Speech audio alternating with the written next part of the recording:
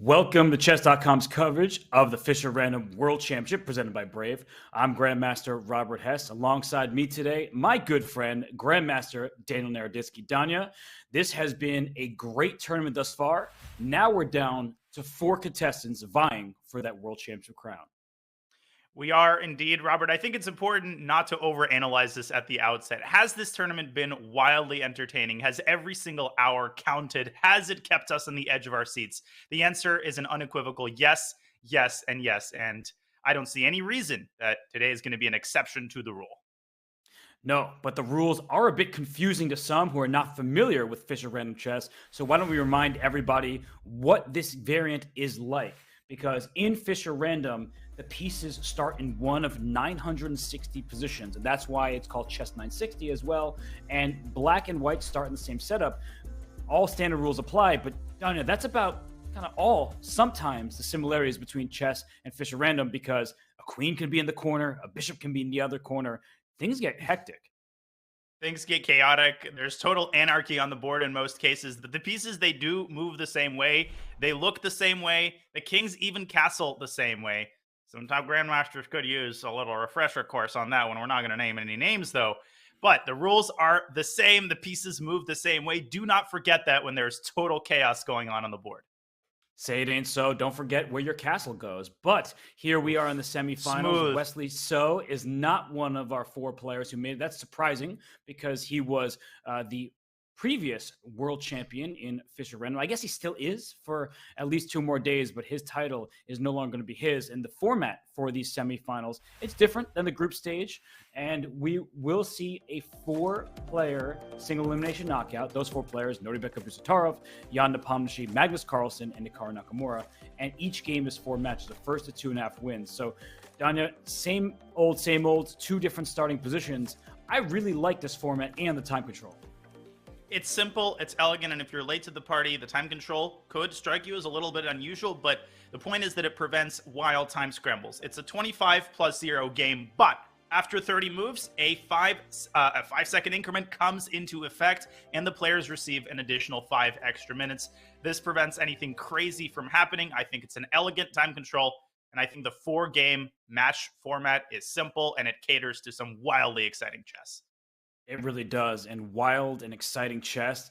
I think these days you think about a player, Nodirbek Abdusattorov is at the top of the list, and he's at the top of his Group A. He absolutely obliterated the field. I mean, he locked up a spot here in the semis very early on, and look who else was in his group, Jan Nepomniachtchi and Wesley So. So he just slaughtered a very impressive slate of opponents. But on the other side, in Group B, Danya, Magnus Carlsen, Hikaru Nakamura, arguably the 2 biggest names in chess.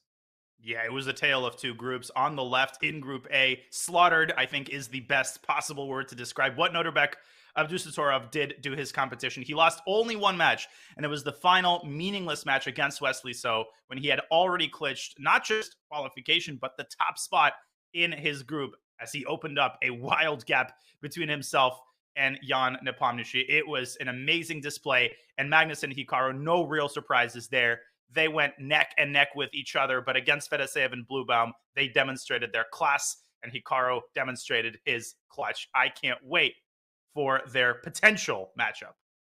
Well, I'm sure all players are excited for the semifinals. I think Nodirbek in particular is going to be upset the group stages come to an end because now he has to venture into the other group, and he will be playing Hikaru Nakamura. So we have the most popular chess content creator out there, I should say streamer. I guess there's an argument made for other YouTube sensations like Gotham Chess and others. But in the other side of things, we have the previous World Chess Championship. And it could have been once more, if not for Magnus Carlsen abdicating the throne. But Magnus Carlsen versus Jan Nepomniachtchi, that is as mouth-watering a matchup as you could possibly ask for.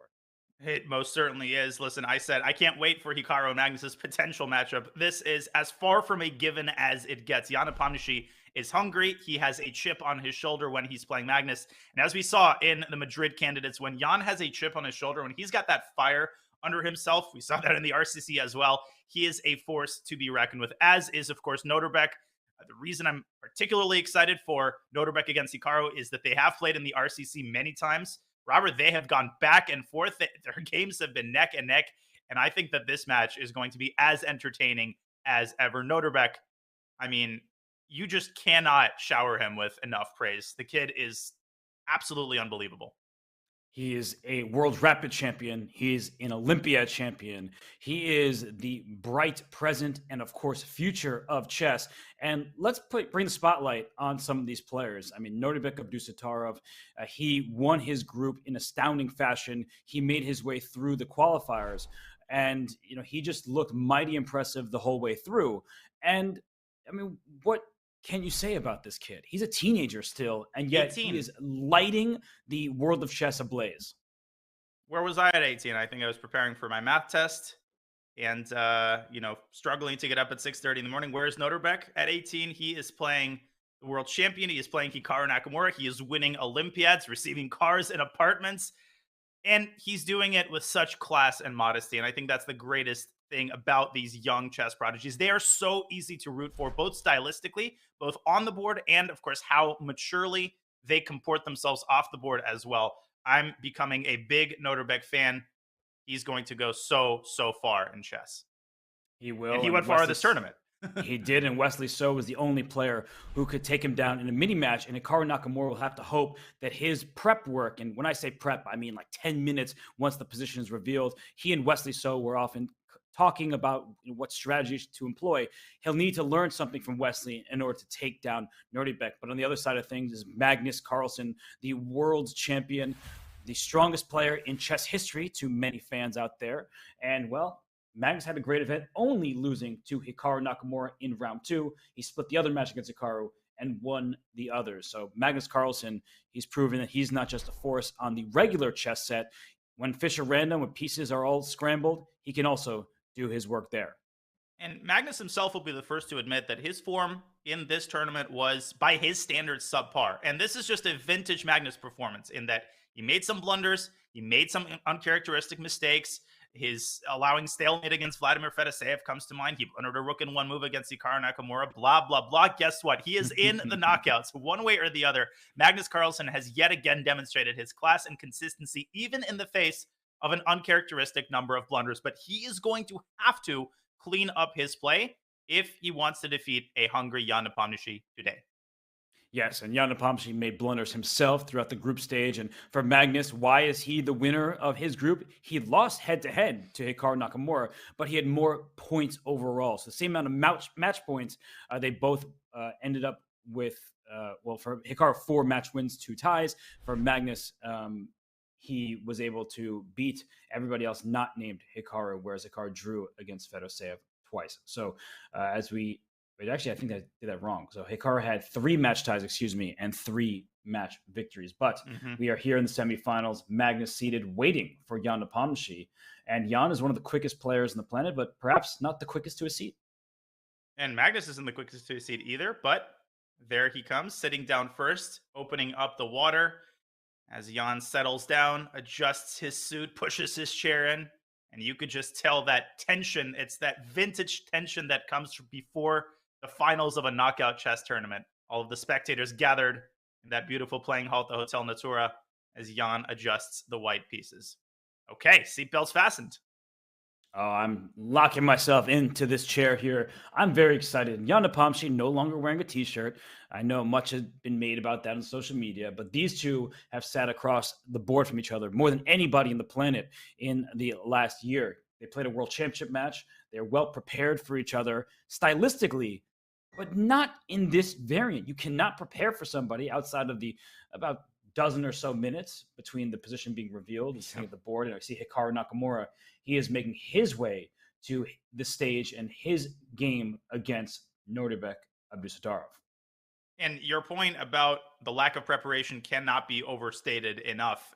Mistakes happen on move 1 in Fischer Random. They have it on move 2, on move 3. The players are thinking on their feet from the very beginning of the game, and that lends the game such incredible additional entertainment value where you just see the craziest things happen, and you look at the move counter, and it's something like move 7 or move 8. You have time pressure often by move 10. So, when I say seatbelts fastened, I mean seatbelts fastened. We are in for a wild ride in both of these matches. And Hikaru Nakamura doing his best Levon Aronian impression. That is Yeah. quite the shirt that Hikaru has on, and Nordebek going with the solid black shirt. Look And at this, that. Yeah. yeah, I guess he Jan's the one gets, with the boring suit. Okay. which is a bit surprising. But the players well dressed, ready for the semifinals. The action should get underway shortly. And Magnus, right? He had some uncharacteristic mistakes. He blundered a full rook against Hikaru Nakamura against Fedoseev. He blundered an exchange, still was able to draw that game. So he will not be able to make these mistakes. He cannot afford to do so against Jan Nepomniachtchi. Now, Jan was not great in the group stage. I'm No. sure by his own admission, he was under his own expectations, but he made it here. And in any game, in any match, Jan Nepomniachtchi as dangerous as they come. Yeah, and his time management is great. His tactical vision obviously needs no introduction. That is a pretty cute scene there. That's adorable. And this is too cute. The games are underway. But you're absolutely right. Jan is going to have to clean up his play with a wide smile on his face as the gong sounds and the game kicks off. Yes, and or not. Not yet. I think there's still some announcements being made. And look at that. There's a knight in the corner for both. And, well, the position is hard to see now. It's just Magnus's face. But that guy is calculating. What's wrong with just Magnus's face? There's nothing wrong with that. Nothing at all. Especially when his hair becomes the size of the entire planet and into the solar system. I'm sure you saw all those memes that Chess.com was putting out. But that's neither here nor there because the games have liftoff. I believe, the F4 there, and there's a rook on F1. So I'd love to get the positions up so we can explain what the dynamics are to the fans. The bird defense, I always like it when they actually play the first moves of a real chess opening, but the ideas behind the Fischer random moves are entirely different. As we see the players blitzing out their first couple of moves, we have pawns on G4 and F4 already, Robert, some flank action as neither side really touching their center pawns. When I see pawns in F4 and G4 in two moves, I think of the quickest checkmate available in a standard game of chess. So this is not that. There's a bishop on E1, not a king, and there was no queen to deliver that diagonal checkmate that you see in some beginner games. But Danya, the bishop's in the corner. Nobody puts baby in the corner, but those bishops are particularly happy slicing across the length of the board. Yeah, and openings in Fischer Random, the way that I like to describe them is that they're all about priorities. Your pieces are awkwardly sometimes arranged, and you cannot open everything up at once. You're going to have to keep some pieces confined. So the real question you want to answer, which pieces do you want to open up first? And which pieces do you want to participate as effectively as possible in the opening? I think we have our answer here. Both sides focused entirely on their king side, opening up their bishops. And of course, the queen on G1 kind of nicely placed both from a defensive and an attacking standpoint. And our first trade is a pawn trade on F4. What do you make of that? It's interesting because at first glance, I like White's active rook on F4 compared to a more passive rook on F8 that has no moves. But I'm also looking down the G file. There are open lines now, and so the move F5 comes to mind to exploit a pin. I see you indicating that, but then you might be walking into a pin of your own. So the players might be walking on pins and needles soon. Literally. And what's hilarious is that after F5, White can slide the queen over to F1, shifting the pin from the G file, as you said, over to the F file. So Black has to be very careful what he wishes for here in the early going on the king side. Maybe H5 is a slightly more prudent way to chip away at White's G4 pawn, but it's not quite effective. White can play H3. I'm not worried about White losing the G4 pawn. No. But I'm worried about those knights on A8 and C8 and A1 and C1, right? Are those knights going to B and D files? But that's a bit awkward because, now your knights are just in front of your pawns. Typically, we want our knights behind pawns. That way, they're both staring into the center. For example, a pawn on D4 and a knight on D3 will take control of more squares. So it's just hard to get a feel for the position. That's why Abdusattorov, Nodirbek, taking quite an extensive think already. So he is, of course, unfamiliar with the position and just trying to figure it out on the fly. And I think it's safe to say that both sides, if they castle, will castle queen side. I mean, the king side is now essentially wide open for the rest of the game. But one thing that both sides have to be careful about is a C pawn landing on C5. If that happens, not only is one knight restricted, but actually both knights are entirely restricted. So that's another thing that both sides have to keep in mind. And I think Nodirbek, once again, is trying to determine his priorities. Should he get his knight out to b6? Knight ab6 looks like a reasonable move to me. Or does he continue engaging Hikaru on the king side with f5 or h5 or bishop e5, something to that effect? H5, I think, was played. We can see the board on the bottom right-hand side of the screen, and that Okay. looks like a pawn on H5. So, and a quick response, bishop to F2 for Hikaru, and a bishop on F2 that eyes the A7 pawn. So if we could just throw those moves on the board just for a second, Danya. There it here is. they come. The A7 pawn is targeted. Don't sleep on that. So many people miss that, especially online when they play Fischer Random. But here it's kind of obvious. It was Hikaru's last move. And it's not just the a7 pawn that falls, is what you're saying. Let's say black plays the nonchalant h takes g4. After bishop takes a7, knight takes a7, queen takes a7, all of a sudden black is experiencing massive problems with his entire king side. If you slide the rook over, the bishop jumps into b7. If you slide the king over, there is still the tactic bishop takes b7 and queen takes a8. You can see the eval bar not entirely decided, but I don't think Hikaru's in the mood to allow his entire queen side to get decimated this early. Yeah, no, this is what Hikaru's aiming for. Nodirbek says e5, striking in the center, closing down that bishop on h8. I'm in Nodirbek, by the way. Apologize for that. Yeah, no, all good. But does that give up a7? Like, the rook on b8 is also hanging. So I feel like that's too risky. And even if it somehow works out, that's not a good idea for Hikaru. Because just to show that variation here, after bishop a7, e takes f4, bishop takes b8, like that bishop might survive. And wow, the eval bar is still hovering towards the center. Now it's saying black is better. Yeah, how could black not be better? There's a bishop on b8 that really won't get out, at least not easily. But as you're indicating, the b7 pawn also tender. This is the wackiness of Fischer Random. But Hikaru likes to play more consistently, more quietly in the opening. I think this is contrary to his style, and this is right up Nodirbek's alley. I think Nodirbek's strategy, insofar as you can formulate a strategy in Fischer Random, is to make the position chaotic. And we saw him, Robert, pulling out objectively lost positions left and right. He did it twice against Jan Nepomniachtchi. When the position gets complicated, he is so tricky from a tactical perspective. But tricky from a tactical perspective, those are perfect words to fit Hikaru as well. With that being said, I think that he's going to move the rook, and I think his main decision is where he wants to shift it to. A4, maybe you can even consider moving it up to F5 and giving up the G4 pawn. There's also a check on H4. Lots of candidate moves here in the early going. Wow, bishop h4 check is one of those moves you completely miss and you lose the game on the spot. No, yeah, the king has nowhere to go. You do have the move f6 to save the day, or knight to e7 can jump out there. But this rook is in some trouble for Hikaru, because if he goes rook a4, as you mentioned, then the knight comes out to b6 from a8, attacking that rook. And all of a sudden, black's pieces come to life. The g4 pawn still is tender. And I'm actually liking the way this game has started for Nodirbek. We're, 4 moves in? And I already prefer black's position. You called it. Originally, when the rook came out to f4, I thought that was an unequivocally good thing for white. But now Nodirbek is sitting pretty on f8, kind of watching the show. And guess what? Bishop takes a7 actually might be the only way to get an objectively unbalanced position. It seems that no matter where white puts his rook, there's a knight that will attack it, or there's a pawn that's going to slide forward 2 squares, or you lose the G pawn. And bishop h4 check is not that effective, Robert, because of this move, f6. Yes, you're closing down black's bishop, but once again, the rook has no good spots, and now black's queen is opened up and controlling the c4 square.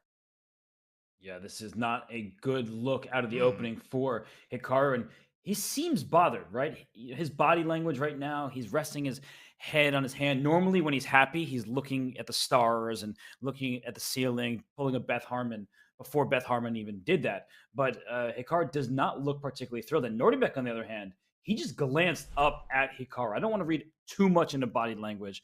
I say that and continue to talk about it. But Nodirbek, he seems confident. He's looking sharp. And he's played the best Fischer Random of anybody. Hikaru probably might have an argument for himself, beating Magnus Carlsen head-to-head. But Nodirbek, he's been unbelievable. Yeah, this is already a difficult position 4 moves in, as you're saying. I mentioned the move counter. You know, when do you get a situation like this in classical chess after 4 moves? Absolutely never. So Hikaru is going to have to adjust on the fly to this new set of challenges. And I think he's going to have to embrace the chaos and take that pawn on a7. And then, then we are in for an absolute barn burner of a game. And no, he's got rook b4. and Okay, rook b4. but this is just awkward, right? Even though the whole starting position is abnormal or atypical in knight a to b6, I really like that move. Just start developing, and then you have this rook on b4, rook on b1 that's not doing anything. It feels like white's pieces are a bit misplaced in the early going, and black, if you just look at the board, has an extra pawn towards the center. White has h2 and g4. Black has h5 and f7. So if this g pawn a g4 pawn goes out the way, then black will have f5 as a follow-up. And I really like the dynamics of this position for Nodirbek. So good start for him. I am curious, though, what's happening in the other one. Me too. Let's transition on to our World Championship rematch between Carlsen and Nepomniachtchi as we look at both players there on camera and the positions below them. Let's swing over to Nepo against Carlsen. Jan has the white pieces in game one. And what's interesting is that they had a very similar opening to Abdusattorov Nakamura, but with a slight deviation. Yeah, I mean, the Also position. flank play. Yeah, you see the bishop on h1, the bishop on h8, those bishops in the corner coming to life. But unlike Hikaru's rook, which has ventured everywhere, it seems like Jan, he is playing with his minor pieces. And you're highlighting that the knight on c5, bishop on h1 team up against this pawn on b7, which is defended by that knight on d6. I think it's very easy to forget what's protecting what in Fischer Random because how many times do you have a knight on d6 with a pawn on d7 behind it, and you have to be worried about your b7 pawn? Yeah, and how many times do you not have to be worried about your d7 pawn? Because, hey, there's just so happens to be bishop on e8 that's sitting there defending it. And a7, a5 by Magnus Carlsen, who is now down 7 minutes on the clock. But, Robert, the problem with Nepo's pieces is that they're kind of slipping away off of the ledge. Yeah, the knight and the queen looks impressive, but there's nothing to anchor his minor pieces. And you give Carlsen 2 tempi, he plays b6, and then he plays a4, and he just shoves all of white's pieces off of their active squares. And I think Nepo, with his last move, is trying to prevent that from happening. He's actually threatening to jump into e6 with a nasty discovered attack against the king. No surprise here. Good tactical eye by you. And one other thing I note is, in addition to white threatening knight e6 check, look at that a2 pawn, because at a moment's notice, that pawn might be scooped up, even if there a piece of sacrifice, right? If your knight jumps away from c4 and you take on a2, it could be enough compensation. But I would first and foremost take care of that knight on d4. Get rid of it. I don't want to see knight e6 check played. So I believe that black can take on d4. And I actually was about to say follow up with knight f5, but I might be blundering the b7 pawn in the process. So after bishop d, but then you have the mirror threat of knight e3. What an instructive line that is. And that is a family fork against these 3 pieces. Let me just show this on the board. Oh, I have a free pawn on b7. You can see the eval bar dropping precipitously.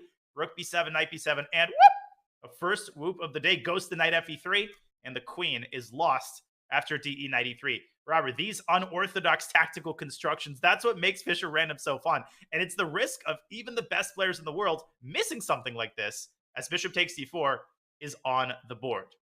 Yeah, and I mean, what a sequence that would be. Those knights are creating huge threats in the position, but I guess if Magnus follows up with knight to f5, the simple bishop f2 is good enough, both covering the e3 square and protecting the d4 pawn. And I have to say, I'm starting to like Jan's position.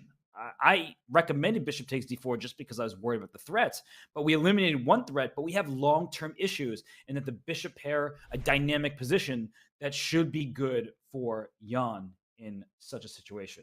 Plus the lead on the clock, by the way. Yeah, that's what I was going to point out. He's almost up 10 minutes, and let's not forget there is no increment until move 30, and we have seen players like Matthias Bluebaum and Vladimir Fedoseev, and sometimes even the world champions struggle to make 30 moves in time. And with the position as complicated as it is, this plays right into Jan's hands. He wants to force Magnus into an incredibly tough position with 2 minutes on the clock. So knight f5, potentially on deck, but then Carlsen will have to take care of his v7 pawn. And this bishop f2 idea is a super important defensive resource. I'm on the same page. I like Jan's position in the early going. I'm still looking at that a2 pawn, hoping to drum up some counterplay with a queen takes a2 at some point, but I don't think it's worth the cost of the knight on c4. So in some positions, that might work in black's favor. For now, I don't think there's much of an attack or enough compensation to give away that piece. So I think that Jan, I mean, look at him. I know he's hunched over there, But the move b6, just chosen Ooh. by Magnus, I think the knight can simply retreat to d3, and all of white's bases are covered. That knight may venture to e. You beat me to it. You knew where I was knew going. exactly where you were going. I just feel like white has everything you could dream of in terms of typical chess notions. Yeah, I mean, you could almost think of these pawns as some sort of a mirror Marozzi bind. What is the bind inflicted on? What's that e5 square, which is being clamped down on, not really allowing black to free himself by pushing the e pawn. It's important to point out, though, that knight a6, tempting as it may appear, is very counterproductive because after rook c8, hey, I can trap the rook on b7. My opponent doesn't have a knight on d6 protecting that square. So don't go knight a6 and self-imprison yourself. I think we're going to see Jan wisely dropping the knight back to d3. Yeah, and the fact that he's thinking here is a bit surprising. Maybe he's just gathering his bearings. But knight d3, you don't want to bring your knights on the rim unless somehow knight a6, there's some tactic that we're overlooking, which I don't really think we are. No. The knight d3 retreat seems very natural, and he can keep that huge lead on the clock because it's only move 9 just played there. b6 was black's 9th move. 20 plus moves to make with 13 minutes in this kind of position. Good luck to you. Yeah, and I think Carlsen may have underestimated the defensive power of the move bishop f2. That's the problem when you're banking on one specific resource to solve all of your problems. You realize that your opponent has a defense to that resource, and now you have to accept all of the sort of positional costs that you have borne by giving up the bishop pair and giving up the dark squares and giving up superior central control to white. Danya, bear with me for a second. If white plays knight d3, is Okay. there a move like knight to a3? I'm really trying to go for that a2 pawn. And, the eval bar is hanging in the center. So I've been talking, oh my gosh, will we see gosh. Knight d3 has been played, and maybe that's exactly what Jan was thinking about. Knight a3, what a cracked out move. That's right out of the Dr. Tancredi playbook. B takes a3. You want to take on a2, correct? Yes, absolutely. So let's say, for the sake of argument, that I play, and the problem is if wherever I go, you're going to have a check, and a nasty one at that. You can also take on a3. I'm beginning to get on board with your idea. I mean, hey, you're preaching to the choir. I don't need any convincing that knight a3 is going to work. I just, it was more of an intuitive decision. I didn't actually have it backed up with calculation, but Magnus said, I don't want to get involved in this side of the board just yet. I mean, it is a lot to consider. He starts with g5, exploiting the pin on the f file. But if Jan is not attentive to his king's position, doesn't have many moves, right? He can go to the c file, but that's about it. A move like knight a3, I've been harping on this for a while now. It could come out of nowhere and really hurt him. You called it long ago, that x-ray between the queen and the a3 pawn. And because knight a3 is to be taken seriously, I would be contemplating, if I were Jan, castling queenside here. I know that sounds weird, but castling works exactly the same way. So I would be thinking about making this move. The eval bar doesn't like it, though. And maybe it's because knight a3 is still a distinct possibility here. B takes a3, queen a2. You don't see the eval bar dropping quite as much as you might think it does. And that knight is literally untouchable. Here, the king is toast. Right. So all sorts of knight sackers available. That is why Jan just responded with the move b3, kicking that knight out of there. And he is also covering the a2 pawn. So it's a dual purpose move. It's a very good decision. And the knight goes to a3, but no longer does Jan have to worry about hanging a pawn just yet. Yeah, the point of this move is just to blunt the queen. And as long as the queen is blunted, white's king remains safe in the center. What a fascinating position we have here. I mean, seriously, cool stuff. You just don't get this kind of chaos, this kind of randomness, for lack of a better word, as early as you do in Fischer Random in the game of standard chess. So you see the players, they are really into it. Jan shaking his legs a little bit, but plays rook c1. What a natural move. And what about a4 for... Yeah, you're pointing at bishop f7 takes b3 as well. But we're looking at the same pawn, a4. That... you block the threat, so let me pry it open with a move like a4. I guess white does have the response d5, shutting down the queen on the diagonal. That would be very important. So bishop f7 seems like a viable decision, and that could cause Jan some issues. But the problem with bishop f7 is that I think white can respond with a relatively simple e3, creating some luft on e2. And any sacrifice on b3 is just destined to fail because the king is so safe on e2. Important that bishop h5 is not possible here. Bishop f7 has been played, and Robert, maybe Carlsen is thinking about combining our two ideas, maybe playing a4 after white plays e3, but somehow, even if we can imagine that white plays e3, black plays a4, I think even taking on a4 can't be all that bad for white, can it? Because anytime you want, the king can escape toward the center, and white can generate his own threats against d7 if he so desires.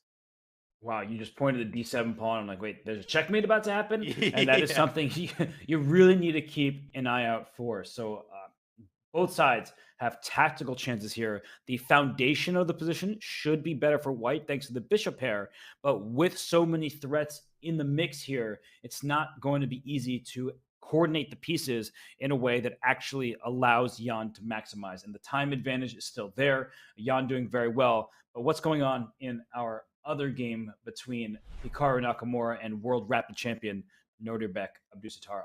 Our other game is just as entertaining. Wow, we have that crazy rook on the 4th rank, which escaped its shell early, but that strategy potentially backfiring for Hikaru Nakamura as he faces down the barrel now, Robert, of a clearly worse position. He's given up complete central control. That rook is almost out of squares. Nodirbek has managed to solve the problem of his awkward knights, and with his last move, knight c8 to e7, he is threatening to jump into d5 and potentially just trap that rook on b4. Am I reading this position correctly? This is just not good for Hikaru, is it? No, it looks miserable because it seems like white has developed two pieces and black, even though black's pieces aren't out, you have all these pawns creating threats on the g4 square. That rook, as you're mentioning, it's about to be trapped. So with the threat being a move like knight d5, what can white do to deal with it? That rook on b4 is as misplaced of a piece as I've seen in recent times. Yeah, it's just biting on granite. And I was about to propose the move knight c5, and then I remembered that the queen is staring at the a2 pawn, so you can't even do that. And obviously, if you take on b7, black can always recapture with the rook. b1 is hanging with checkmate. It's not just the rook that's hanging. So that's not possible either. White's hamstrung on the queen side. White's hamstrung on the king side, because if you take on f5, I don't think the queen trade offers all that much relief. Robert, maybe this is the most prudent option, but no, that is not how Nodirbek is going to respond. As much as I want to see him sacrificing a queen. Listen, even an endgame like this, and I made the most simple moves for black, is no good at all because with the f-file wide open, only blackstroke is uniquely poised to take advantage of it. I don't know what Hikaru should turn to in this position. And the rook on b4 still might get trapped or kicked around a bunch, giving black some free tempi and more control. So we have some great feature chats here. Someone should teach Hikaru not to bring out the rook early in the opening. That's usually true in a standard game of chess. And here in Fischer Random, it proves no exception. And Hikaru, you can just see it on him, right, Dunya? Like, he does not look comfortable at all. Nope. It's not when he's just destroying people left and right in Title Tuesdays and all sorts of events. And he did make the move. Knight c5 hanging a2. Well, does he hang a2 or is he trying to sacrifice it? I guess he should call it a sacrifice, even if it's a blunder.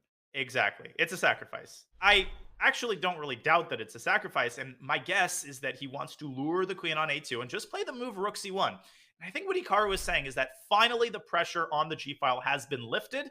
The queen on a2 could potentially get in trouble. But in addition to all of his other ideas, Nodirbek could try a move like d6, doing a little luring of his own, luring the knight to b7, shifting the king to c8, and asking very politely or not so politely where the knight is going to go. Position like this, Robert, looks borderline lost. And there's a very important point because white's threat has been like knight to b3 with rook a1 to follow, but knight b3 cuts the rook on b4 off from the b2 pawn, so that black queen isn't trapped, even if white had a free turn. So that's a very important thing to point out, that it looks like Hikaru is about to trap Nodirbek's queen, but as he's looking off the side, well, he's going to have to find some better answers because that queen is able to escape. Although in this specific position, you actually can't take on b7, not because the queen is trapped per se, but because when the king lands on b7, it is subjected to a nasty discover check on a5. So in this particular line, black loses his queen. But Nodirbek is under no obligation to rush rook takes b7, he could consider a move like e4, slicing off the connection between the bishop and the knight and giving the queen an escape route through the long diagonal. So I think these and other complicated lines are going to be what Nodirbek calculates for a couple of minutes here. And he's calculated them for a couple of minutes, and he's made his decision, and it is to take on a2. And that is what I love about Nodirbek, Robert. He never, never, ever shies away from complications. He believes in his own calculating power. And look at him. He is calculating powerfully because he has his head pretty much at his pieces. He is leaned in there. He is fully focused. And I mean, this is a bad position for Hikaru. And Hikaru knows it, right? Hikaru is a very objective player. He is somebody who senses the moment. Maybe he should give up some material to have practical chances. So I do think it is a worthy attempt. But just Hikaru, the way he is sort of floundered with a rook f4, rook b4, it's just a better start to this match for Nodirbek.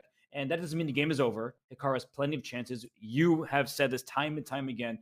Actually defeating Hikaru is like the hardest thing in the world. You could have a completely winning position. You could even be up like a queen against the guy, and he'll still fight tooth and nail to the very finish. But just to think, Danya, after queen takes a2 and then spend some time, to me, that's a bad sign. It's entirely possible that he blundered this move. I'm going to change my tune a little bit.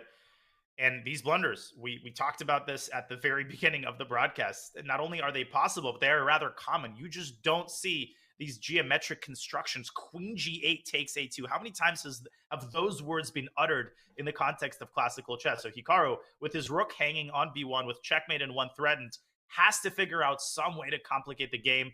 And he tries to do so by bringing his king over to c1 rather than his rook. And my guess, Robert, is that he wants now to implement your idea with knight ab3 when rook a1 actually will trap the queen with the king defending b2. But it's slow, it's cumbersome, and Nodirbek has 2 entire tempi to deal with that. That is an eternity in a position as chaotic as this one. Yeah, and there are other things that the move king to c1 does, and one of them is a bad thing. It allows black to have some checkmate on the back rank, because with the king on d1, that bishop in some variations could shelter to e1 and keep things nice and defended. But with the king on c1, I'm already looking at ways to exploit the back rank, and that move looks like knight to d5 by Nodirbek. Whoa. And the eval went up for I white. think white can play knight ab3 anyway. Can't he? Oh, you're just giving up your rook on b4 and giving up 2 rooks for the queen. Oh my God. James, can't he? Knight ab3, knight takes b4, rook a1. Now, I think Nodirbek sees that black can get 2 rooks for the queen, but the problem, Robert, look at black's rooks. They're totally out of the game. I would take the queen any day in a position like this. Is knight ab3 the reason that the eval bar has taken a 180? I think it is. Wow. Oh my lands. But when you think about it, black's already stolen a pawn, right? And now you're going to get 2 rooks for the queen. So that is quite a lot of material for black. You have 11 points worth for 9. But the issue is king safety. Your point of bishop h4, the b7 pawn now really is under attack. So all of a sudden, there are a bunch of things to worry about. Now, I think that both sides would have huge chances in this position. I wouldn't even know who's better if you just showed it to me. I actually think that maybe black still has the better chances because it looks like the attack isn't sufficient, even though the evaluation bar is suggesting that it is. So I think Nodirbek confidently went into this just on intuition, saying I should have the good side of things. He may objectively be wrong, but from a practical point, he has some merit. But I'm going to push back a little bit. I think black just experiences massive logistical problems here. What are they? If you play king c8 to defend b7, I can take on b7 anyway and follow up with the timely bishop c5. If you play, for example, knight back to c6, let's intercept the bishop. Well, now white strikes at the other end. G takes h5. And again, I'm not saying that these are necessarily the best moves. I'm trying to illustrate the kinds of challenges that black is up against in this position without a queen. And with the rooks are as passive as they are, I just feel like black is going to suffer on one side of the board. And the queen is uniquely positioned to supervise both sides of the board from g1. And knight ab3 is on the board. You don't have to ask Hikaru twice. No, you don't. And Nodirbek, he doesn't seem rattled by the decision just yet, but he is taking a pause to consider his options. I'm going to give you some credit there. Knight A B3 and the queen on A2 being trapped is an issue, and it just is interesting. I mean, you can see the players' faces. Hikaru, he understands that this is his best opportunity, and neither player knows what the exact assessment is. But Hikaru says, you know what, this is good for me, and he is right. So this pawn sacrifice on A2 is working out for him thus far. And Dunn, if we just go back before knight to D5 was played. I've been thinking about it. Maybe just bringing the queen back to F7 was sufficient. That if you just drop your queen all the way back with F takes G4 on the docket and back rank checkmates in the works, this is maybe what Black had to do. It's easy to say in retrospect. Hindsight is 2020, and I wear glasses. My vision's not good, but I feel like this is where Nodirbek's gonna be like, maybe I should spend a bit more time, even if he ultimately came to the same decisions in the game. So he had a huge opportunity. Yeah, I think after queen f7, white is lost. And I'm not just saying that because of the e-ball bar. He's down a pawn. All of the problems that white faced 2 moves previously have been amplified hundredfold. So the tune, the nature of the position has changed entirely. And Hikaru kind of leaning back in his chair, I can assure you that he is breathing a deep sigh of relief on the inside. He now knows that this position is a 3-result game, and he's got the best position he has in basically since move 2. So potentially a big turnaround. Let's see how Nodirbek handles this new set of challenges. I think he's going to have to take the rook, and we're going to see that queen against 2 rooks battle. And in the other game, we have a ton of developments as well. So shall we take a dip into Magnus Carlsen land? While you were just diving into that position, there is one of the most beautiful tactics that Magnus Carlsen found. So the reason why his position is good, we see it in the bottom right-hand side of the screen. It's much better for him. We'll dive right into that because on move 13, there was an amazing tactic that Magnus Carlsen spotted. So in this position, bishop f2. Check this out. Bishop takes b3 check, a piece sacrifice for a couple pawns. That's a logical move. This all makes sense, so keep going. Whoa. And rook the takes move, f4. Rook f4. So the point, everybody, is to distract the knight on d3. You may say, why does that knight need distraction? Well, we can show it actually with the game continuation of rook f4. This is the best illustration of it. Knight f4, queen b3 check, king e1 only move, knight c2 check, and you can't sacrifice your rook for that knight because queen b1 leads to checkmate. The knight on d3 covered the c1 square. So with the knight removed, you can no longer capture this knight on c2, Black's knight, and if the king slides back to d1, check this out.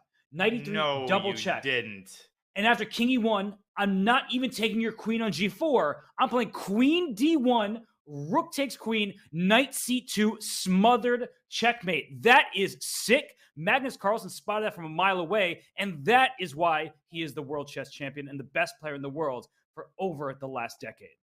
Rook takes f4. Are you kidding me? How many times do you see not only a smothered mate, that is rare, let alone a smothered mate with the white king on its initial chess square? That is absolutely ridiculous. And after rook takes f4, Jan was forced to do a complete 180. He had to make the rather sad move, queen h5. And Carlsen follows up by grabbing another pawn.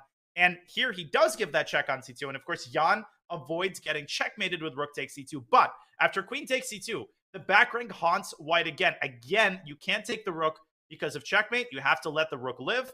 Jan was forced to play the desperate move e3. And after rook f6, it's time to take stock. Magnus has 7 pawns. Jan has 4. White's queenside has been completely decimated. Black has these connected passers. And White's king is still breathing with a lot of difficulty here. What a ridiculous sequence of events, Robert. With that being said, the game is far from over. White has a lot of minor pieces, and if Jan can somehow untangle, maybe bring the king up to e2, Black still has some problems left to solve. That's true. So how many pawns? Oh, the last move that Magnus was castle queenside. Whoa. I forget that moves like that are legal in Fischer Random, but he castles queenside to make sure the d7 pawn is protected to bring the rook in the game. Now, I'm kind of with you. The bishop on h1, that open diagonal scares me a bit, but Black does have 3 pawns and a rook for those 2 minor pieces. And that a5 pawn, that may become a runner in the near future. It's going to sprint down to the a1 square and become a new queen. And will it sprint down in this position, or will Magnus try to take some sort of prophylactic measures against White's light square control? I don't actually think that any action is required of black immediately. I think a4 is totally possible here, but maybe Magnus is going to try to eliminate that knight on e5, distract the queen. He plays h5.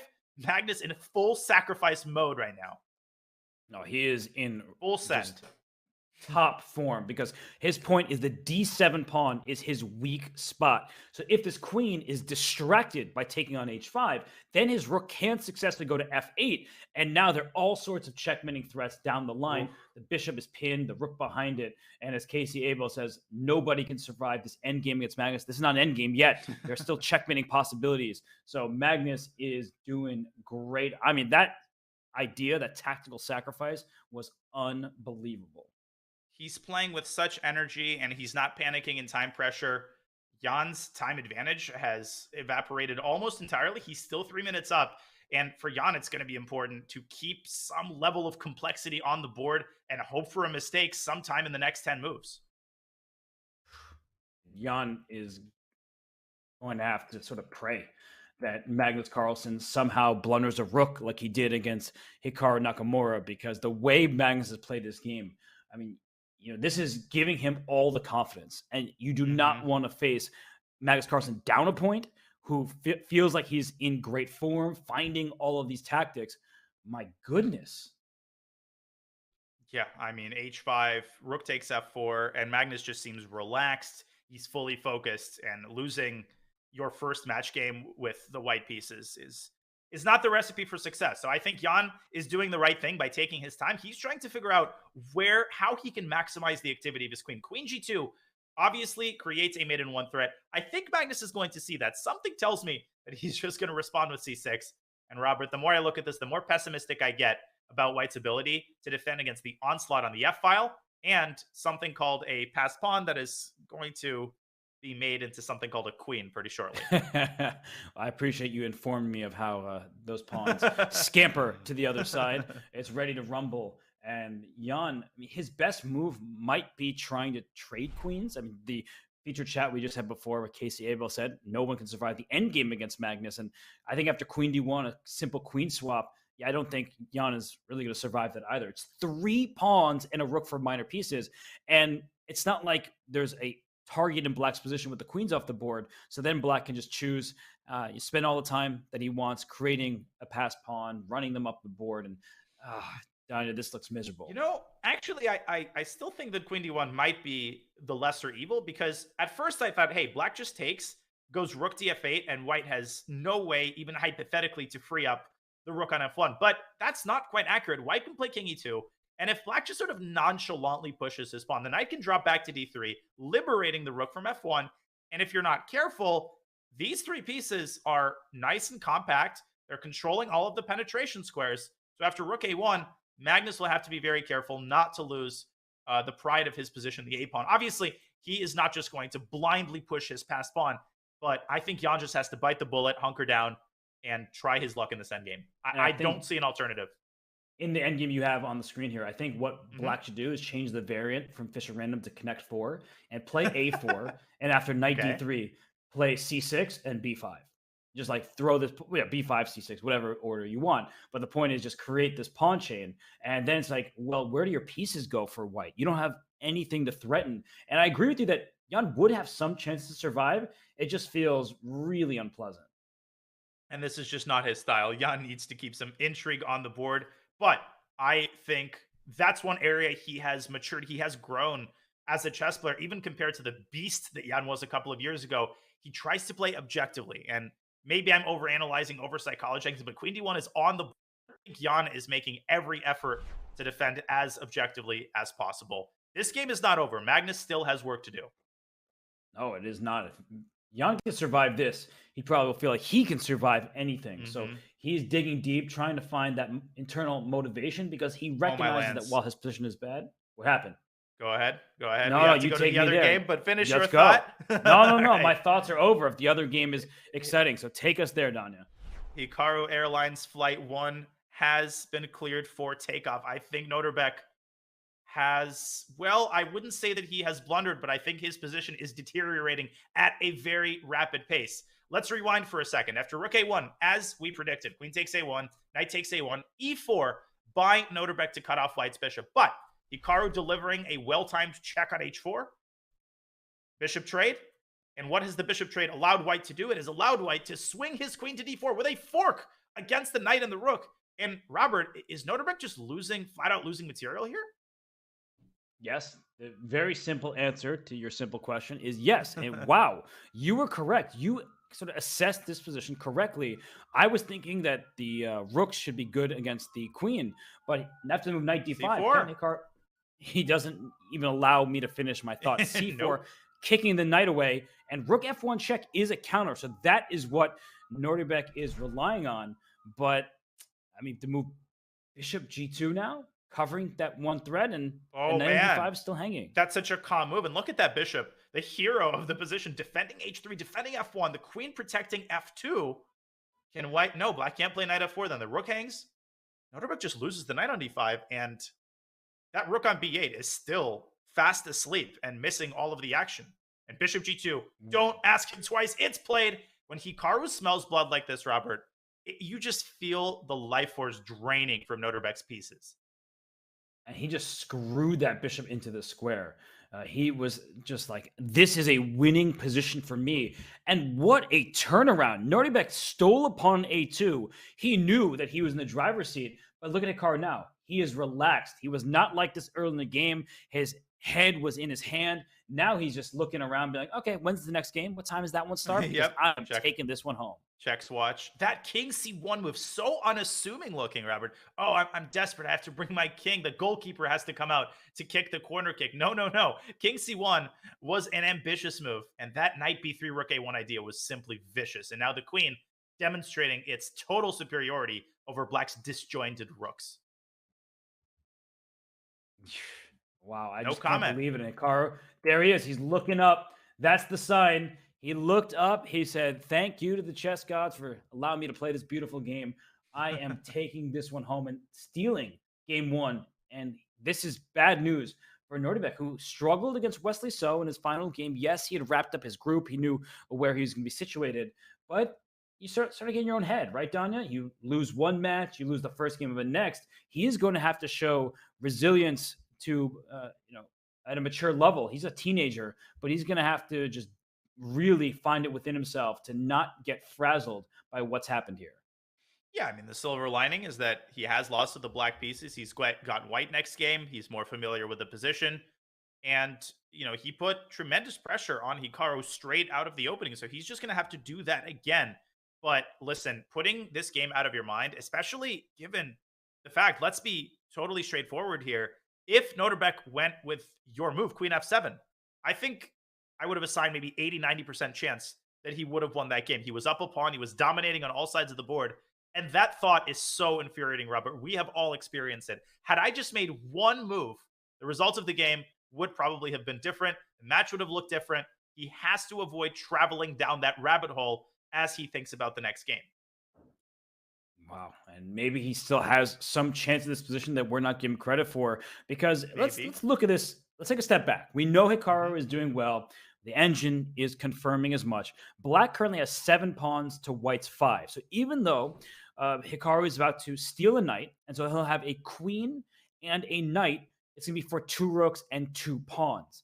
And with a relatively safe king for Black, maybe there are some outside chances for Nodirbek to hold on to this game, to just fight tooth and nail, claw his way back, just like Hikaru did in the earlier stages.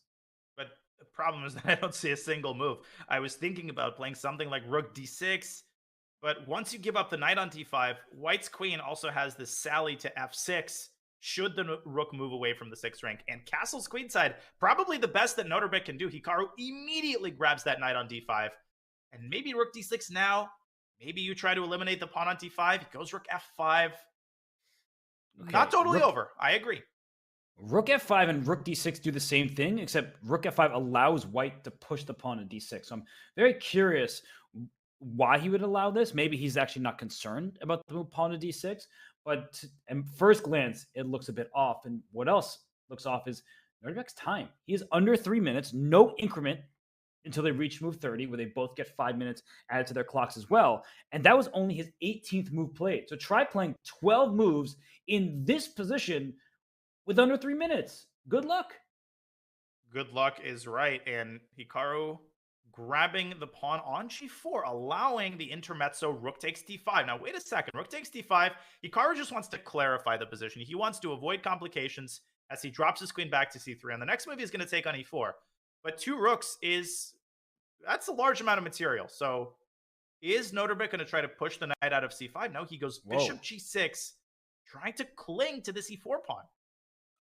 I like that decision because now he's also freed up his rook on d8. That rook can swing on over to an open file, maybe the f file at some point, and he has 2 rooks, right? The good thing about having 2 rooks versus a queen is that they could team up on squares. So I would bring the knight out from a1 to b3, connect your knights, make sure that they're defended, and finally, get that one into the game. So obviously, Hikaru Nakamura is a better position, but there are some situations, Danya, if we think about it, where maybe being down this material with limited other material remaining, that Nodirbek can have some chances. And it's not like White's king is in the safest spot either. And not to be too much of an email bar, Andy, but it did drop after Hikaru plays knight c2. And I think his idea is to meet h takes g4, potentially with the move knight e3.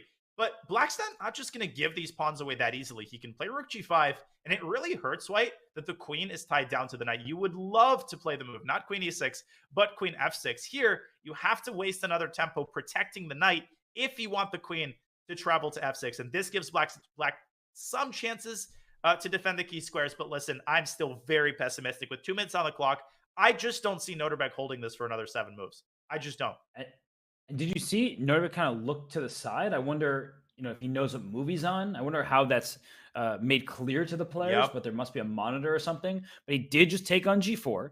So the knight on c5, as you point out, is loose, so the queen has to stay put. The e4 pawn can be captured, but knight takes e4, for example, for White. Maybe Black just starts trading off pieces. Bishop takes e4, put a rook behind your passed pawn, and you have 2 rooks and 2 pawns for a queen and a minor piece. That is actually quite a lot of material. It really is. There it's all happening. Okay, and rook g5. Rook g5 now. Yeah. Supporting the pawn, and that pawn gets to g3. You're singing a completely different tune. I think Hikaru might have played inaccurately the last couple of moves. And now, if he has to put his queen on g3, Robert, he's going to have to defend passively for a couple of moves at least. And how do you attack, right? You can be up material, and that's great news for Hikaru, but you need to attack something, because if you just shuffle your pieces around, you're not actually making progress. Meanwhile, Black has a rook behind a passed pawn, has a second rook that can enter the game or just defend the rook in front of it. So, let's say Black does nothing, brings the d8 rook to g8, and puts a pawn on c6 maybe, depending on how White plays. How exactly does White win this game from a good position? Yeah, I wouldn't use the fortress word just yet, but every pawn is defended by another pawn. The initial pawn on b7 is protected by the king, and the white bishop is going to be blunted in hardcore fashion if Black puts pawns on d5 and c6. This is a rather difficult task that awaits Hikaru, especially if Nodirbek can make move 30 in one piece and get those additional 5 minutes. He starts shuffling back and forth. You start getting nervous. We still have some chess left to play in this game. Let's count the eggs when they've hatched. Sorry, I mean, you are right. Playing chess in this game. Magnus Carlsen is moved 28 in the other game, so they're heading towards the time patrol. But Magnus, not much time left on his clock, if I'm reading things correctly. So, oh my gosh. I don't believe he's going to 0 seconds. That must be a DGT relay error.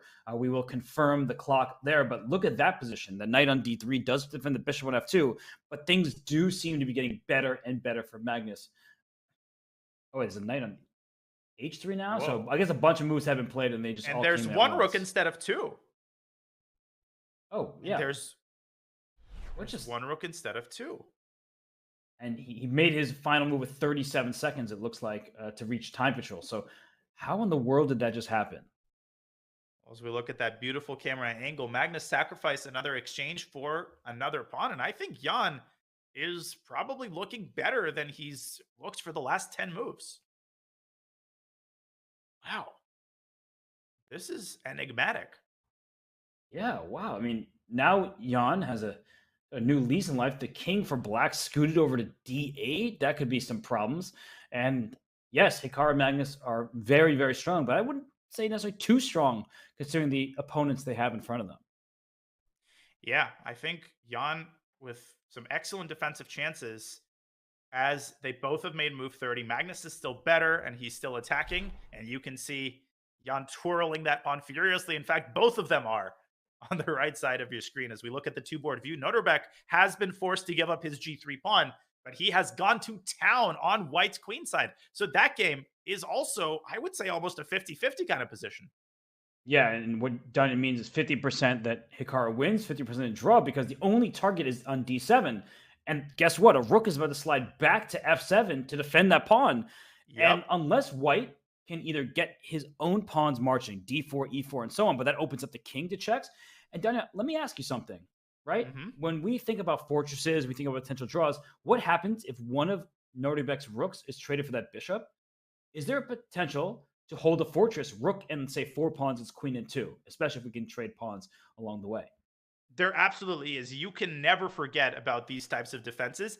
I think White's pawns are nicely situated on D2 and E2, and they can be used in some cases as a battering ram. You can imagine that E pawn landing on E6. If Black has only one rook, it may not be capable of dealing with the opening of the position. But to answer your question, absolutely, Nodirbek has to keep an exchange sacrifice in mind. But for the time being, he's just chilling on F7. He is waiting for Hikaru to commit.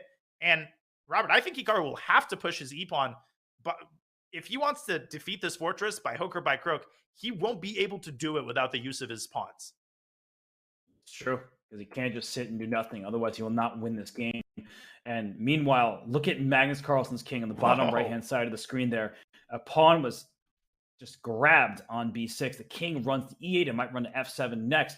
But White's pieces, the bishop on G2, knight on H3, those are also quite vulnerable. So what a game we have. What a duo of games here. Both are awesome.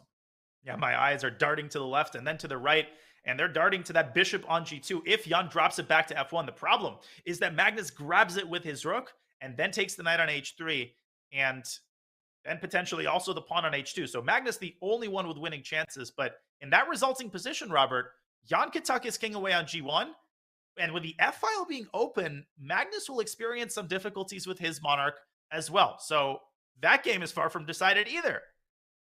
No, and I'm liking this view. You see all 4 players sweating it out right here. I mean, you look in the bottom left. It's a bishop and a queen trying to go after Black, but the Black's defense is so strong. On the bottom right, we have kind of a chaotic position where Black has 2 pawns for a piece. Magnus had a rook for a couple minors. One rook was traded for 1 minor, and the White king, the Black king, both unsafe. So that one is up in the air, but by body language, Danya, Magnus, he's back in his chair. Jan is really staring deeply into the position. Now, Magnus, they're reversing roles here. I don't know what to make of it. Well, the higher space said this is going to be difficult to convert now for Magnus. I am with you, but I think Jan needs to accelerate his pace here. I don't see a single alternative to bishop G2 to F1. And that position after rook takes F1, it's unpleasant. White's not really harboring any winning chances there. But, I mean, a check on B8 is totally counterproductive, Robert, because it sends the king to an even safer square, and it opens up an attack on the queen by the rook on F8. So Jan, he's taking golden seconds right now as he drops down to 4 minutes. The last thing you want is having this position and having to survive on the 5-second increment alone. You know, it would be amazing, and this is just for all you Fischer Random aficionados out there. If White's king and rook hadn't moved yet, if you could, on Magnus's board, if Jan could throw queen b8 check and then castle kingside and deliver the knockout. That happens in Fischer Random, right? Like where you just forget that somebody can castle and they go to the other side of the board and you immediately lose. That has definitely happened to me. You had me fooled there for a second. You had me testing whether that's possible for a second. But of course, the king hasn't just moved. It's traveled around the world and back and landed on its initial chess square. Jan continues to think here. What is he contemplating? What moves exist other than bishop F1? I don't have the answer. He's just nervous about giving up those 2 minor pieces for the rook, and maybe he thinks that might just be a losing trade off. And two pieces, of course, more valuable than the rook, and then white Yeah. has the remaining rook. But Magnus now ahead on the clock, ahead on the position. This is not good news for Jan, who has fought so valiantly to this point. And bishop f1, biting the bullet, immediately grabbed by the rook, and Magnus taking the knight on h3. Deliberate motions there. And after king g1, as I said, my worry is that Magnus will have to use his limited material to not only pursue the attack on white's king, but make sure that his own king is safe, especially given that open f file. Yes, and we can actually have a close-up of this game here. We see the DGT relay is having some issues, but the players, their king is in the corner, the queen gave it a check, and now Magnus can make a draw on the spot if he wants. He can keep giving that king checks and end the game, but why would he want that? His king is actually safe in comparison to his opponents. So this is a position where Magnus is going to look, he's going to hunt for a victory with the knight and 2 pawns for a rook. Yeah, the only way that Magnus loses and the disaster strikes is he blunders some sort of checkmate along the f file. That ain't going to happen. Even if he loses his a pawn, even if he loses a bunch of pawns, he basically has this draw in his pocket whenever he wants. So what he's thinking about is how to properly involve this knight. There's a bunch of candidate moves. He can push his pawn up to h3 and create a mate threat on g2. He can drop the knight into e4. He can push the a pawn. This is such a difficult position to make a decision in the context of a classic game, much less a decision when you have 4 minutes on the clock and a potential back rank check on deck with queen b8 and rook f1, a serious force to be reckoned with. Magnus down to 3 minutes and about 50 seconds. He's up a minute on the clock still, but he's going to be using that, trying to make inroads against that white king in the corner, right? This just need that knight to jump into f2 for checkmate. Not going to be so easy. And well, in the other game, I'm just looking at both of these. You see Hikaru and Nodirbek. Nodirbek's going to shuffle. That is all he is going to do. Like, look at his rooks. He's going to go rook h7 to g7. He just played it. And then rook g7 back to h7, and so on and so forth. And he is going to say that Hikaru is not going to be able to beat him. But you made the point of this, Danya. At some point, those pawns for white need to get rolling because you're facing 3 defenders in the d7 pawn. You need to get an e4, e5, e6, something like that to really break open the black king. The problem, though, is by pushing your e-pawn, white's king could be in some danger, not of getting checkmated, but of receiving perpetual check. Yeah, and there could even be some ladder mate constructions, although the rooks have to remain on the 7th rank for defensive purposes. Hikaru continues to poke and prod. He's trying to find the ideal arrangement for his bishop and queen. The other idea for white is to play d4, d5. That's kind of a compromise because you leave the e-pawn in place in order to shelter the king, and you're trying to use the d-pawn as a battering ram. But then Nodirbek could simply ignore that. He could say, hey, go take my pawn on c6. I don't really care. Instead, rook f5, he's not even giving Hikaru a single tempo to push that pawn up to d5. And bishop comes back to g6. It jumps forward, trying to dislodge and disattach the rooks from each other. Can we bring up that board quickly? Because the question I posed earlier, what happens if black takes this bishop? I don't want to do that. I am just curious. If black takes the bishop on g6, if we can get this going on here, in that position that you have there, that evaluation, what does that say? Plus 2.5, and that's totally, that doesn't tell us much. Right? That is totally fortress territory. So there might be a time and a place for the rook sacrificing for the bishop and just creating a draw like this because your king is close to your pawns. There is no way for the white king to get in just yet. I would be scared to do this. I admit that. I'm just always curious. Is it possible? And it seems, objectively speaking, it's possible, even if practically speaking, it will often end in a loss for black. And I think the reason it might end in a loss is this idea connected with pushing the pawn up to e5. The point not being to play e6 because every pawn trade brings black closer to a fortress. Rather, the point is to pave the way for white's king to travel all the way to black's side of the board. And anytime Nodirbek pushes his pawns, these pawns become more of a liability. So I think he only goes for this line if he sees absolutely no other alternative. But your point is well taken. It's very much under consideration. But can he find a way to keep both of his rooks alive? That's what he's trying to do. Oh, but this is starting to look real dubious now. Hikaru can play d5, and man, oh man, Nodirbek has his work cut out for him in terms of what these two rooks have to do. Yeah, I hate the fact that that pawn is an a5 now I because it know. becomes a target, and Hikaru screws the bishop into f5, and quickly Nodirbek brought the rook to But f7 there. Queen e5, and that's a double attack. He hits the Oh pawn. gosh. He hits the fork. I think Nodirbek is coming apart at the seams here. Yeah, no, I think it's one of those moments where if he had all the time in the world and could have figured out with a high degree of certainty that there might be a fortress at play, he could have found it. But with under 2 minutes on his clock, and look at Hikaru. Yep. He's just looking away. He's like, what's going on that other board? He's like, I want to know. Is Magnus going to win? Is Jan hanging in there? He knows that his game is in his hands. This isn't quite GG yet. The one thing Hikaru has to avoid, and I'm going to show this really, really quickly as Nodirbek contemplates this incredibly difficult position.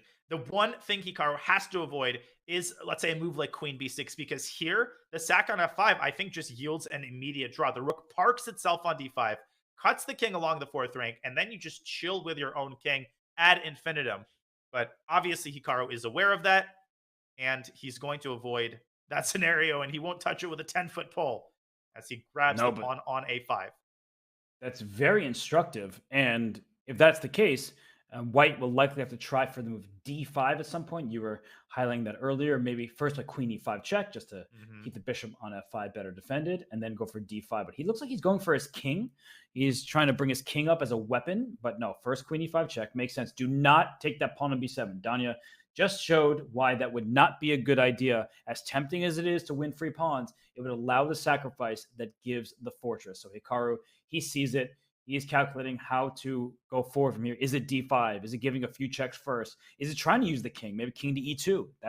King e2 is a potential blunder. Whoa, look at rook that. takes f5 and rook e7. Yeah, and you can give a check, but then we get the drawn fortress that you were just showing. These positions we are can show always that real quick. I absolutely should. King e2 puts the king and the queen in alignment. Rook takes f5. You can't take back. So you can say, oh, I have an intermediate check. But as you are saying, Robert, this gets exactly to the fortress that Hikaru has to avoid. Instead, he gives a check on a5. And with less than 2 minutes on his clock, this game is still far from over. You got to tip your hat to Nodirbek. He made some blunders in this game, but he is doing everything he can to make Hikaru's task as difficult as possible. And Robert, one last thing I'll point out.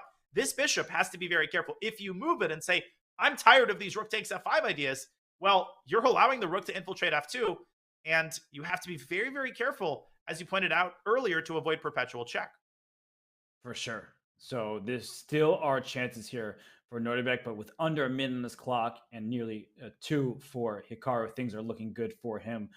And on the other game, it looks like Jan is really being so resilient. He is ridiculously fighting. Resilient. He even has chances to win this game if Magnus overpresses. The pawn on h3 looks dangerous, sinking its teeth into White's position, trying to allow for a checkmate in the g2 square. But for now, with rook f1, rook f2 available for White and the h3 pawn a potential target, that does give Jan decent chances to hold here.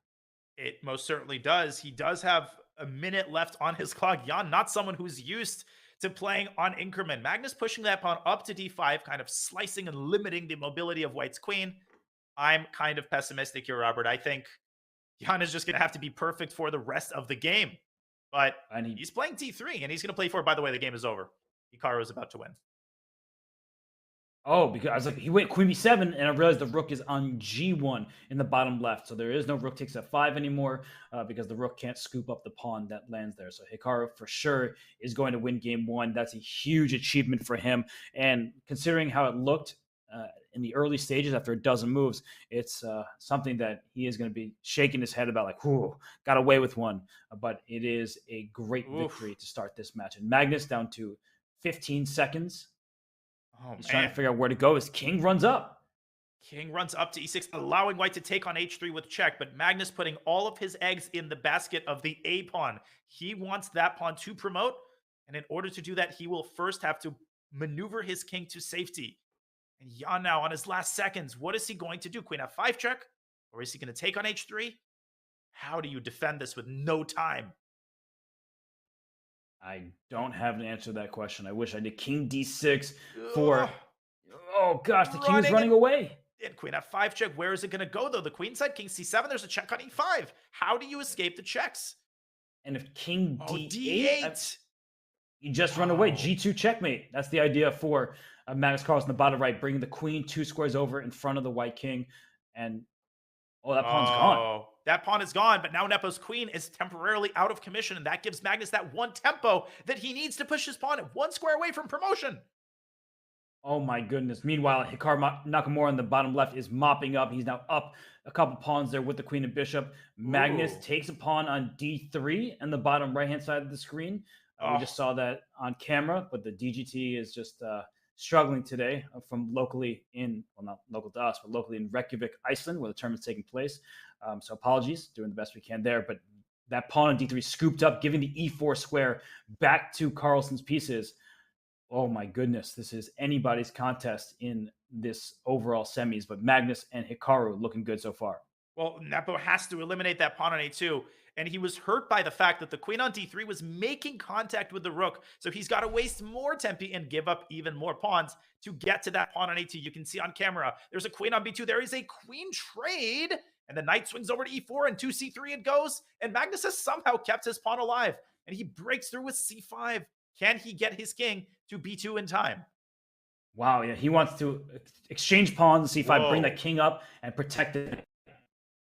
So Jan, he can prioritize moving his own king toward the queen side, and that is exactly what he does.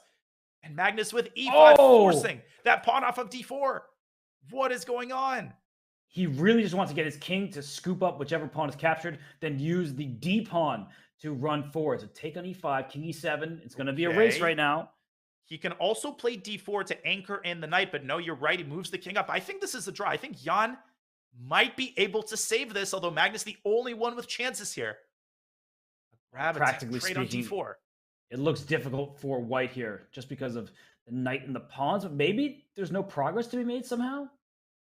Okay, and that's what Jan is claiming. He basically just has to go back and forth with his king. Instead, he tries to reposition his rook and use his king to defend that a pawn. Oh, Monka. Wait a second, though. This king for black, king f4, that h2 pawn, I feel like will not be on the board for so long. Here it comes. And that is exactly, great minds think alike. Jan trying to set up that kingside fortress, and knight swings on back to e4. Okay, so if king d3, there might even be a knight f2 check you have to look out for. Oh, and if the king went the other way, then the d pawn pushes forward. And Robert, the big problem is that even if black gives up the rook for the knight and the pawn, black's king is too close to that h pawn. I think Jan is losing this. It is winning, because if the rook comes back to g1, the d pawn goes d3, d2, and so on, and you won't even be able to get the a2 pawn in time because black will promote. So here comes that d pawn. This is over. I mean, even if black had lost the knight, it would be winning, but here black is able to keep the knight, and Nepo, with 1 second on the clock, is about to resign. Oh, and what a finale. d1 equals queen, and a handshake from Mr. Nepo. Wow, because a knight fork on c3 was about to happen. Nepo is not happy at all. He was just about to survive that game, but it wasn't meant to be. So Magnus Carlsen, the world champion, shows exquisite technique down the stretch to steal game one in, I think, what objectively had been a position that could have been drawn if Jan had more time. But Hikaru Nakamura on the other side, he won that game quite smoothly. You know, at the end there, Donna, he just picked up all the pawns. He picked up all the pawns, he avoided all of the fortresses, and he did it in style. Nodirbek really with his back against the wall in a disappointing first-round result. But the good news for the losers is that they have 3 games left to play in the match, and Jan Nepomniachtchi tipping my hat to that defensive resilience. But Magnus Carlsen, as we saw in the feature chat, does it yet again in the endgame. Unbelievable.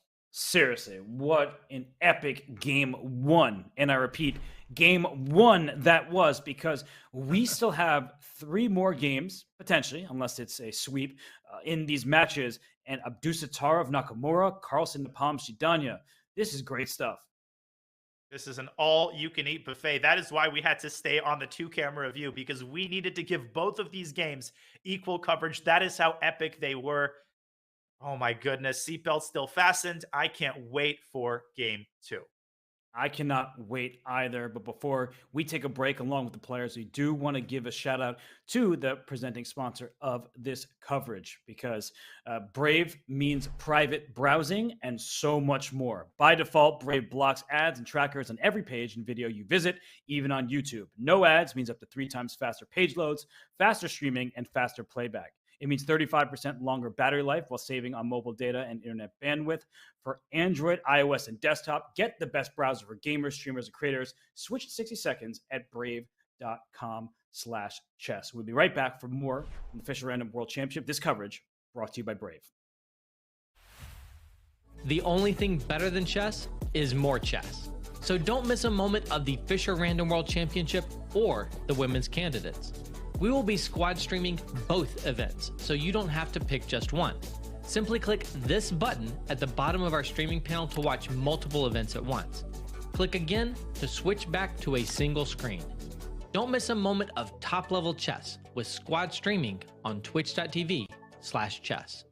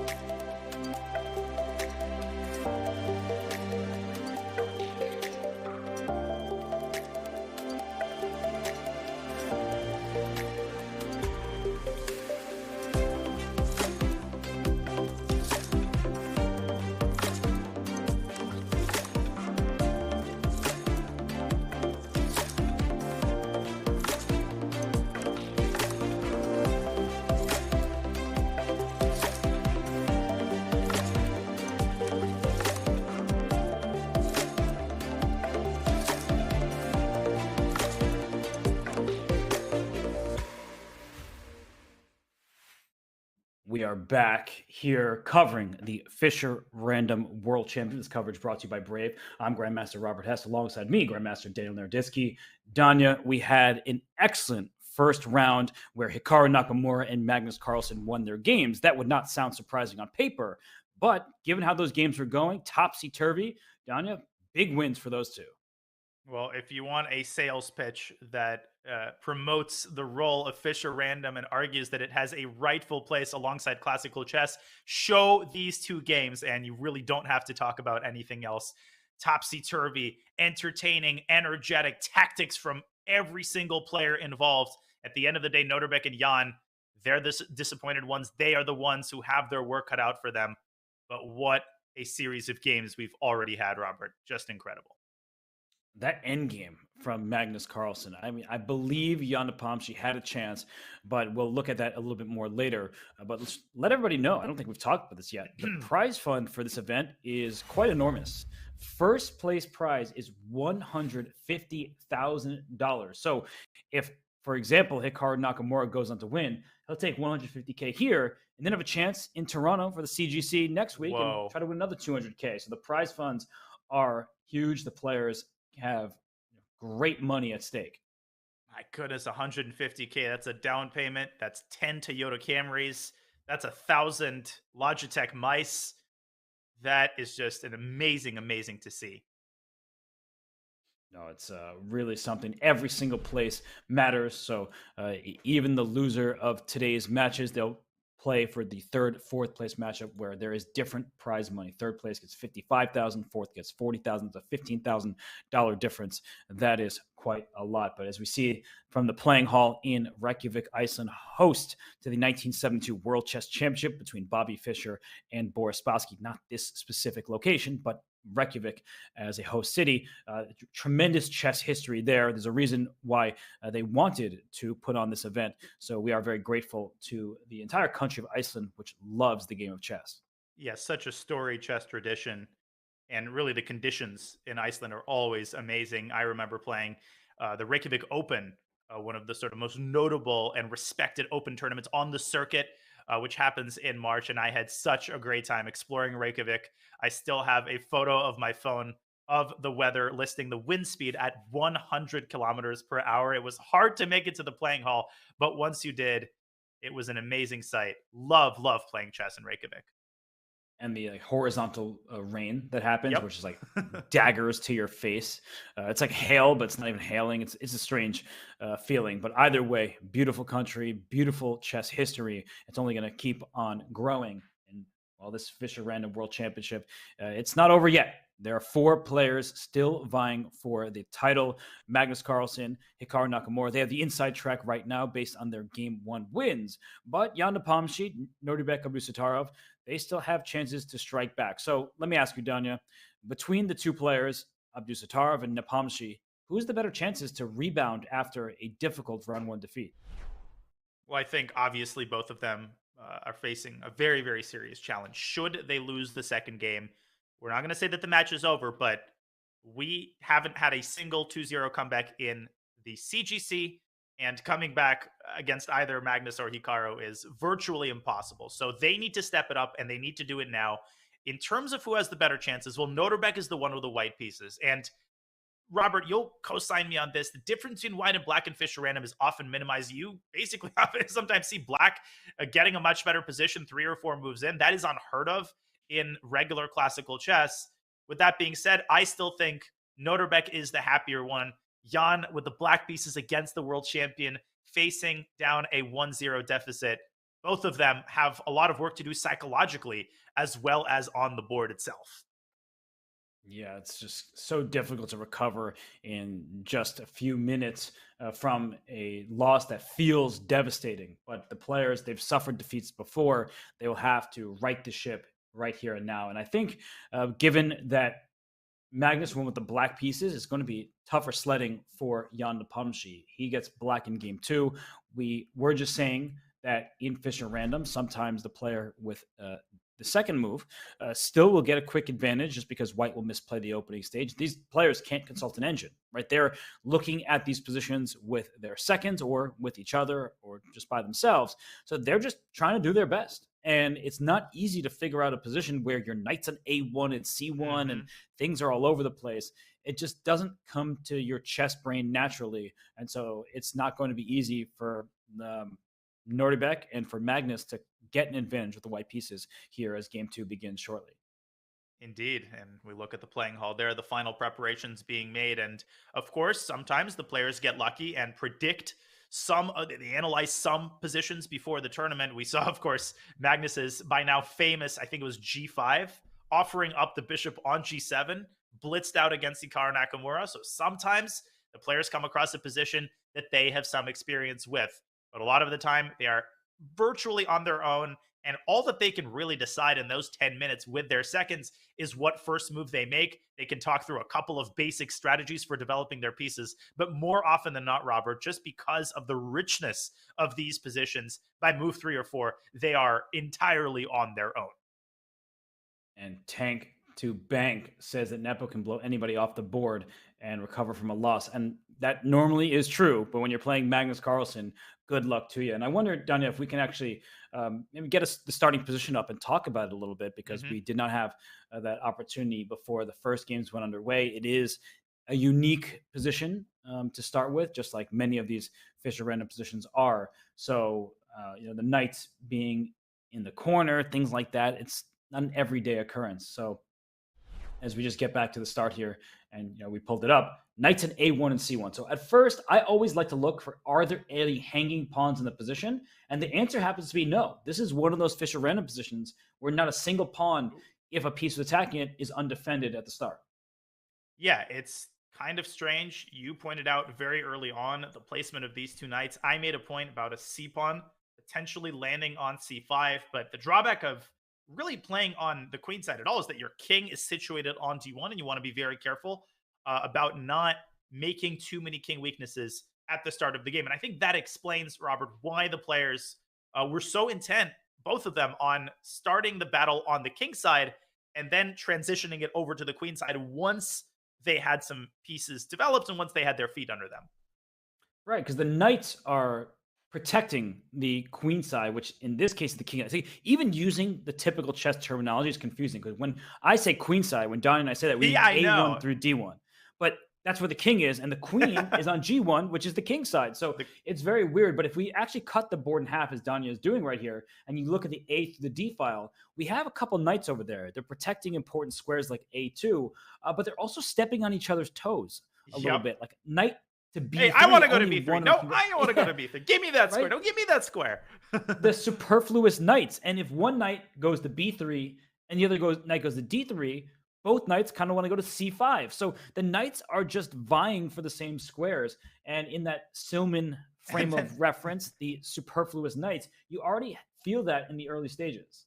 And then you put a knight on D3, and that bishop on D1 says, hey, brother, hey, get off my back. I wanted that diagonal. Okay, you play F3 to open up the bishop. Its brother on H1 says, hey, now I'm buried alive. So whatever you do, and that is the unique challenge and fun of developing your pieces in Fischer Random. Can you develop one piece without blocking it or impeding the development of another? That's exactly the case. And the players are now seated, getting ready for the second game of 4 for the day. So Abdusattorov gets the white pieces, as does Carlsen. Jan Nepomniachtchi, we see him taking a drink of water over there. In the background, we see Hikaru and Nodirbek. But, oh gosh, look at Magnus Carlsen. Yeah, must be careful feeling now. Good after game 1. He almost fell out of his chair. Don't pull up Pavel Teklov. Oh, great reference. And from was it the World Bliss Championship? Yep. Yeah, that was the famous Polish international master falling out of his chair against Tigran Petrosian. If you haven't seen that clip, where have you been? I'm sorry. Go watch it right now. You've no excuses. That's been around for a while. So that was just really funny, honestly. But we do not hope to see that for any of the players right now. And for Magnus, I'm curious how he's going to start this game, and we are about to have our answer. Okay, we have the beginning of the game and another bird from Magnus. I want to say that this is exactly how the previous game started. Am I correct? Or was it the Hikaru game that started this way? No, it was the Magnus game. It was the Magnus game. So Jan saying, well, what Magnus does is usually pretty good. Let me follow suit. And Yeah. Magnus bringing that knight from the corner to b3. I feel like the moves that we're about to see in the out of the gates not going to surprise us too much. I've done that so many times, Robert, where at first I'm going to play differently than my opponent. Then I realized I just played a strong grandmaster. He played a certain first move. I'm just going to default back to what my opponent played. Yes, and we did see. I mean, we have the players enlarged in the off screen. So Magnus did bring his knight from a1. Oh wait. Do you see the position by the way? Wait, look at the board in the bottom right. These boards are wrong. So we have normal chessboard. Something is happening with the DGT relay. So we will address that, everybody. Our apologies. What are you talking about? They're exploring opening theory as we speak. They are blazing new trails. No, this is just DGT problem. So let's just focus on the players for a moment while we get this fixed. Mm-hmm. Yeah, you can see the players there on camera. Magnus on the right side, Nodirbek on the left side. Hard to make any hard and fast judgments about body language thus far, as Jan glances probably being the wrong word, stares directly into the camera and now looks back at the board. And we will try to fix these positions shortly. Right now, we're panning out to a direct view of the board. Yes. And Magnus with the white pieces, he is on the clock, and Jan spending almost no time. That strategy was working pretty well for him in game one. So we'll see if he's able to keep that blistering pace that we know Jan is good for. But with the black pieces, with a Magnus Carlsen who's in great tactical form, that is not something you want to take lightly. You can't move too quickly against the world champion. Yeah. And you want to avoid slipping into a bad position, especially given the incredibly delicate match situation. Jan with very little margin for error as Magnus jumps out to a5 with his knight. And that is one of the narratives of this position, Robert. That pawn on b7, we talked about it extensively in Hikaru's game, and now it's Magnus's turn to take a stab at that pawn. Right. And the knight on b6 means you can't push a pawn there to kick that knight out. And this happens in various openings from the standard position, Danya, right? The knight on a5 can be just such a nuisance for your opponent to deal with. And that's why one of the reasons a knight on b6, g6, b3, g3, the corresponding squares, are often frowned upon because not only are they pointing to fewer squares, because the side of the board is the boundary, but you can allow a knight out to a square like a5, and it's just such a pest. It really is. And Nepo, straight out of the gate, has to make a serious decision. How should he defend the b7 pawn? There's at least two enticing options.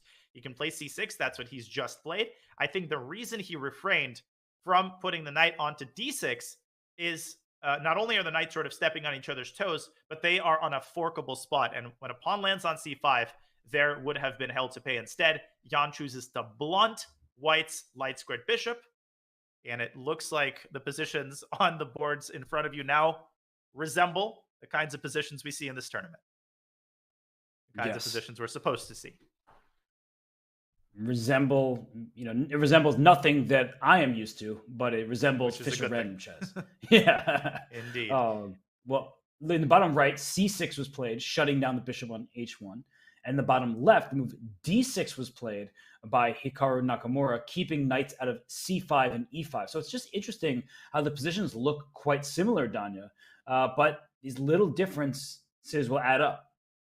They most certainly will. And actually, that is a huge difference between these two boards. Yeah, there are pawns on f4 and g4, but Abdusattorov has indeed positioned his knights on b3 and d3. And how is he going to deal with the prospect of Hikaru's pawn pushing up to c5? I'm being a broken record here, but c5 is just such a serious idea. The last thing you want to do, Robert, is have to move the knight back to the first rank. And unfortunately, you might have to do that because the knights don't have all that many options. Yeah, that's a bit bizarre, but that may happen. The knight on c8 for Hikaru, by the way, in the bottom left, but the top left of the board in the bottom left. Exactly. Top right, bottom left, queen side, king side. Yeah, the whole world is upside down. We're talking about Fischer Random. But that knight on c8, for both players, for both Hikaru and for Jan, it can't get out of there very easily. And the games kind of resemble like the Dutch a bit. but there's no d4. So Yep. I'm going to stop trying to associate this with normal chess openings and terminology. I'm just going to talk about specific pieces from now on. Listen, I'm going to go out on a serious limb and say that Nodirbek is already off to a very bad start in this game. I think he has seriously underestimated the power of this d6, c5 idea. And he's taken on f5, and I think he might just have to trade queens and try to bail out here. But Robert, do you think it's fair to say that Hikaru has essentially already solved all of his opening problems? Yeah, I think it is fair. But I think in Fischer Random, even though the eval suggests it's fine and the position looks pretty good, there's still these odd characteristics that you need to look out for that you don't fully feel comfortable with the resulting positions. Yeah. But if the queens are traded, Black gets control of the G file. Black controls the center by playing C5. Hikaru just looks so relaxed. And I think ever since he trapped Nodirbek's queen on A2, it just feels like there's been such a psychological shift, a shift in momentum. And as Nodirbek leans toward the board, you can see over on the top left, he has some serious work to do to come back in this match. And he starts this work by shifting his dark squared bishop up to h4, aiming at Hikaru's e7 pawn. Another ridiculously unconventional arrangement. The bishop on h4, pinning the king. That's on d8, Robert. It's even hard to say these squares. Yeah. It's like, what is bishop h4? H4, when does that D8? happen? yeah, bishop came came h5 and e8. Like, from what? e1? Weird. But it's what you were saying before, by the way, at least in these games, that having the black pieces isn't statistically the same disadvantage, because I think just people don't really know what to do. And sometimes just right out of the opening, you can see a player get an advantage with black. And we have been seeing that in this event. Yeah, I mean, in some situations, you could go so far as to argue that black might have almost a practical edge because white is the first one who has to make seriously committal decisions about developing, and black has the luxury of either copying the opponent, which is often a solid strategy, or taking a different approach, having essentially learned from your opponent's mistakes. Right. And we saw Magnus, it looked like he was making a move. He's really thinking hard here. All players are diving into the position. And all right, so queen trade in the game between Nodirbek and Hikaru. Mm-hmm. On the other game, the queen's still on the board. No G takes F pawns to make that queen trade happen. And I think for Hikaru, you have to be happy. I mean, it's just a queen trade. Like, there is no real risk in his position. Yeah, Hikaru thinking hard about whether or not to capture that queen on G8. I'm guessing he already took it, and we're continuing to have relay issues, unfortunately. But the player's very concentrated right now, and this is good news for Hikaru. He looks much more comfortable than he did in the early moves of game one. And I think we're going to see Hikaru taking some risks in this endgame. I think he knows, listen, he wins this game with black, the match basically ends. Confident he's felt throughout this tournament. I think we're going to see Hikaru stepping quite intensively on the gas pedal. But speaking of stepping on the gas pedal, it's Nodirbek stepping on the gas pedal, pushing his pawn up to b4. The eval bar hating that move. And I think it might be because of the response c4. What do you make of this, Robert? Does he want knight takes c4 and bishop d5? But that doesn't work because of rook g4. But just good tactical eye by you to even see that. Knight c4, knight for bishop d5 is really clever, but too clever for your own good. Actually, you can attack either piece, the rook or the bishop. Yeah, just the simple move is sometimes just the best. But seriously, that's something to keep an eye out for, because that kind of tactic is easy to overlook. And I think that Nodirbek is going to regret his decision to play b4. I think he's just going to dislike his entire position, because where's that knight going, by the way? It has to go back to e1. And then Hikaru could basically do to Nodirbek what Nodirbek was supposed to do to him, and build up a massive pawn center by repositioning the e pawn to e6, the d pawn to d5, Robert, blunting the bishop, and that knight from c8 can perfectly move into d6. And look at this knight on a5. Yeah, it's pressuring b7, but that's the only thing it's doing. And if a black pawn lands on d5, that knight is going to be entirely stranded. Yeah, this looks very precarious. The knight a5 might get trapped. I'm with you.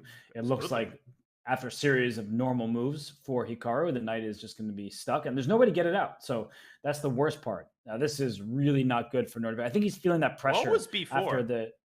I think he feels like he must win. He feels like after losing game one, he needs to strike back in game two. So he is exerting too much pressure on himself, and that's why moves like B4 happen. He's trying to force the narrative, and that's just not something that ever works against Hikaru Nakamura, who is now playing quickly and confidently. And I think we're going to see a pawn land on D5 and then a pawn land on E6. And Nodirbek is in dire straits right out of the gates here. It's only move 10, and White is already facing the very unfortunate possibility of going down 2 points. And if he loses game two, I know that there's always a chance, especially when we're talking about players as strong as Abusatara, but no, you're not coming back against Hikaru Nakamura. He is in great form right now. After a shaky start in game one, ever since then, I feel like he's played tremendously well, including in this game. And I think Black's moves are so easy here, done in D5, E6, next 2 moves clear. And after that, sure, there's a bit of a debate on how to continue, but for the next batch, seems very straightforward. Yeah, and you can just chill after you put your knight on D6. You don't even really have to rush. There's ideas like what you hinted at, moving the knight away from B6 and replacing it with a pawn, literally trapping White's knight on A5. So Nodirbek is worse on all 3 sides of the board. You like to talk about this. Black has control of the G file. That's the king side. In the center, well, Black will have total superiority. On the queen side, White is stuck with this incredibly awkward knight in exile on A5. So, man, tough sledding here for Nodirbek. And because White's pieces are so misplaced, even king safety is better for Black. So if D5 is happen and then D3, White trying to chisel at the pawn, then the knight comes to A4 and into C3, and that's a fork that you're not going to be happy to face. And just really bad news. Okay, let's let's change the scenery a little bit. Let's leave Nodirbek to this very difficult defensive task. Perhaps we could switch to the 2-board view for a hot minute here. You can see the queens still on the board in the Magnus Carlsen game. The Black King has castled kingside, Robert, so kind of an interesting development there. And once again, much like in the Nodirbek game, that knight on A5, that Carlsen knight on A5 is also in a fair bit of trouble. Yeah, no, it's not a piece that is happily placed on the rim. It's feeling a little bit dim, though. In the bottom right-hand side in Carlsen's game, at least B6 is not going to be possible for the foreseeable future because the bishop on H1, the 95 team up on that C6 pawn. So it's going to be a little bit harder for Jan to continue here. Whereas for Hikaru, I mean, the position sort of plays itself. It really does. And Nodirbek trying as quickly as he can to get his remaining pieces and rouse them from their sleep. The knight coming out to F3. Hikaru deciding against pushing that pawn up to D5 for the time being. I suppose that there is no rush with that move. Nodirbek just has to try to generate some activity, maybe swing that knight over to G5, maybe find an opportunity to play D3, but as you pointed out, D3 always runs into knight B6 to A4. How does he even coordinate his rooks? Well, I think that you're right. Knight G5 is a threat, so H6 would be the move that I would play.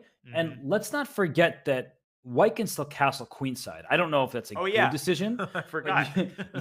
Like, let's not forget. I wasn't trying to call anybody out. Not You're my good. very good friend and co-commentator here. But in that game, right, there is the possibility that White castles queenside, which takes the sting out of Black's knight jumps if White is in fact going to go move the pawn to D3. So if we pull up that game, we can just show that. I think the move knight G5, as you were mentioning, oh wow, he plays C3, not caring about knight G5 at all. C3 by Hikaru Nakamura. What a committal move, opening up the bishop. And I think this is a prophylactic measure against knight G5. Should White drop the knight in, the bishop will capture on A2. And after rook A1, Robert, it may seem that the bishop is trapped, but in fact it is not. You have the D5 square, which is secured by the knight. And in the event of a trade, all White has is one paper tiger of a check on E6. It gives absolutely nothing, and White's position collapses. So kind of an active prophylactic move by Hikaru Nakamura. How do you think Nodirbek is going to respond to this? With a sigh of relief, because his knight on A5 can, in the future, venture back to b3. Now, you don't want to rush that move just because the c4 square will be useful for a black piece, but I'm just pointing out that now all of a sudden, if he just plays move a3, saving that pawn, keeping the material even, maybe his knight will just come right back to b3 in the near future and try to stabilize the position. Yeah, and you can do that immediately. You can actually still castle queenside. That's not totally out of the question. And obviously, you have to reckon with the loss of the a2 pawn, but you could argue that now the position opens up, and all of a sudden, Black's king starts to feel itself a little bit uncomfortable, especially if this knight from f3 moves on to d4, threatening to move to b5 and to capture the pawn on f5. And Oh, this is exactly what Nodirbek needs. He doesn't need necessarily an objectively good position. He's a long way out of that. He needs to start making Hikaru feel uncomfortable, especially given how risk free Hikaru's position has appeared just a couple of moves ago. I think Castle's queenside is a serious defensive attempt here.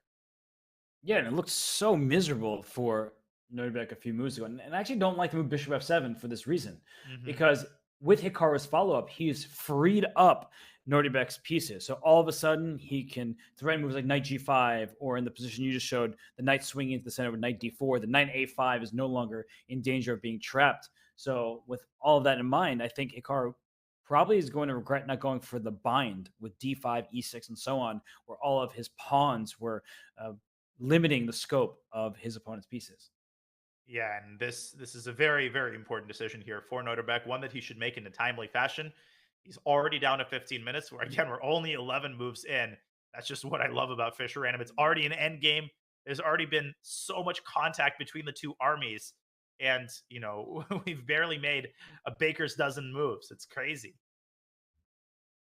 No, Just baker's dozen is 13. I apologize. right. Not Oh, 11. What's 11? yeah. Schmaker's dozen? Robert I don't have Heiss's the dozen? answer. All right. No, it's just the time. It's just the time to make a wish. 11-11. So A3 was the choice of Nodirbek there, and just like Hikaru in game one, where Nodirbek with black seized the advantage, took that A2 pawn, but then Hikaru was able to fight back. It feels like Abdusattorov in the near future, he's getting those chances for himself. I mean, he's only a few moves away from coordinating completely. The knight on C8 is not getting out without some help from another piece moving out of its path. So, all right, it's just a position you could feel a little bit better about. Bishop sliding back from h4 to f2 to try to put a piece on d4. I still prefer black, obviously, but I think that Nodirbek at least feels like he has some chances. Yeah, and generally, given his stylistic preferences, the more open the center, the more chaotic the position, the more comfortable Nodirbek starts to feel. We know how incredibly tricky he is, and that is a hallmark of every player in this exciting new young generation, whether it's Nodirbek or Nihal or Arjun, all of these players who are now 17 and 18 and have crossed 2,700, they are so wildly resilient. You just can't easily bring them down. And the smoothness with which Hikaru converted that advantage in the previous game is really an exception to the rule. And in this game, I think we're going to see a lot more intrigue despite the bad start from Nodirbek. Yeah, no, he even looks more poised. I just look, Mhm. he seemed very disheartened after losing game one, but here in game two, he's finding more chances for himself. And the clock, it's a slight lead for Hikaru there, but plenty of time for both players. And I think that it's just a matter of who's going to proceed better in the upcoming series of moves. Indeed. And Hikaru taking a very significant think here, trying to decide between continuing to operate on the queen side with something like knight a4 or making a slower prophylactic move such as your earlier idea. Maybe it's time to push that pawn up to h6 and cover the g5 square, but not an easy decision at all for the American Grandmaster. Yeah, because h6, which he just played, it's one of those moves that is useful, but you also feel like it's slow. You're not actually creating threats of your own. You're stopping your opponent's threat, which is necessary in chess. But it's like a position where you feel like, am I maximizing? Am I getting the most out of the dynamics here? Where white is kind of on his back foot. So yeah, he plays h6. Good move by Hikaru, just trying to restrict white's pieces as best he can. So it's early stages here. In the other game I'm looking at, I'm just trying to wrap my head around what's going on there. Immensely complicated, but starting to look like a normal position for Nepomniachtchi and an abnormal one for Carlsen. Yeah, this is really does resemble a Dutch with not only that pawn on f5, but white's pawns on d4 and f4. Black's pawns on d6 and c6 is something you often see in the Leningrad as well. So the move is black's. Carlsen has just shifted his queen over to f3, b6. It is important to indicate is still not possible because the c6 pawn still hangs. And Robert, I think you called it. That is not a problem that black can really solve.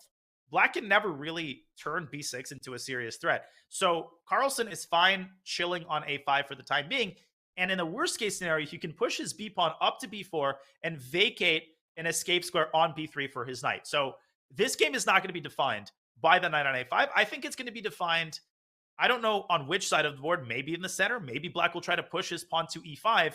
And that is one of the sort of ideas behind the way that Magnus has positioned his pieces. He's trying to make it as difficult as possible for Nepo to free himself with the typical e5 pawn push. You know what I was just doing while you were talking, besides listening, or in addition to listening? I was looking if any of white's rooks had moved or if the king had moved. So white can castle in either direction right now. And that's important to keep in mind because that king on d1 may go over to g1 or it may go to c1 with the rook on b1 sliding to d1 in its stead. So just want to make sure that everybody's aware that in the game between Carlsen and Nepomniachtchi that Magnus is able to castle. And the last move played by Jan was queen e8 to d8. What a is there even sneaky a threat? little Is move. he trying to go knight e6? What a sneaky little move. He is trying to go knight e6. Now, I mentioned that b6 is never a problem, but knight e6 is actually a massive threat. It wins the pawn on d4. So I think Magnus, his hand is forced. He has to play the move b4 and press the eject button in order to, obviously, to defend the knight so that knight e6 can be met with e3 or knight b3. And is he looking at some kind of e5 with the queen on d8 and the king on d1 as well? Is there like some sort of tactic there? You mentioned the g5 pawn. So I feel like it's a double threat. Knight e6 threatens to win a pawn because the knight on a5 and the pawn on d4 are both under attack. And also this e5 move, just trying to pry open the position.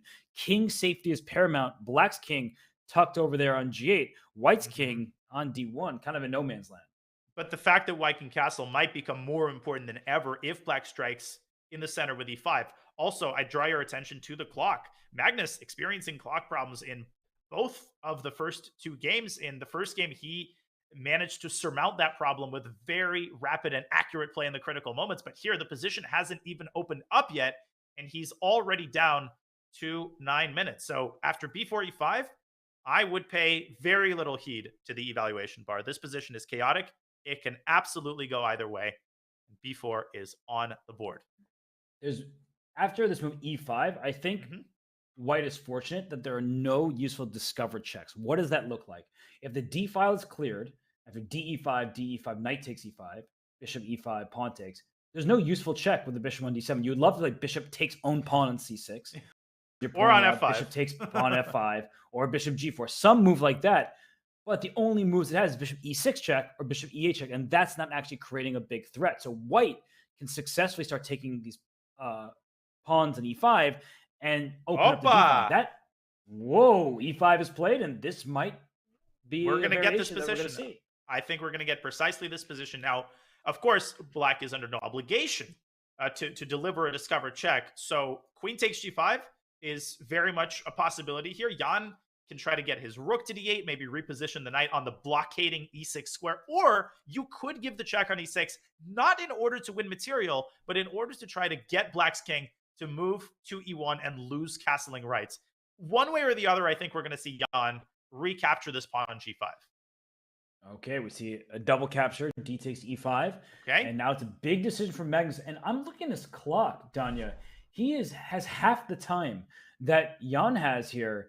And Nepo just using the clock as a weapon as Magnus f takes e5. He just likes the knight on d3. Yeah, that knight is a nice stabilizing piece. Again, it's not that he's trying to defend against the discovery. He's trying to keep this knight as a general kind of supervising piece to keep the center closed. And here, I think Jan's hand is virtually forced. I can't imagine that he will be able to resist that delicious morsel on g5. I don't know. Maybe knight e6 is possible here as But well. no, but queen g5, does white have like h4, h5 very quickly just to Yeah. go for black's king? That's a worry. That's definitely where also the queen doesn't have that many good squares after h4. If you drop back to e7, you run into bishop c5. And queen Right. h6 is suboptimal because you're stumbling and bumbling around on the king side while white's storming up his h pawn. Not looking all that pleasant for the queen after queen takes g5. But if not for queen takes g5, the only other move that really comes to mind is f4. That just to open that bishop on d7, maybe it'll go to f5. But as soon as I say that, it looks like Jan has captured this pawn on g5. He says, "I have no fear." I didn't eat breakfast this morning. Yeah, no, but he's even in material. Like, let's not forget about that. That's 6 pawns each, and black's pawn structure is actually better because there are double isolated e pawns for white. I think the reason the evaluation bar prefers white is some of the activity that he's about to get. I think h4, h5 looks like a great idea for Magnus, and we should mention once more, white can still castle in either direction. Yeah, and like you said, black's pieces haven't all finished putting their clothes on in the morning. Yes. Did he go queen e7 after h4? Whoa. Did he? That's what it looks like to my eyes? I do right? see a piece on e7. I hope it's not a knight because that would not be good. He did play queen e7, so he's sacrificing. I find it impossible to believe that he missed bishop c5. No, but I mean, we can even zoom in on the board for a second here. Mhm. We see that the last moves were h4, the queen went back to e7, and Magnus didn't even want the exchange. He says, "My bishop on the dark squares is very strong. Let me just play h5 and go after Jan's king." And he's keeping bishop c5 in reserve. He might play it in the event of g5. Another reason against playing bishop c5, Robert, is that you would have lost the h4 pawn, and that pawn is the only battering ram that white can use to shatter black's kingside, which is precisely what Magnus is doing. The h file has opened up. Whoa. Wow. That's a big development.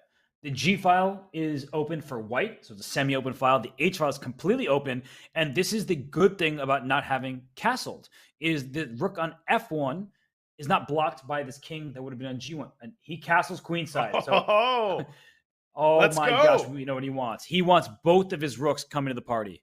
He wants blood, and he wants to get that bishop off of h1 as quickly as possible and put a rook in its stead, and maybe even put the other rook on g1.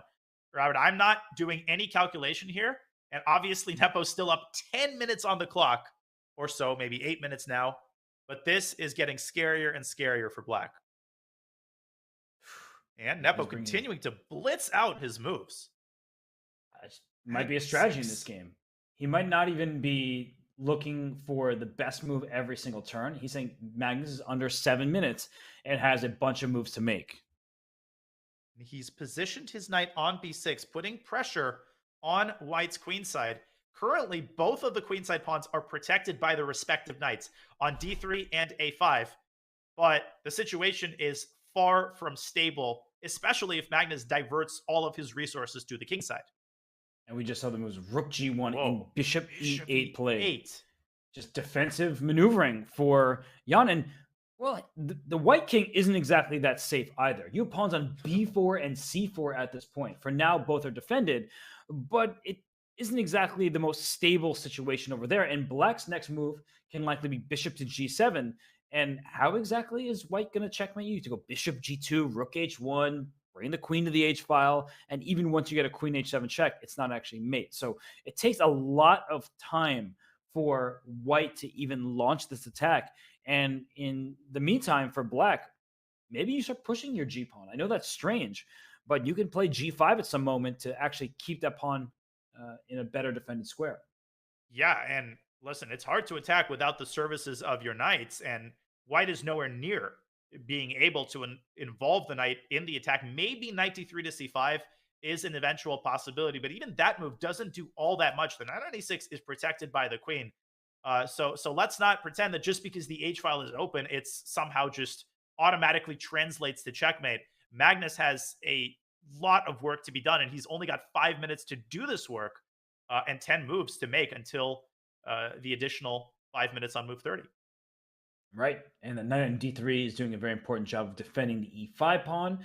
So this configuration of pieces, it looks like it's not very stable from Magnus's perspective. He needs to try to figure out how to attack. I mean, Queen H5 is one move that comes to mind, just exploiting the pin on the G file. He starts with Queen H3 instead. And I think that makes more sense because Queen H5 would have been parried by just blocking the pin. Like but Jan getting up. yeah, I was like, all right, just going to take a little stroll here. But for Magnus, he moved his queen out the way. So now Bishop F3, Rook H1, other Rook to G1. That is the onslaught that he's looking for. I would be terrified to have this position against the world champion, and the ball is squarely in Jan's court. Jan has to figure out either a way to douse the flames of the initiative with maybe a move like Queen H7 or whip something up on the other side of the board. As unsafe and as unstable as these pawns are, I think they're stable enough to buy Magnus a couple of tempi, enough tempi to generate decisive kingside threats. I think Jan's in a lot of practical trouble here. Maybe knight F4. Knight to D7, it looks like. He played the move very quickly. Did not think for a particularly long period of time there. And he's giving up. So knight D7, if we just put them on the board quickly. Yep. The A7 pawn can be captured. I would not go pawn grabbing in this position. That's just opening up files for the black rook. It most certainly is. Rook A8 and B6. And, you want every one of black's pawns is actually doing white a tremendous favor here. So Magnus, he has to defend E5. You don't want to open up this bishop on H8. But how does he do it without disrupting the coordination of his pieces? Is that a rhetorical question, or am I supposed to answer that? Because No, you're supposed to answer that. I don't was asking know. specifically Robert Hess. Maybe the other commentator can answer. I was like Bishop G3, but that feels way too defensive. I feel like I'm only reacting to the threat you created. The eval bar is very high after the move Knight D7. So Bishop G3 doesn't look like a move that Bishop takes C6 is spot. I was about to mention that. He played it. What a move. And this is a complete transformation of the advantage. What Magnus is saying is that after BC Knight C6, yeah, black can play Queen H7. Congratulations. You earned yourself a queen trade. Guess what? White now has three passed pawns on the queen side. And look at how discombobulated and passive black's pieces are on the king side. Wow. What an idea. No, Magnus really evaluated that properly because he sees that he'll have a pawn storm. The best black can do is trade off those queens and hope that the minor pieces will outduel a rook. But bishop takes c6. I mean, a shot out of thin air if you're Jan Nepomniachtchi, because he was moving quickly. He was just blitzing Magnus. And now look at him. Does that look like a guy who anticipated bishop takes c6? It most certainly does not. And guess what?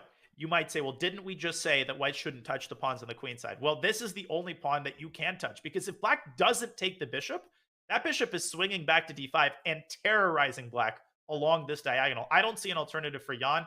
He's going to have to take on c6. And for the second time in 2 games, he's going to have to deal with a bloodthirsty pawn phalanx on the queen side. This time, it's going to be 3 pawns rather than 1. And I agree with the higher space. 960 chess gives so many cool attacks. I know. That was a bishop on h1. That bishop started there. It had not moved to this point. And then wham, bam.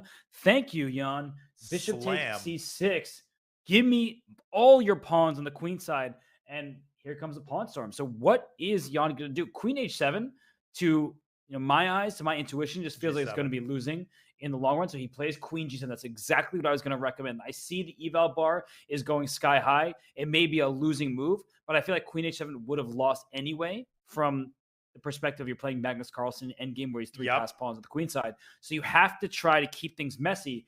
And that was move 23. Magnus has to make the next 7 moves in under 3.5 minutes.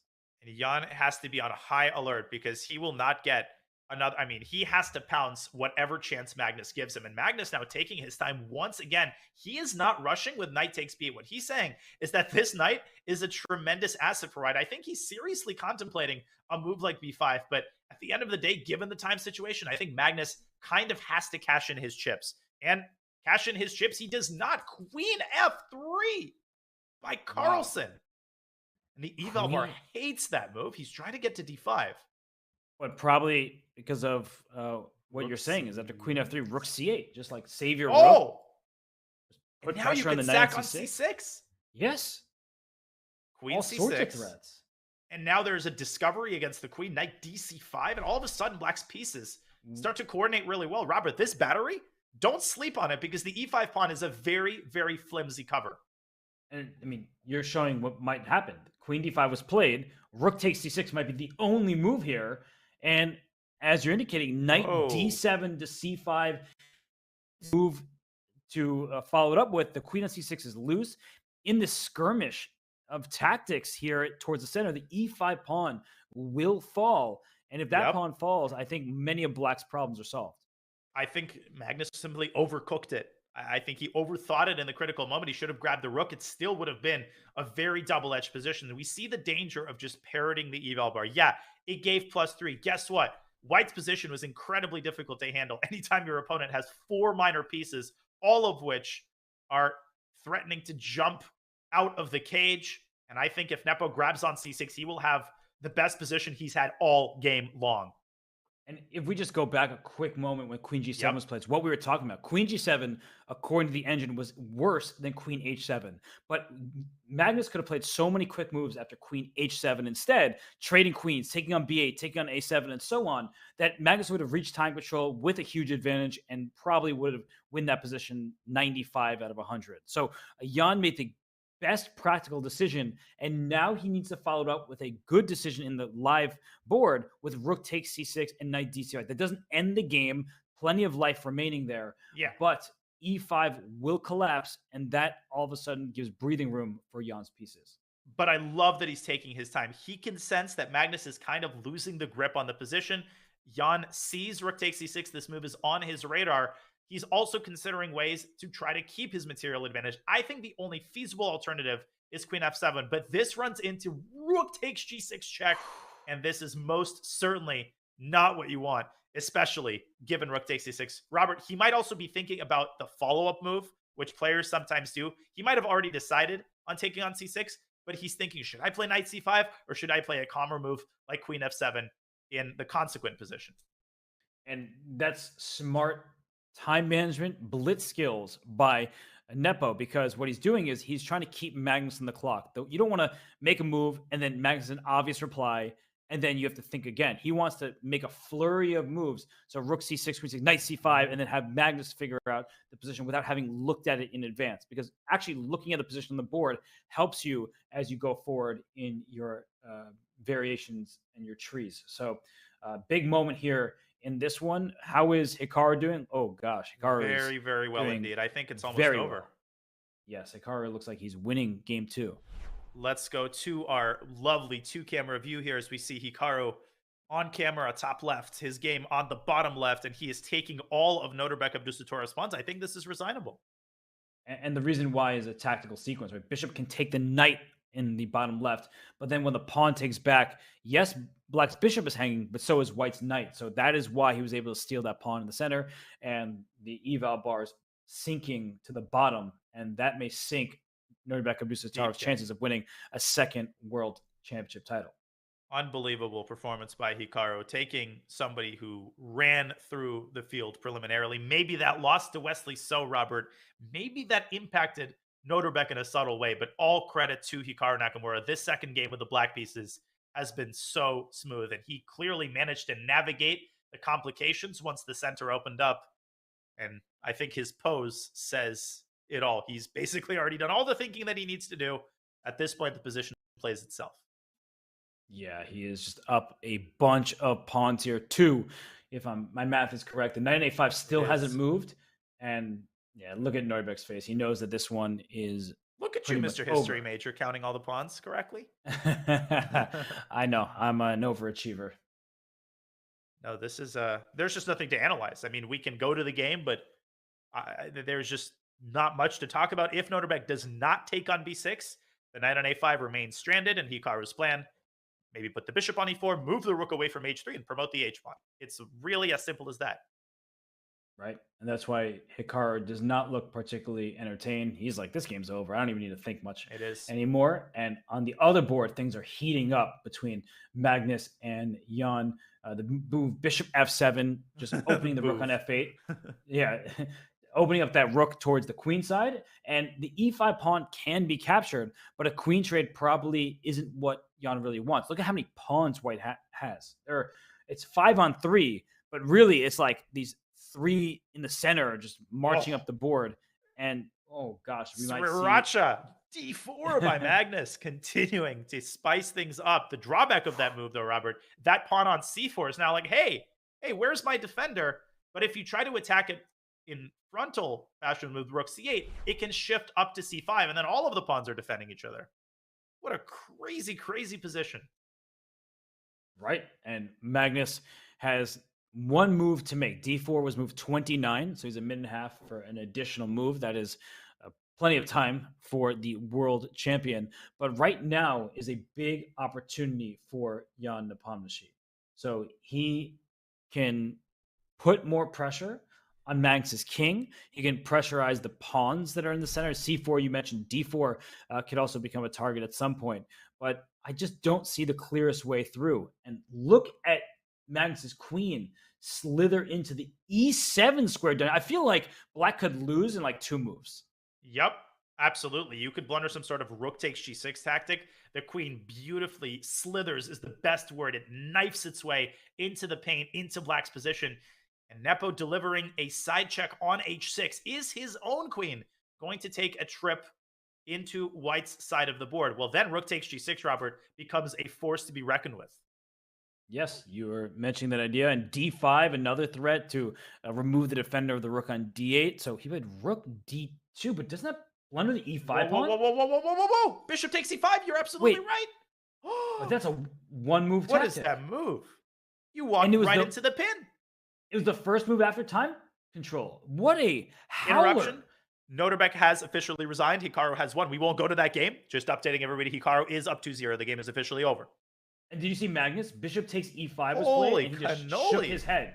And Jan is like, all right, I'm going to do what Danya says when I had a good position, drink some water. And if I'm reading the evaluation bar, it says -3 and change. That turned the game around completely. That is a shocking mistake from the world champion who's made plenty throughout this Fischer Random Championship. Another one-move blunder. Another one. And Magnus had made time control. He had those 5 extra minutes. Rook D2 is inexplicable. And I am usually the first person to justify blunders and explain that the position is complicated. Robert, this one is totally out of left field. This one is crazy. He's like cursing himself. He's really upset about this because that was a one-move mistake. The D4 pawn is pinned. If you take a bishop, you lose a rook with check. And the bishop. Everything falls. And look at Magnus. He cannot believe it. He is beside himself because just go before rook to D2 for a moment on our analysis board here.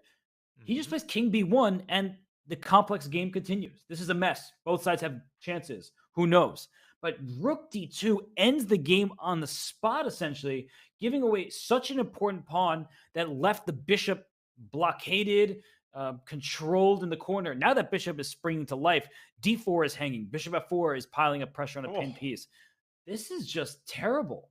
No, that was simply a pawn you cannot afford to lose. And Magnus looking to the side, and just the consternation is evident. We can feel it all the way in the USA. He's played the move king C2, unpinning his rook.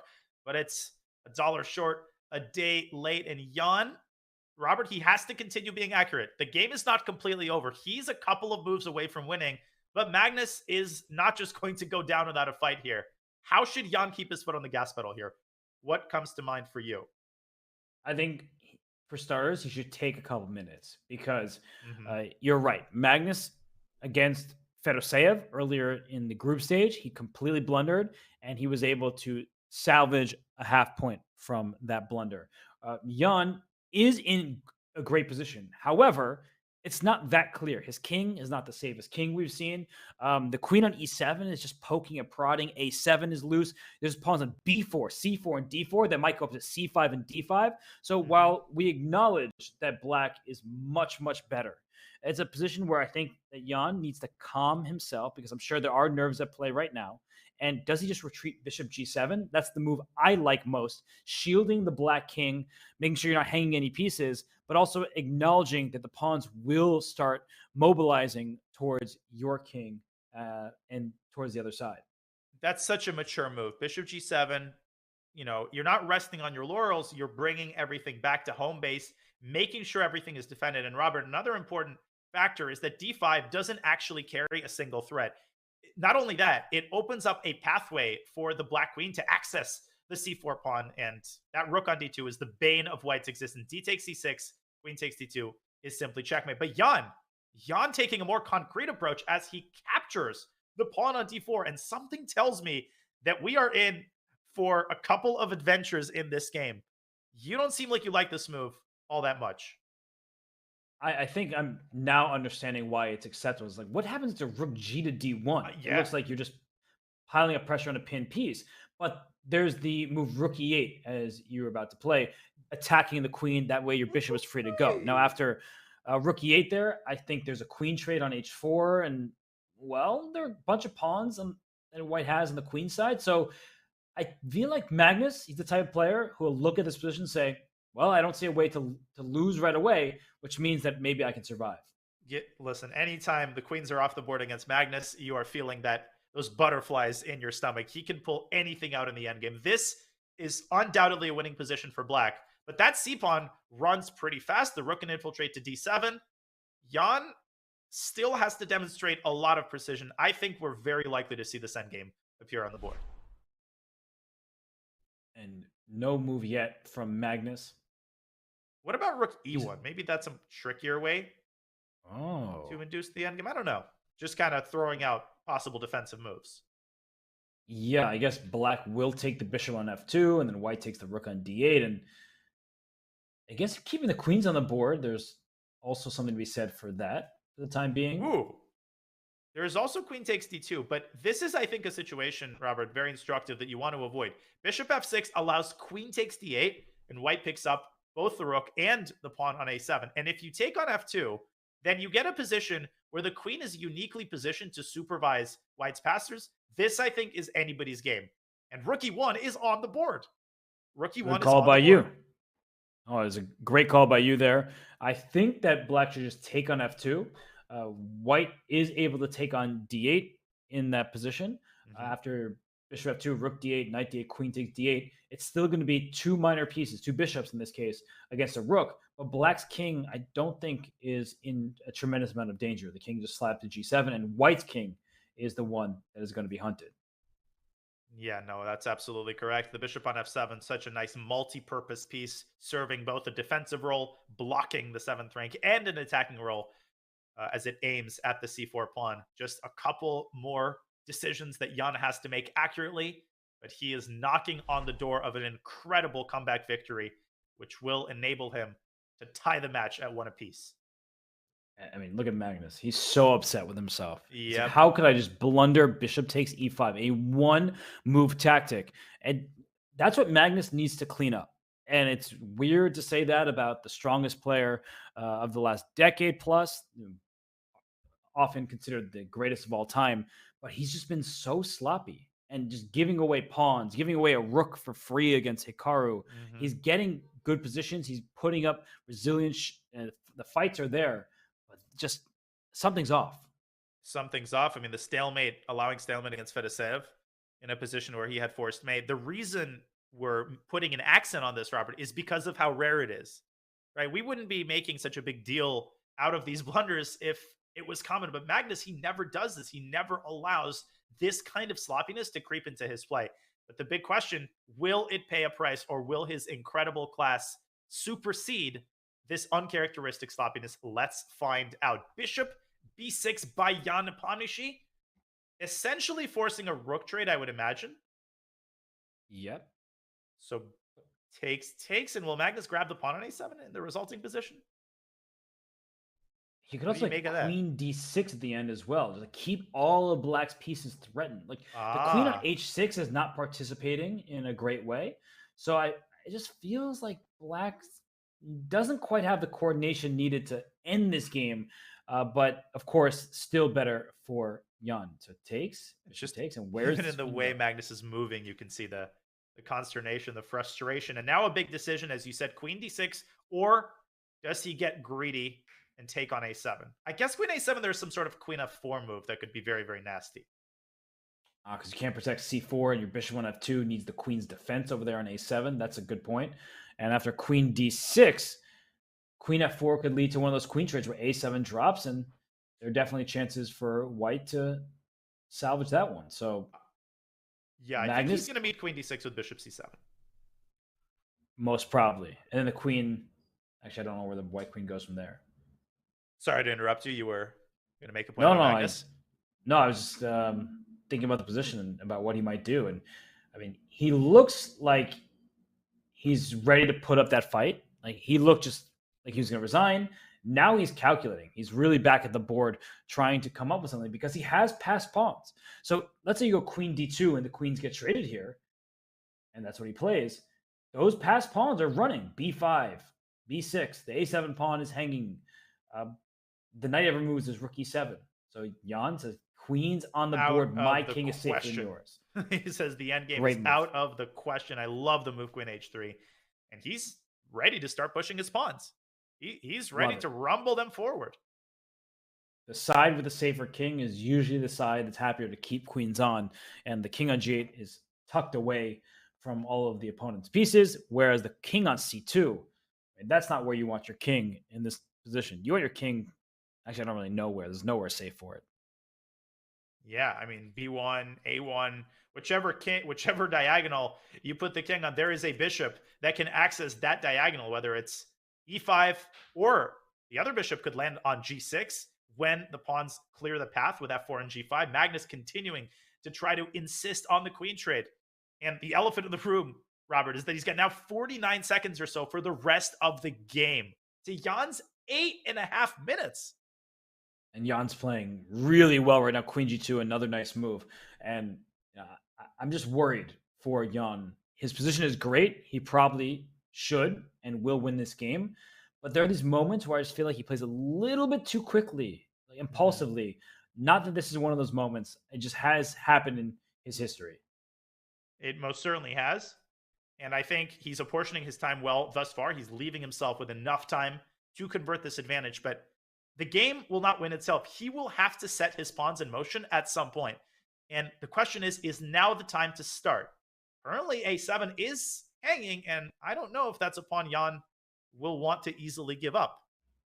No, he certainly will not want to give that one out without getting something in return. And I just want to say he is doing the right thing. He is spending time now. So it's not the Jan that was heavily criticized before the World Championship match against Magnus, the Jan who just in moments where he could spend a little bit of time and make a better decision, he blitzes a move out. No, it's clear. He knows he has a great position. He knows his winning chances are high. He does not want to let this slip away because he can even up this match against Magnus. Now, if he lets this one slip, I don't think that is going to be a blow that Jan will be able to come back from. Whether this game ends in a shock win for Magnus, but even if it ends in a draw, that would be an absolutely miraculous result. And you can see Jan taking his time for the first time in the last couple of moves, trying to make that decision. Where does he want his queen? Where does he want his pawns? And queen g4 is his choice, hitting that pawn on c4, creating another threat. But queen e2, isn't there knight d4 now? There's for sure is knight d4. You have to take it. The queen takes back, and c4 is loose. Both light and dark squares are going to be a problem. So Magnus, he's making moves quickly, and it looks like Jan, once again, taking his time. Knight d4 check is excellent, but he has not rushed the decision, and there it is. This is the growth of Jan Nepomniachtchi. Phenomenal time management, good technique, and just a couple of moves away from claiming the victory in the second game. He now has the ideal 2 minor pieces. Is he finally ready, Robert, to start pushing his pawns? Or do you think he should launch some sort of frontal assault against the king with a move like a5? I kind of like the move king g7 because actually king g7 might allow queen b2 c4 hangs. Well, I was going to say rook d1 is a move that I want to play as white, and it is available with the king on g8. But with the king on g7, there are tactics in black's favor. But he plays your move a5, so you're calling it, and rook d1 is the response. Don't play bishop takes c4. Let me just show that would be wrong because if queen takes c4 with a check on the black king, can't take the rook. And Jan doesn't blunder that. He moves back to b6. A trade on b4. And what is the final blow here? Bishop d6. There is still queen d2. So the white king is somehow still breathing, still kicking. And look It at ain't this. over just Bishop yet. F8. But look at Oh, those bishops just beautiful. eyeing C4 and B4. And now the G and F pawns can start rolling. So what Magnus needs to do now is somehow just create counterplay. So Queen C3, sure. Most moves from F4. Magnus will be more or less the same. But what he needs to be able to do is like stop those pawns in their tracks. But he's got too many tasks and not enough pieces to accomplish them with. I guess he can play Rook F1 and try to stop the pawn like this, but then the other pawn comes to its rescue, and just these combined threats against White's king, coupled with the prospect of promotion, I think is too much to bear. Rook D7. Desperation by Magnus. I think Nepo can play F3. But look how carefully he's converting this. Queen E6. So patient. He's playing this extremely well. And White has no ideas. All of Black's pieces are defended. The pawn F4 is loose for the moment, but of course, he's not going to drop that one. So just great play from Jan. And Rook D4, don't play Bishop G7 because there's Rook D8 check. That's his idea, just trying to create a little trick. Okay, Queen F5. up Excellent. to F5. Queen up to F5 by Nepo. Queen D3. Magnus still trying to get those queens off the board. And even though the queen trade, Robert, at this point probably was winning, I don't think Nepo's even thinking about it. He wants to go for checkmate. It's good to avoid it, just because the B pawn running quite quickly could give White some chances. And there's just no chance with Magnus's clock under now 10 seconds that he is going to survive this one. The finishing touches being put. Rook D8. Magnus still trying to muddy the waters. I think it's time to push that F pawn. And it's basically resign time for the world champion. 4, 3. Okay, last move. Queen D4. Still trying. Yeah, just trade and play G5. I think now the pawns are just too quick for Magnus to stop. You can play Queen E7, just retreat your queen. That's also very strong. But and attack B4 at the same time. Queen F5. Is there... Whoa. Oh! Queen D6. Whoa. Wait a second. Hold on a second. Hold your horses. If oh my gosh. Bishop B6, there's Rook takes Rook F8. F8. Oh, wait a minute. Okay, and what did about he a just check do? on B1? The king runs away somehow to A4? What did he just do? That was definitely a big mistake. The EVA bar still says completely winning for Black, but I don't think Jan had evaluated it before playing. He blundered Queen D6, and guess what, Robert? I think the only correct move is actually to still play Bishop E6. That is not an easy move to make. It is not easy to evaluate that there is no perpetual in that resulting position. This is insane. And Jan has to keep his composure, take a minute, and decide that the queen ending is winning, which it is. I don't think there's an alternative. I don't think there's another winning move. He went Bishop E6. This is all happening. He did it. Now, can in the he 5-second increment? Can he navigate his way out of the checks here? That's the big question. I think actually quite easily. Because Queen C8 check, King G7, no more checks. So Magnus has to drop back to E1 and block the pawn from behind. But with the queen as passive as it is, it's over. Yeah. Wow. Yeah. So I guess the ultimate question, even though the result doesn't seem to be in doubt now, was that an oversight that just so happened to still work in his favor? Or did he sort of have the calculation there? But either way, Jan Nepomniachtchi, he is taking home a very, very important game if he doesn't throw it away. Queen F3 check. And of course, you want to try to get the queen at E1, but the white king is going to have something to say about that. How about G5, G4, G3, G2? Not a bad idea. What can I say? Cannot argue with that. King A4. And at this point, Queen E3, he wants Queen G2. He's still trying. I think G5 is the most clinical approach. Yeah. Yeah, because white is frozen. Queen E3, Queen G2. Oh my gosh. Still need to be accurate here. King G7. Queen B7 check, maybe? Yeah. So it goes B5 instead. Pushes. This is, how does Magnus, how is he still alive? Wait, but Queen E1? Queen B7 check, King H6? There are no more checks. Oh, that's goodbye. That's curtains. Great call. Queen E1 is curtains. Yeah, that's a 2-move line. Nepo's going to see that. But Magnus somehow, almost made us believe that he was going to survive this game. And that's that. Jan Nepomniachtchi takes game 2, evens up the score. It is 1-1. The world champion loses to his 2021 challenger, and he looks disgusted. He blundered upon the center of the board, Danya, and he can never quite bounce back. To be honest, when he initiated that h-file attack, when he had the pawn on h5, I was sure that would be a vintage Magnus victory. You just feel he's up a point, he's attacking Nepo's king, but all credit to Jan Nepomniachtchi. He was resilient, he was gritty, and he pounced on his opportunity when he got it. Didn't shy away from that exchange sacrifice on c6, and that exquisite filigree precision to drive the point home and tie the match. What a game. What a game indeed. And well, we have our scoreboard as such with Hikaru Nakamura. He is leading 2-0. Magnus Carlsen, Jan Nepomniachtchi, they're all knotted up at 1 game apiece. So Hikaru, he looks almost guaranteed to make it to tomorrow's final. And well, Magnus Carlsen was in the driver's seat, but now all of a sudden the momentum is swinging Jan Nepomniachtchi's way. It most certainly is. He wins a game with the black pieces. Magnus, he's been frustrated all tournament long. You can tell that the sloppiness is getting to him, Robert. He's so annoyed. He tells himself, this is the last time I blundered, and then there's another blunder. So Magnus, he's got his psychological work cut out for him. Obviously, the good news for the world champion, the match is still tied. He hasn't done all that much damage, but the next game is going to be absolutely crucial.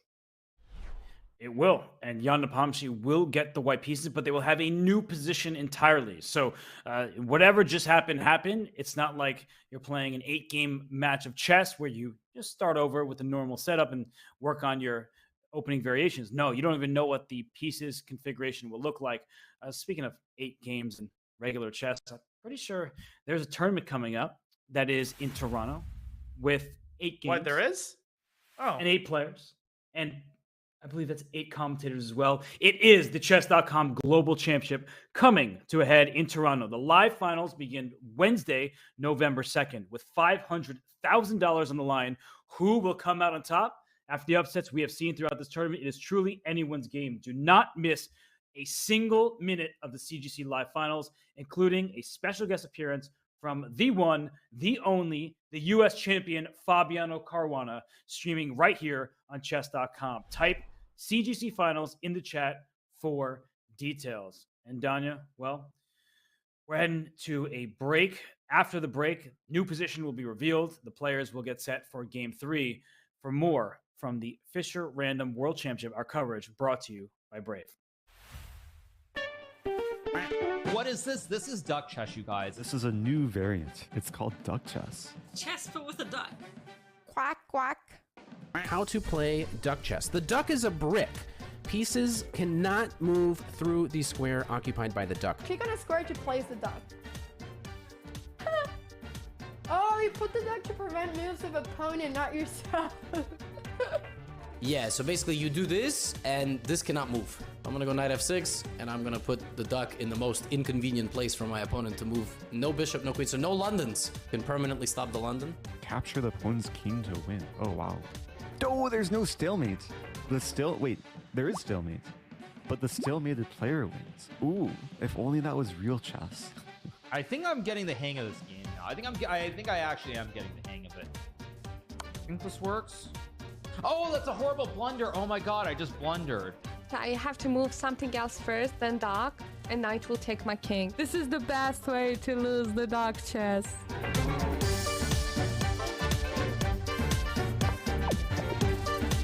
Those some real bullet skills right there, boys. This is the first time winning duck chess. That's so exciting. Oh no, mouse slip. No. I won! Yeah! Duck chess champion. Give me those points, baby.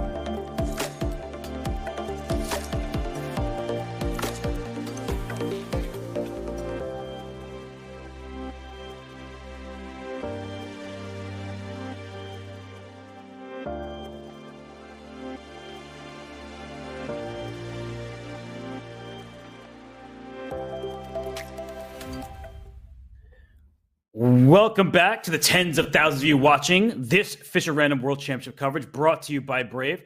Grandmaster Robert Hess alongside me today is Grandmaster Daniel Naroditsky. And Danya, the matchups have been exciting thus far.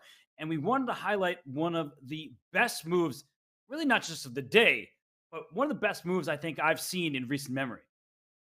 This was exciting. This was amazing. And this happened in the Nepo Carlsen game 1. The world champion has the black pieces. He has just sacrificed a bishop on b3. Now, that is not the brave move of the day. That's a pretty reasonable sacrifice. Most people would recapture automatically with a queen. But, Robert, Magnus is not most people, and he doesn't recapture on b3. What does he do instead? What an amazing sequence is what he first throws in rook takes f4. And you're like, wait, what? There's a knight on d3 that can capture the more valuable piece. But he has wanted a rook in this tournament, but not this time. Right? You don't always believe him in this one, but this whole combination works because that knight is needed to defend the c1 square. So after knight takes f4, which is not what Jan Nepomniachtchi played, there was queen takes b3 check, and the king has to scoot over to e1. And after knight c2 check, no longer can white capture that knight on c2 because his queen not captures rook, but queen b1 check, followed by checkmate of queen takes rook on c1. The knight on d3 would have been essential protecting that square. So the knight is needed on d3. It was a distraction tactic. And just to finish off the beautiful sequence, if the king slides to d1, Danya, you take it away from here. Well, Smothered Mate is one of the prettiest mates of all time. I can see it a million times. It never gets old. And what a particularly beautiful instantiation of the Smothered Mate this is. A double check to start things off. King has to move back, and queen d1, forcing the rook onto d1. This is the zen of the Smothered Mate, and the knight travels back to c2 with a lovely, gorgeous checkmate. And because of this line, and because of these variations, Jan was forced to decline the poisonous rook on f4. That gave Magnus the pawn that he needed and the open f-file that he needed. Then he takes on b3, and he went on to smoothly, well, maybe not quite so smoothly, but in typical world champion fashion, convert the advantage and win the first game. When all was said and done, he still took that game home. He won that game, and that was your Brave move of the day. It's time to make your move from Chrome to Brave. Try it now at brave.com. And we mentioned that Magnus won that game one in wonderful fashion. We just showed you that crazy tactical sequence, and he won game one, but Jan Nepomniachtchi was able to strike back in game two. So it's 1-1 between these two juggernauts. And in the other matchup, well, unfortunately for Nodirbek Abdusattorov, his magical run in the group stage, it seems like it's fizzling out here in the semis. Yeah, that was a really disappointing game two for Nodirbek. And I really think that he wasn't quite able to push the memory of the first game out of his mind. Had Nodirbek just made that one move, had he evacuated his queen, we might be talking about a completely different narrative. We might be talking about Hikaru Nakamura having to make a comeback. Instead, he is sitting pretty up 2-0, and all he needs is a draw to clinch the match and a ticket to the final. Yes, and at first it looked like it would be Hikaru versus Magnus, the matchup that most people have seen and enjoy every single time it happens. But right now, Jan Nepomniachtchi is saying not so fast. Magnus may have won the 2021 World Championship and is not fighting me once more in traditional classic chess. But we are going to duke it out here in Fischer Random. It is 1-1. It is knotted up. And it remains to be seen who is going to make it to Championship Sunday. And we cannot emphasize enough how shocking it is to see Magnus making these one-move blunders. Once per tournament, understandable, but it has become a regular occurrence in these Fischer Random World Championship. In this Fischer Random World Championship for the world champion. That was quite the tongue twister. A lot of tongue twisters on this show. Talking about the queen side and the king side and world championship. But Magnus, he's going to have to step it up in these next two games because I don't think he can afford another one of these blunders, Robert. No, he cannot. And, well, it's tricky because in Fischer Random, you see the position revealed in front of your eyes, and then you have to scramble just to come up with any semblance of an idea. And let's be honest, the players, they spend about 10, 15 minutes analyzing, maybe with a second, maybe by themselves. But either way, you're not going to get to the heart of the position in that little period of time. So it means that these players, who is in best shape on this day, will move on to the next round because it's not relying on opening theory, no preparation, no computer evaluations, none of that. It is just who is going to sit at their chair and play the better moves. And the other complicating factor is that they have already played out one particular position. Now the position changes for the next two games. And that reminds me of those famous, psychology experiments or visual experiments where you stare at a particular color for a long time. And then, you see the world tinged in that color. You have to avoid that in the context of Fischer Random. You have to put that previous position out of your mind completely because one tiny difference, the knight sitting on B1 instead of A1, the king sitting on H1 instead of E1 can entirely change the tenor of the position. And the last thing you want to do is borrow ideas from the previous position, which will often lead you down the very wrong path. Yes. And that's, when you play a game of chess, like, oh, I remember this position I had. It doesn't work the same when you're like, oh, I remember this Fischer Random game where actually the knight and bishop were flip-flopped, and you're like, I think it's the same. Might as well try. No, you can't get away with that. But the players, they know what's on the line here. They're not trying to be the most creative. They're not trying to come up with a brilliancy prize. They're trying to win the big prize, that first place $150,000 prize. And there are four players who still have a chance. But for Abdusattorov, it looks like his chances are about to run out. So Hikaru Nakamura, he looks like he's more or less guaranteed unless Abdusattorov can come up with a win in game three. Hikaru Nakamura is going to guarantee himself minimum $85,000. And then he's going to hop on the Iceland Air flight to Toronto and compete for a $200,000 first prize at the Chess.com Global Championship. You mentioned, Robert, that he could be $350K richer. Okay, minus taxes. We won't talk about that in only a couple of weeks, but the prizes for this tournament are incredible. Everybody has earned themselves at least something incredibly generous. And I guess for Nodirbek, in a way, he kind of doesn't have anything to lose anymore. I'm sure he's already come to terms with the fact that he's probably going to lose this match. And there's something to be said for being in his position, just having a good time, right? Hey, he wins the next game. He's competing for one of the greatest match comebacks of all time. So from a psychological perspective, I think Hikaru's the one who really has to calm his nerves. And obviously he is very, very experienced at that and has an incredible track record. So let me get this straight. You're saying, you can be relaxed as an 18-year-old winning minimum 40 grand after already winning the World Rapid, winning the Olympiad, having all these tremendous successes. Doesn't sound like such a bad life. Fail. 2022 for Nodirbek. What a terrible year. I mean, we keep talking about him, some sort of major prodigy, as we see him chilling there on camera with, I think, Peter Heine Nielsen across from him. But would have been nice if Nodirbek actually won some tournaments or achieved something, maybe like a team tournament. But sadly, he hasn't. Yeah, I don't really know what the fuss is all about.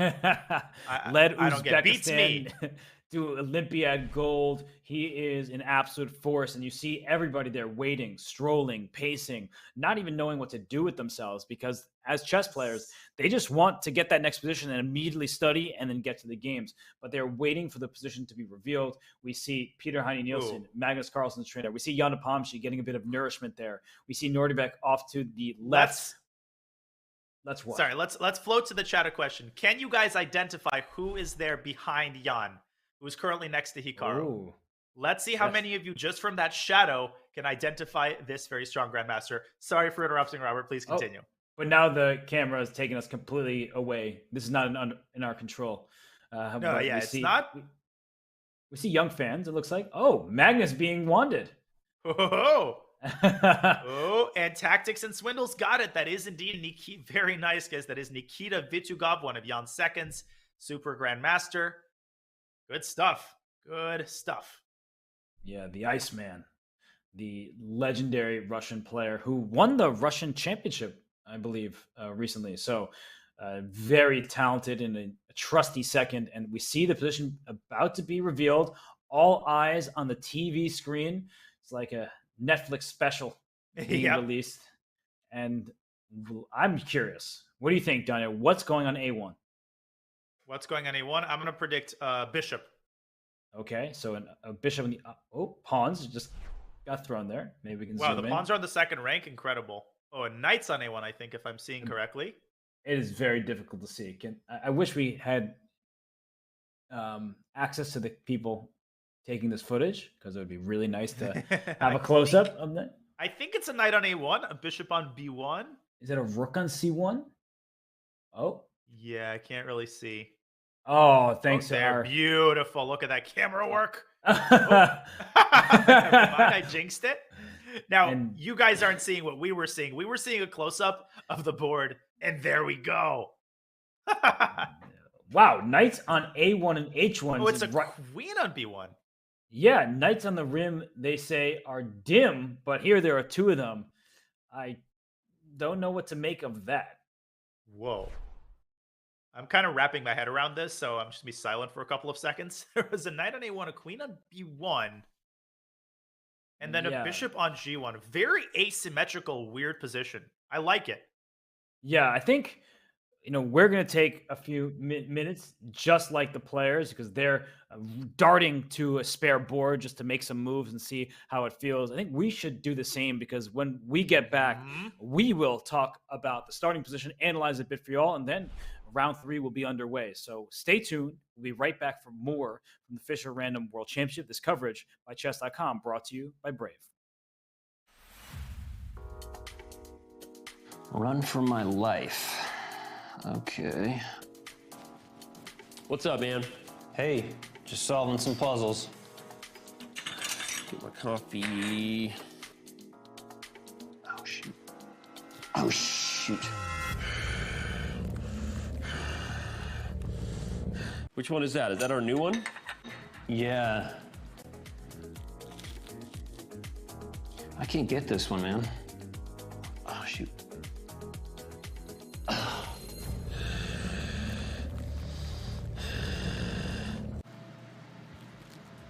What's wrong with you, man?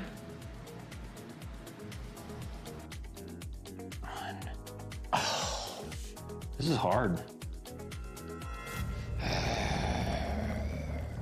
You sure you're feeling okay? 1. Got it. Ah, shoot.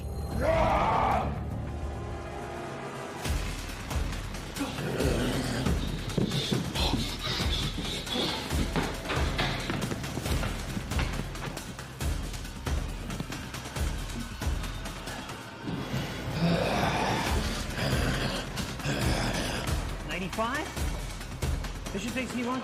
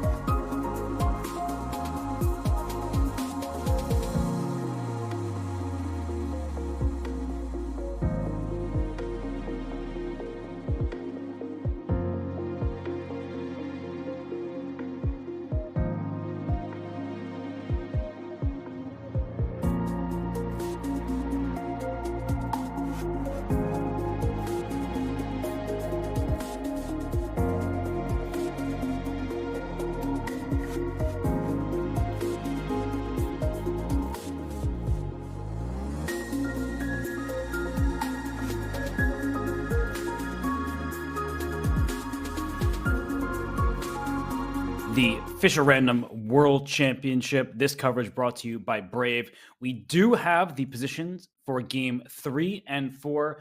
Danya, king in the center. That much is normal. Everything else, all over the place. Yeah, I mean, I'm still adjusting my eyes. It's been what, 4 or 5 minutes. I've guzzled down some coffee. I still can't quite get the hang of this position, and I can't even imagine what the players are going through right now. As you said, the king is on E1, but that's about where the similarities end. As always, when I look at this position, I have no idea what the priorities should be. Do you get the knight outs first? Do you play C4 and try to activate the queen? That bishop on G8 is actually a really nice defensive piece, guarding H7.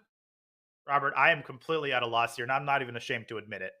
No, I and feel I'm gonna. like I would just flub this terribly if I were playing it. I think I just try to help myself by talking about a few individual elements. For example, Mhm. you can castle in 3 turns. You move either your C, your E pawn as well. But like, let's say you move your F pawn, move your bishop, and then you can just castle. You can do the same on the other side of the board by moving your light squared bishop and then castling queenside. So castling is not very far away. That's something to immediately note.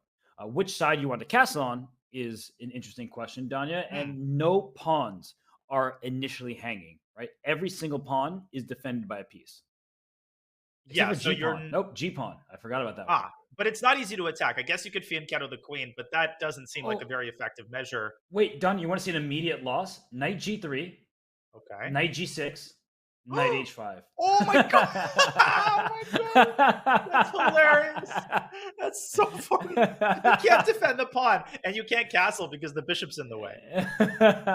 Oh, I'm positive somebody's got to be playing Knight G3. This is too good of an opportunity to pass up. I can guarantee you we're going to see at least one Knight G3. It's just so funny. I guess Knight G3, now that we're talking specific moves, I could see F5 being a reasonable response because Knight H5 no longer is, so threatening. You can even just push your pawn to G6 and the knight's one a little bit too far. Check, I win! The knight is not long for this board, as in the wise words of one particular commentator. The funny thing is you can try F4. Look at this line. Oh, I win the knight back, but you don't because black has E5. This is like classic Fischer Random. You just look at these moves, and black is up a piece. Anyways, I've gone officially down the rabbit hole. Please save me. No, we're talking about opening theory. We are actually helping everybody by talking about these things. So Knight G3 move 1 seems reasonable. I think we're going to get this. You think so? I think we're going to get an F4, F5. Because if white plays E4 move 1, which is also plausible to me, black could actually take a page out of Hikaru's book.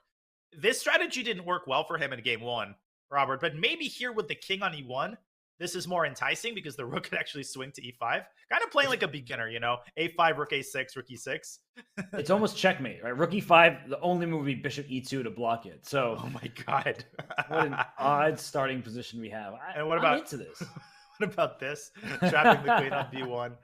I feel like I've blundered so many times like that in FR. Oh yeah, it's really difficult to see where all the pieces are aiming because you look at the knight on H8, like, oh, it's a rook. It's not doing anything. Oh, wait, that knight can just hop out from the corner right away. So, as we go back to the starting position, Knight G3 definitely comes to mind. Any sort of central pawn push is F4, on the top of our brain. Yeah, F4 for certain. C3 maybe to open up the bishop. Like I've also seen players try this kind of modest approach, but this seems like it lacks pizzazz. Yeah. I'm with you. I think C3 is a little. Why not play C4 if you're going to push the C pawn? Why push a 2 squares when I can push a 1 square? But here I guess black plays the Dutch. And this idea of pushing the pawn to F4 to restrict the knight on H1 actually comes into play here. So my guess is that the players are going to prioritize the development of the knight first and foremost, which is why I think Knight G3 is a likely first move. And I love that featured chat we just had said this is how regular people see normal chess. Trying to figure out opening theory from move 1. You know what this reminds me of is those experiments in the 60s by a Dutch psychologist and master named Adrian de Groot, where I think he tested the ability of masters to remember certain types of positions. And he found that the stronger you are, the better you are at remembering and reconstructing a normal chess position. But when he jumbled up the pieces and he put 8 queens on the board and the kings were touching each other, he found that there was no significant difference in the recall ability between masters and beginners. So this is kind of similar. Everybody's on the same page. We're all incredibly confused, and none of us have any idea what's going on. That's the way I like it. I'm with you there. And I'm still trying to figure out what first move is good. No clue. The player is doing their best to gain any insights from their second. We were mentioning Nikita Vitiuga, Peter Heine Nielsen, but they're all just working on the fly. And if you're Abdusattorov, you lost game 1 from a good position with black. You made a bad decision to take 2 rooks for a queen. And we see a nice little message here, featured chat. Wasting know. all their time memorizing opening moves in this version is 10 times better. There's beauty in standard chess as well. Not really. I mean, come on. Yeah. who plays that game? I don't. I know. The cool kids have switched long ago to 960. Yeah, Nodirbek has his work cut out for him. Absolutely. You know what I think he has to avoid? What he tried to do in the second game, he tried to force it, right? He tried to force that B pawn up the board. He has to play the position. He has to play objectively. And he has to do what brought him success in the preliminary portion, just playing his style of chess without trying to force anything and without playing for too many tricks, because you can't trick Hikaru. Nope, you can't do that. So the players are about to enter the hall. They're about to sit at their boards and get game 3 underway. Now, game 3 might be the final game of Nakamura Abdusattorov if Hikaru draws. Unlike standard chess, it's very difficult to force a draw with white in Fischer Random. Mm-hmm. In a typical game, you just play any opening, find a line that's may even have a force sequence, and then if your opponent evades it, they just have a bad position. Here, you don't know what your first move should be. So how in the world are you going to say, oh, yeah, I know a variation that leads to drawish tendencies? Yeah, no, it's impossible, and that is the reassuring thing for Nodirbek. I mean, you can basically be guaranteed that you will at least have some chances if you play reasonably in the opening, as we see Magnus Carlsen taking his seat and sipping on some water. He seems like he's kind of calmed himself down. That break is really, really important for the player who has a disappointing game 2. And he just seems a little bit calm. Again, I'm trying to make an effort not to overdo it on the body language front, but you can just tell that he's relaxed. He's taken some deep breaths, and perhaps a conversation with a second was helpful to put things in perspective. And I realized I misspoke that the players who had white in game 2 get white again in game 3. And that's only fair because when you're seeing a position for the first time, getting the white pieces in a standard game of chess, that's an advantage. When you get in Fischer Random, you don't know what you're supposed to do. So actually, you might learn something playing with the black pieces in game 1 and then use that to your advantage in the second game. So it's only fair to switch off colors the way they're doing it. So Magnus had white in game 2 and black in game 1. Now he gets white in game 3 and black in game 4. And Hikaru will have the black pieces once again. Yeah, Hikaru will have the black pieces, and players continue to take their seats. It's hot in the playing hall. The suit is off for Jan Nepomniachtchi. The gloves are off, and the piece is getting adjusted. That's a lot of waters on the desk. It's important to stay hydrated, I guess. Is that Dirk Janten Guzendam over there behind him with the camera? That definitely great catch. Eagle eye by you. Yeah, that was Dirk Jan just hanging out there. Oh, and look at this. We have Chess Kid representing first move in this game. Always nice to see young players get a chance to interact with the players. Although Dirk did change his last name. He's now Dirk Jan 9 van Guzendam. Man, you're doing so First well. of the day. I mean, it was 11 a.m. start time, 3 hours. I'm making progress. Hopefully the last of it. And that was Zhenya Sorokina, who was a Chess Kid star, making that first move. Yep. And guess what? We do have a knight on G3. And in fact, we have both knights on G3. Neither side can resist the urge to set that trap.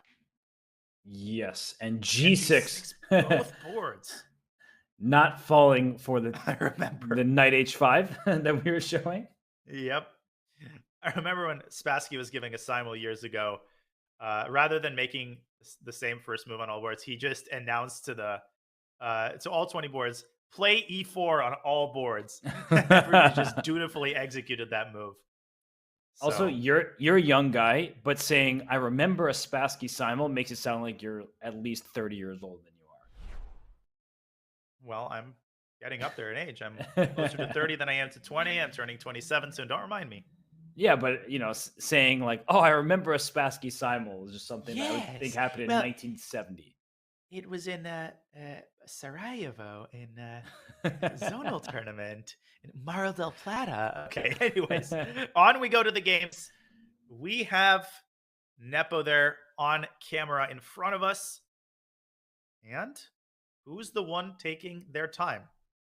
It looks like we have an English. I know we don't like using the names of regular openings and applying them to Fischer Random, but you see for white, like C4 and B4, you need a Fianchetto bishop on the long diagonal. And on the other side of things, for Jan Nepomniachtchi, he's got pawns on G6, F5, and E5. And Danya, those pawns look very imposing to my eyes. They look imposing, but currently they're not supported by any pieces. So Jan will have to. Oh wait, I'm I'm confused. Yeah, Jan is playing black, so Jan will have to bring out at least some pieces to guard those pawns. But the knight on G3 very nicely restricted by the pawns on G6 and F5. So it's up to Carlsen to justify the placement of that knight. Yes, because a pawn 3 squares away from a knight really restricts that piece. We love mentioning that. That still holds true even in Fischer Random. So look at the clock situation. You see that a lead for black in this game. That is very standard in Fischer Random as the players try to figure things out. White kind of has the onus of that first move, quote unquote, advantage. It often feels like a disadvantage in Fischer Random. Yeah, this is actually already an incredibly rich position. And I guess the sort of fundamental choice that Magnus has to make is whether he will try to actively contest black's kingside control, or will Magnus continue sort of his queenside campaign with a move like c5 followed by bishop b3? That actually looks kind of neat as a way to try to impose some pressure on black's king in the early going. Well, you say Magnus, I say Abdusattorov, you say Nakamura, I say Nepomniachtchi. Look at their positions, Danya. Same positions. You don't see that every day. It's not like these are that conventional of moves. No, this is very odd looking positions. And E4 was played by, that's Abdusattorov. So I can see the board. I can also see, we have off the side a view of the cameras where I can see the black sleeves. So I know that's Nodirbek. But E4 played challenging the pawn structure in the center. And Magnus has not yet made his move from that identical position. I don't think Swagnus is going to play E4. I don't think we're going to see E4. I think I'm going to predict C5 by Magnus. I don't know why. I just get that feeling. You were talking about the move. It looks pretty good. Just trying to open up light squares and go after the black king. I can buy that. But Magnus has been down on the clock in both games thus far against Jan. And Jan used that to his advantage in game 2. Remember, the position at some point looked very promising. Magnus with bishop takes c6, which was a wonderful tactical shot. But Jan had like a 10-minute lead and kept the pace up. And then Magnus made a big mistake. So Jan is using the clock as a weapon. He is. And that's what makes him such a terrifying opponent in Rapid. And he says, hey, if it ain't broke, don't fix it. I'm adopting an identical strategy in game 2. I'm going to build up that 10-minute time advantage, even if it means a dubious position from an objective standpoint. And Magnus, man, he is just diving into that clock, already down 5 minutes, and he hasn't even made move 4. Right. He's going in for a deep think, and he must like the contours of the position. And he, like F3, never play that move. Nope, this is bad, and I'm not even looking at the board. I don't even care what the position it is. And F3, he's probably going to try to play for D4 next and opening up the bishop on G1, trying to control the center. And then very importantly is in the bottom right, if the black bishop goes all the way out to H4, pinning the knight, the white does have the simple response, bishop F2, blocking the pin. That's a hilarious sequence. Bishop D8 to H4, bishop G1 to F2. the first time that these two moves have been uttered in in a row. Yeah, not something you see pretty much ever. And whoa, looks like whoa. The other. Did you see what I saw? Yeah, what just happened? We need to check out what's going on. There's a pawn on F3, which black has just given up on that square. Imagine if a knight appeared on F3. He's just going to take back with his rook on F8. But black has no development whatsoever. So he, gives away the pawn and wants bishop H3. Whoa, how do you defend against that? Is there even a defense against that? I don't think there is. What the heck? Also, there's a bishop on G1. Can we just talk about that for a moment?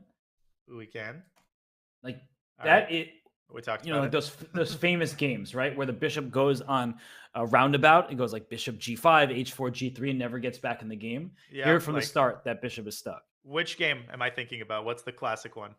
Let me guess. Is it a season of the year? And Yep. It's not Capablanca? summer. It's not spring. It is William Winter against Capablanca. Man, do I love someone who knows their classics.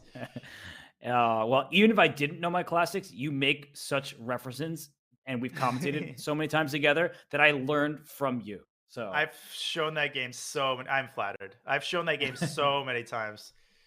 But anyways, I what's think happening? that you know those players will be rolling in their graves looking at a bishop on g1 because it's buried, and you are not going to be able to get out of there. Right? You'd have to push f4, which he does as soon as I said it, and then play f3 next just to save the bishop. But you're also saving your rook, so it's like awkward pieces left and right.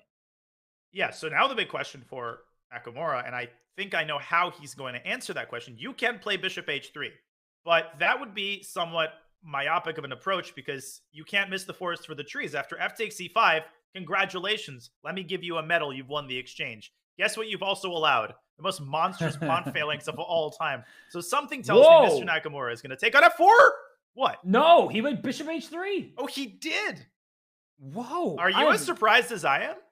Yes, no, that is shocking to me because at the very least, you hand Nodirbek optimism. It's like, wait, I have 2 pawns and a bishop for a rook, and I have this phalanx in the center. It's going to be a b4 to e4 with an extra pawn on e5 as well. So, oh my goodness, f takes e5 here seems automatic for Abdusattorov, and I like his chances. If he doesn't play f takes e5, I'm quitting. I'm done for the day. Then I haven't earned the right to commentate. I think I'm going to hazard a guess at what Hikaru has in mind, Robert. Wait, but that doesn't work either. I thought that it might be bishop takes f1, king takes f1, and then maybe he wants c5 to sort of drive a stake through the middle of white's pawn center. But after bc5, you can't stop the pawn from getting to d4, and it simultaneously defends c5, let alone the fact that b7 also hangs. I think the onus is squarely on Hikaru's shoulders to demonstrate the rectitude of this idea. And you know what piece was very important in that sequence that you're showing? The bishop on g1, because h2 pawn is defended. You love that bishop. Oh my gosh. Wait, this is very surprising, Don. In the line you were just showing with bc5, it's very simple. Like you play bc5, play d4, and you're happy. I really think that Nodirbek should be ecstatic right now. Like, he absolutely should. What is Hikaru looking for? And Hikaru has started to think after f takes e5. Don't tell me that he forgot. I mean, white had no choice. It's not like white can move the rook and, oh, I forgot that my opponent can sack the exchange. No, this is virtually forced. And before I let you continue, Robert, I have another reference to flex on you. Okay, go for it. Are you familiar with the Bronstein game with the bishop that sat on g8 in the Caro-Kann with black? No. There's a series of David Bronstein games where he put his bishop on g8 voluntarily with a pawn on f7 and a pawn on h7. And like 20, it was one of those games where 20 moves later, the bishop opened up perfectly. Wait, so how could you have a pawn f7 and h7 and a bishop on g8? Or no. It was a bishop on g8 and there was a... Where were black's pawns? Yeah, that's not possible for there to be a pawn on f7. Okay, I think I know what you're talking about during actually. the break. I'm gonna have to look it I up know what you're during the talking break. about. I know exactly what you're talking about. In the line where you play Caro-Kann, bishop f5, bishop h7, and at some point bishop g8. Okay, I got you. So I guess there was a pawn on h6 to open up the pathway. But anyways, the bad bishop on g1 defends the very important pawns. What is going on here? And what do we make of this? No need to capture an f1 right away because the rook can't go anywhere. So you kind of want to keep the tension. Not that there's much tension there. But the issue is you're not going to get to the e5 pawn. Knight f7 is met by d4, just defending that pawn. And oh my gosh, this has gone wrong. This definitely has. This is the dream scenario for Nodirbek. 8 moves in, and he's got exactly the kind of position that's up his alley stylistically. I mean, whose alley is it not up? You have a massive pawn center. And Hikaru is thinking here, Robert, do you think it's more of a, what did I just do? I'm going to recover mentally think, or is he actually deciding between candidate moves? I think he's more upset than calculating, if I'm being honest, because you don't give up this f3 pawn and then e5 pawn and then start thinking, you would have had that prepared. So I feel like he is just upset with what's going on. He played the move c5, so he's going for the variation you were showing, but white is in the driver's seat and very happy. And I think we should take this moment while Nodirbek will calculate whether or not to take on c5 to look at the game between Magnus and Jan, because first of all, Magnus looks like he's about to fall asleep. But more importantly, or more relevant, is it kind of looks like a sort of King's Indian in a way, where white expanded on the queen side. Well, I'm not trying to call out your opening, but it feels almost like a bayonet attack. But the best thing for white is that there's tension in the center, because black's king is still there, and yes, black can castle in either direction, but the king's in the center, so opening up the center should be beneficial for white. Yeah, I mean, black's position is incredibly precarious, and the first thing I don't understand is what Jan has in store against e takes f5. Is it bishop takes g3? What is because gf just knight takes f5, and this is, I thought, out of the question. Maybe he wants to go for this and produce compensation, but how? Yeah, aren't you just giving away a pawn? What are we missing? What's happening? C6 takes. Logical. I guess black can just trade everything, take on f5, and castle and claim that white is a bad bishop, but white doesn't have a bad bishop. It can swing to c2 and threaten checkmate. And it's on the board. That's wrong. I think he might be going for bishop takes g3. But the simple bishop takes g3, bishop takes f5, and queen a1 even, or bishop c... No, not bishop c2, but queen a1. I think that's the key move in the sequence. Because... should I show that? Yeah, just bishop g3, bishop g3, bishop f5. You don't want to play queen b2 because knight d3 is a fork. You don't want to play bishop c2 because knight e2 check is a fork. And although let me interrupt you for a second. It's a testament to how good white's position is that even here, white is not that much worse. Maybe you were thinking the same thing. No, look, it says white's better. I'm looking at the eval bar off to the side. Crazy. Okay, cool. Yeah, you win my rook. Good for you. Now, black's king's in the center. So, I guess queen a1 just solves all your problems because the king's still in the center. You're not giving material. Bishop g3 pins the knight on f4, pawn on e5 dynamic. Rook coming to e1. Ugh. This is nasty, ugly. Name the adjective. This is borderline lost. So I actually think that Nepo, he clearly overlooked something, underestimated something. He's still up on time. He might have to bite the bullet and take on f5 and give up that pawn. But that looks just as nasty. He's not in his chair. So now he's back. He just sat back down, as I said, and immediately goes gf5. So this guy might be trying to, nerves of steel here. Also, he is determined. He has made a plan, maybe with Vityugov agreeing on it, is I am going to play as quickly as I can, and I'm going to make good moves and not necessarily perfect moves, because he is just blitzing out almost every decision. And now, so is Magnus as we go down that exact line, and this is the big moment. What does Nepo have in his pocket? My guess is that he has to eliminate that knight on f5. I don't know how you survive with that knight sitting pretty, a bone in black's throat. And if you castle immediately, Robert, you run into the fork on e7. That's totally out of the question. Yeah, I think you're going to castle the other way if you're castling in any direction. I forgot he could do that. I keep forgetting. And even that is awkward. even that decision is very awkward to castle queenside here. So I just feel like, correct me if I'm wrong, Danya, I just feel like white is up a pawn. I spent a long time debating.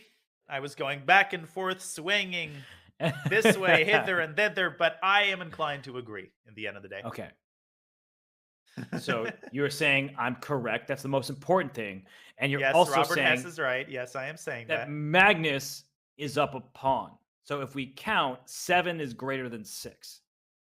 Yeah, I mean, I also think that Magnus has 3 pawns on the king side and black only has 2. And on the queen side, there's a 4-on-4. So if we do the math and carry over the 2, multiply the 5, at the end of the day, white is indeed up a pawn. So while you're doing those calculations, Nepo takes on f5, but what has he calculated? He's going to castle queenside. Goes. he prices king to c8 and just scoots the rook over. That There it was is. pretty sweet. So he's claiming that he is going to have an open G line to attack the white king, that black's king is safer on c8. The queen on b8 actually plays a part in this game because it stares on the diagonal all the way towards e5 and f4. So I know I was harsh. I know I was like, what is Jan doing? Maybe there's just merit to this, or maybe he's down a pawn and he'll remain down a pawn. I don't know. You tell me. He's also steering the game into a kind of position where Magnus might feel uncomfortable because of how much he's blundered. It's very double-edged. I can assure you Magnus knows he is better. I don't think the evaluation here objectively is in question, but it's one of those positions where you make one little misstep, you allow one little fork, and the entire landscape of the position changes. So with the time situation what it is, with Magnus's form what it is, I think this is actually a very astute decision by Jan. It's a risky decision, but it's one that might pay off. And he wants to win this game with black and put Magnus against the wall. So that would be incredible. I'm ambivalent on whether I like this from Jan, but it will definitely give us a lot of entertainment value as this game heads into the middle game. Yeah, I'm glad you're ambivalent and not indifferent. It's important to me that you care, but you just see the pros and cons of the situation. But I'm kind of starting to think that black's position has a ton of life to it. And yeah, I mean, this rook on f8, putting some pressure down the f file, rook's coming to the g file at some point. These knights can hop around and maybe infiltrate on some of the dark squares. So yeah, there is definitely huge life in this position, and Jan ahead on the clock. But why don't we hop on over to the other game, since we've been here for a little while now. We can look at the game between Hikaru and Nodirbek, because I feel like Hikaru's sort of just giving up all of his pawns and then trying to say, I am going to attack your extra 3 pawns that white currently has. Ooh, and I think Hikaru has posed a vicious trap. Oh. Okay, scratch all of that. I think we need to look at the move that's just been played. E5, E6, giving away one of the main parts of white center for what? In order to open up the black king. What is his follow-up after DE? Maybe C5 and just try to use the light squares to his advantage. Okay, let's say I drop the knight back. And are you going to push that pawn up to C6? I was thinking about it. Oh, and look at this line. Now, if queen takes b1, then of course this is Chakaruski, and then you take the queen up b1. If knight e5, all of a sudden, whoop, and whoop, and this is just winning. And there's no rook b1 at the end. I was going down exactly the same rabbit hole because the rook can drop back to c1, and knight on e2 guards it. Wow, that's essential, actually. So is this what Nodirbek has whipped up? Now, obviously, black is not forced to go to d7. You were going to make a point here. No, I was actually just looking at the position, calculating some of the lines, counting the pawns, but Hikaru's hovering over the e6 pawn. So white currently, if we just go to the live position for a quick second. Yep. White has 7 pawns to 4. So 3 pawns for the exchange that was lost in f1. Black has 2 rooks, white has 1. White is an extra minor piece. He goes queen b5 check. Whoa. He rushed it. Super quickly. Why did he rush that move? Now I think after knight d7, you forfeited the opportunity to push this pawn to c5 while he had a chance. I would have at least spent some time considering that move. Why did he move so fast? I think queen b5 is, at least my instinctual reaction is that it's inaccurate due to knight d7, and I think the eval bar agrees.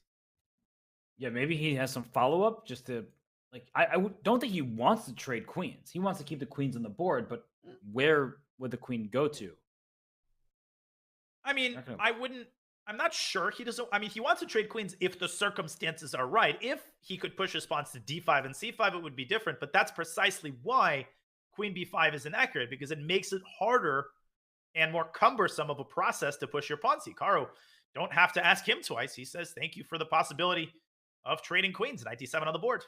But if he had wanted to trade queens, he could have played c5 to do so, right? Like we were just talking about. Exactly. So is c5 somehow not a move you want to include? I feel like it must be a good position for that pawn. Like Why not? To pass pawn. So that's why was thinking he doesn't want to trade queens, but I don't like queen a4. That looks weird. Your bishop wants to go there. So no, you have maybe to trade.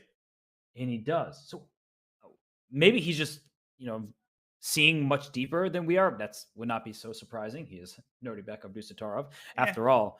But he did not want to push his pawn to c5 that early. There must have been some.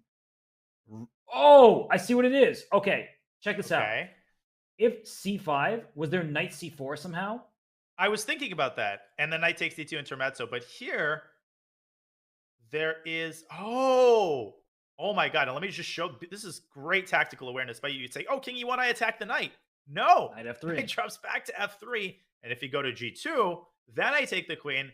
And white's pawn center is in shambles. Oh my gosh. Great call. Well, I mean, I only made the call because it just doesn't make logical sense that you would trade queens in this way if you could play c5 first. So I figured there was something that he was not overlooking that I was. It's not the end of the story, though. Maybe a move like queen c2 to keep the queens on the board still maintained a big advantage. But, okay, that actually explains a lot of it. And I can totally see why Nodirbek wouldn't want to go for this position. And let's be real, he is still much better. He still has a massive pawn center. He has basically kept all of the advantages of his position, and he should still win with accurate technique. Yeah, this is, practically speaking, extremely difficult for Hikaru to play. Those 3 pawns, c4, d4, e4, maybe later an f-pawn will join the party, but the knight comes out to b3. Some of white's moves are very obvious. Bishop a4 check, knight b3, pawn c5, maybe pawn d5 if you allow it. So I feel like the follow-up here is like a bunch of obvious choices for white, and for black, not a single piece has left the back rank. Some pawns have, sure, but all the other pieces on the back rank, you need to come up with a plan, and you need to do it right now. Yeah, you literally have no time to waste. These pawns are going forward. The bishop on g1 has always kind of lurked in the shadows as the hidden engine of white's position, protecting f2, stopping any shenanigans down the f-file. This is the best that Nodirbek has looked. Well, I was going to say all match, but in game 1, he did have essentially a winning position. But this one seems, in a way, even easier to play because there just isn't as much risk. But that doesn't matter. He has to win. So he will have to take whatever risks are necessary to keep his winning chances alive. A draw loses the match. Yeah, so it's win or go home. Well, actually, no, not go home. He still has a match to play. Anyone, if they lose today, still has a third, fourth place matchup. We need to go back to the Magnus game because crazy stuff is happening there. Crazy stuff is happening there. Okay. Whoa. Can you blame me for wanting to go to this game? No. Now it really does feel like a King's Indian in the best way possible. See, I was giving the opening a compliment. Your favorite opening is now living up to its reputation. Touche. So what has Nepo sacrificed? He is now down 2 pawns. His king side is decimated, but that actually might be a good thing given the potential of his rooks. Right. Blundering pawns is good because it means that the files are cleared. So apparently we had, according to the chat, a series of mutual mistakes. I'm not totally sure about that. We don't really have to delve too deeply. Okay, so there was a trade on d4, rook d8, rook d1, knight e5, and Magnus deciding to grab that pawn on h7. So is Nepo going to play the natural rook h8 here? And I just want to point out that I don't think it was much of a decision to take on h7 because queen g5 instead allowed this beautiful knight h3 check, fork, pawn has to take, and then rook g8 winning the queen. And somehow it's even? Like the e-file bar says zeros. Queen g3 apparently leads to an equal position. If anybody plays that, you can go find the arbiter. Even the world champion. That is not within the purview of human ability. And rook h8 is on the board, as is queen back to f5. And the knight can actually jump into c4. And then into e3, where it attacks f5, d1, c2, and that pawn on g2. And it also the h2 line, because after knight c4, if that second knight hops in somewhere, queen takes h2 is on the docket. Knight c4 is a very scary move to me. Oh, it's ridiculously scary from all perspectives. Black's king is safe. And another important detail is that knight takes c6, which looks actually like a pretty devastating tactic at first sight. I think Black has This move, knight e2 check. But then rook And if- e2? Rook e2, queen h2. King, yeah, there. King, and I guess I take. You take. The eval bar is still not dropping. Takes here. Queen c2. Wait, does that work? Queen But c2? then it's an equal endgame. It's a beautiful gosh. move. But in the end, I can take on a7. I think the move is knight b2. Oh, wow. Keep it simple. Yeah, yeah. And This that whole should be thing, winning. very, very simple. This whole variation. Nope. That is not how you end the line. That's so easy to Whatever. calculate, Robert. I think it should take about 5 seconds. Right. Just very obvious moves there. And so, okay, in Wow. this position, that is, I'm glad you just showed that. And I mean that sincerely, because in showing this variation, it illustrates why knight c4, if we go back to the live position for a second, knight c4 is the best move, but you have to be willing to allow knight takes c6, and what looks like a devastating attack for white doesn't actually pan out the way Magnus would hope. So knight c4 Yep. is available, but not a move you can play without calculating 8 moves deep on the consequences of knight takes c6. Which is why it's so dangerous to just look at the evil bar and say, why isn't he playing the natural move? Well, oftentimes there is a move which, like you said, has to be calculated, and they don't know in advance that the eval bar shows plus 2.5. If they did, it would be so much easier just to assume that the complications work out. As it stands, they don't have that luxury. They're calculating from scratch, and you can just smell the wheels turning in Nepo's brain as he contemplates the knight sally to c4. And he plays it.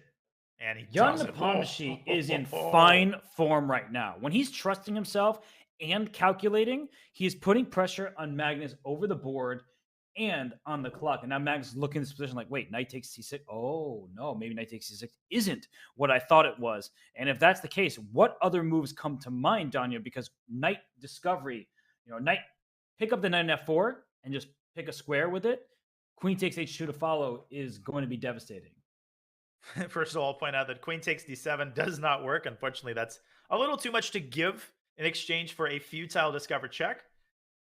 Other than that, knight e3 is a devastating threat. The x-ray on h2 could be devastating as well. Robert, it beats me. Get me away from this position. I wouldn't touch it with a 10-foot pole. I don't know how Magnus is going to deal with this. And his clock is ticking down. Yeah, so as I look at this, I'm just trying to come up with any possible resource for him. G3 is obviously not good. There's knight E3 or knight H3. That's not going to work out. So how about instead of knight C6, can you move your knight back to B3 maybe? Something like that? Okay. This I can get behind. So now you're threatening mate. If I go for the same idea, knight e2, then what you're saying is that this is an improved version, yeah? Oh, can we show something very quickly instead of rook Yeah. takes E2? A king F1 is with my knight G3 check. Oh, I mean, there's also knight E3 e3. was, yeah, knight E3 is good, but this is cooler. This is beautiful. So I have to take, you take. Now let's compare. King goes where? I guess you go to F2? 2, I think. Oh, and Robert, the key difference, remember, that knight used to be on C6, so it could be captured at the end of the line. Here, black can do the same thing, but white is able to preserve both of his minor pieces, which obviously complicates the game tremendously. White shouldn't be worse here. And obviously it's zeros because the Of eval course. bar is right in the middle. What Of else could course. it be? I So- think white has better winning chances in that final position with the minor pieces, but yeah. I agree, and the king is as safe as it's been the entire game. So knight e2, of course, is not forced. Black can take a tempo to defend, maybe with knight d5. Knight d5 looks like a really good try, and then one of those knights is going to e3, probably the c4 knight. What a game this is! And This is so he took knight complex. c6. He's played it, and we're going to see that line. Rook e2. Oh, my lands. There it is. There it is. Oh my There gosh, it I'm is. very curious to see how Magnus Carlsen reacts here. So, he's calculating once again, but now he's frozen. And Oh it my doesn't really gosh. matter, right? Because No. King F1 and King F2 will lead to the same place. Exactly. If king f1, you're just extending it by one move. The queen can force the king to f2. Has Magnus blundered something again? And you can't really call this a blunder, Robert, because at that point there were really no alternatives. But I'm so curious what he missed.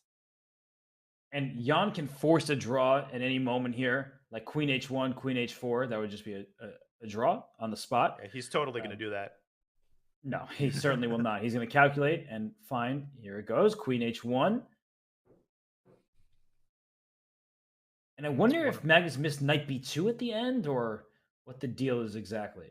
Or maybe he forgot that the b pawn can capture the knight on c6. He thought the knight was safe due to the pin.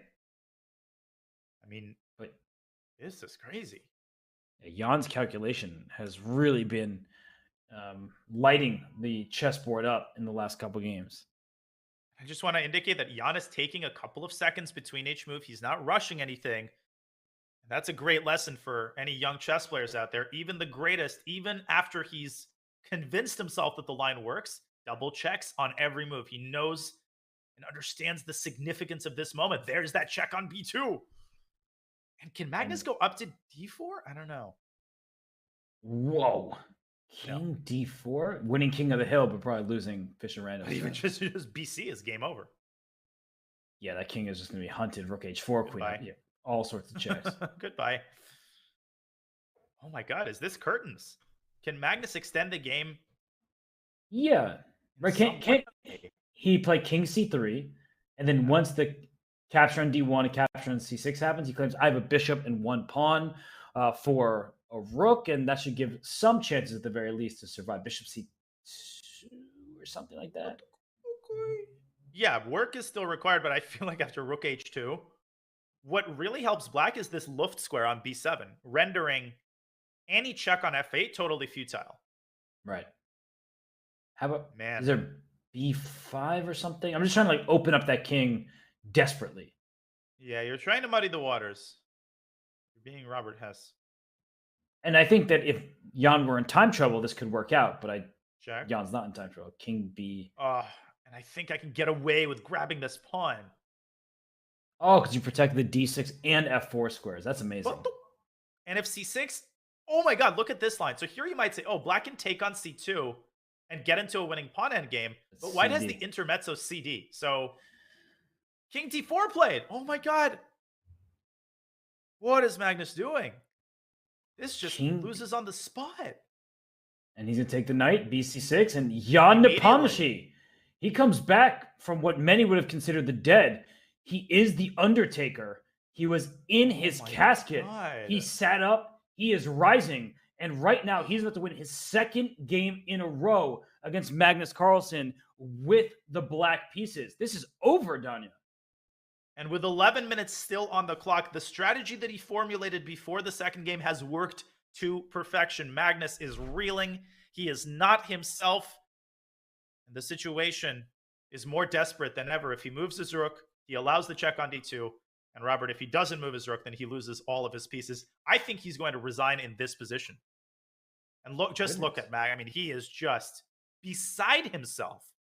His confidence is in shambles. I mean, Jan Nepomniachtchi, everyone said, oh, he can't play against Magnus Carlsen in the World Chess Championship 2021. That may have been the case, but look at Magnus right now. He is just getting blown off the board. Rook h4 ends the game because if the king then drops back to c3, you don't even take the rook. You go rook to c4, and you win everything. You mop the entire playing field here. You take all of white's pieces. And Nepo gives that check. Have you ever seen a position like this involving Magnus? 27 moves in, a king on d4, obliterated. This is Fischer Random, yes, but I have never seen Magnus lose in such one-sided a fashion. I mean, this was just so one-sided.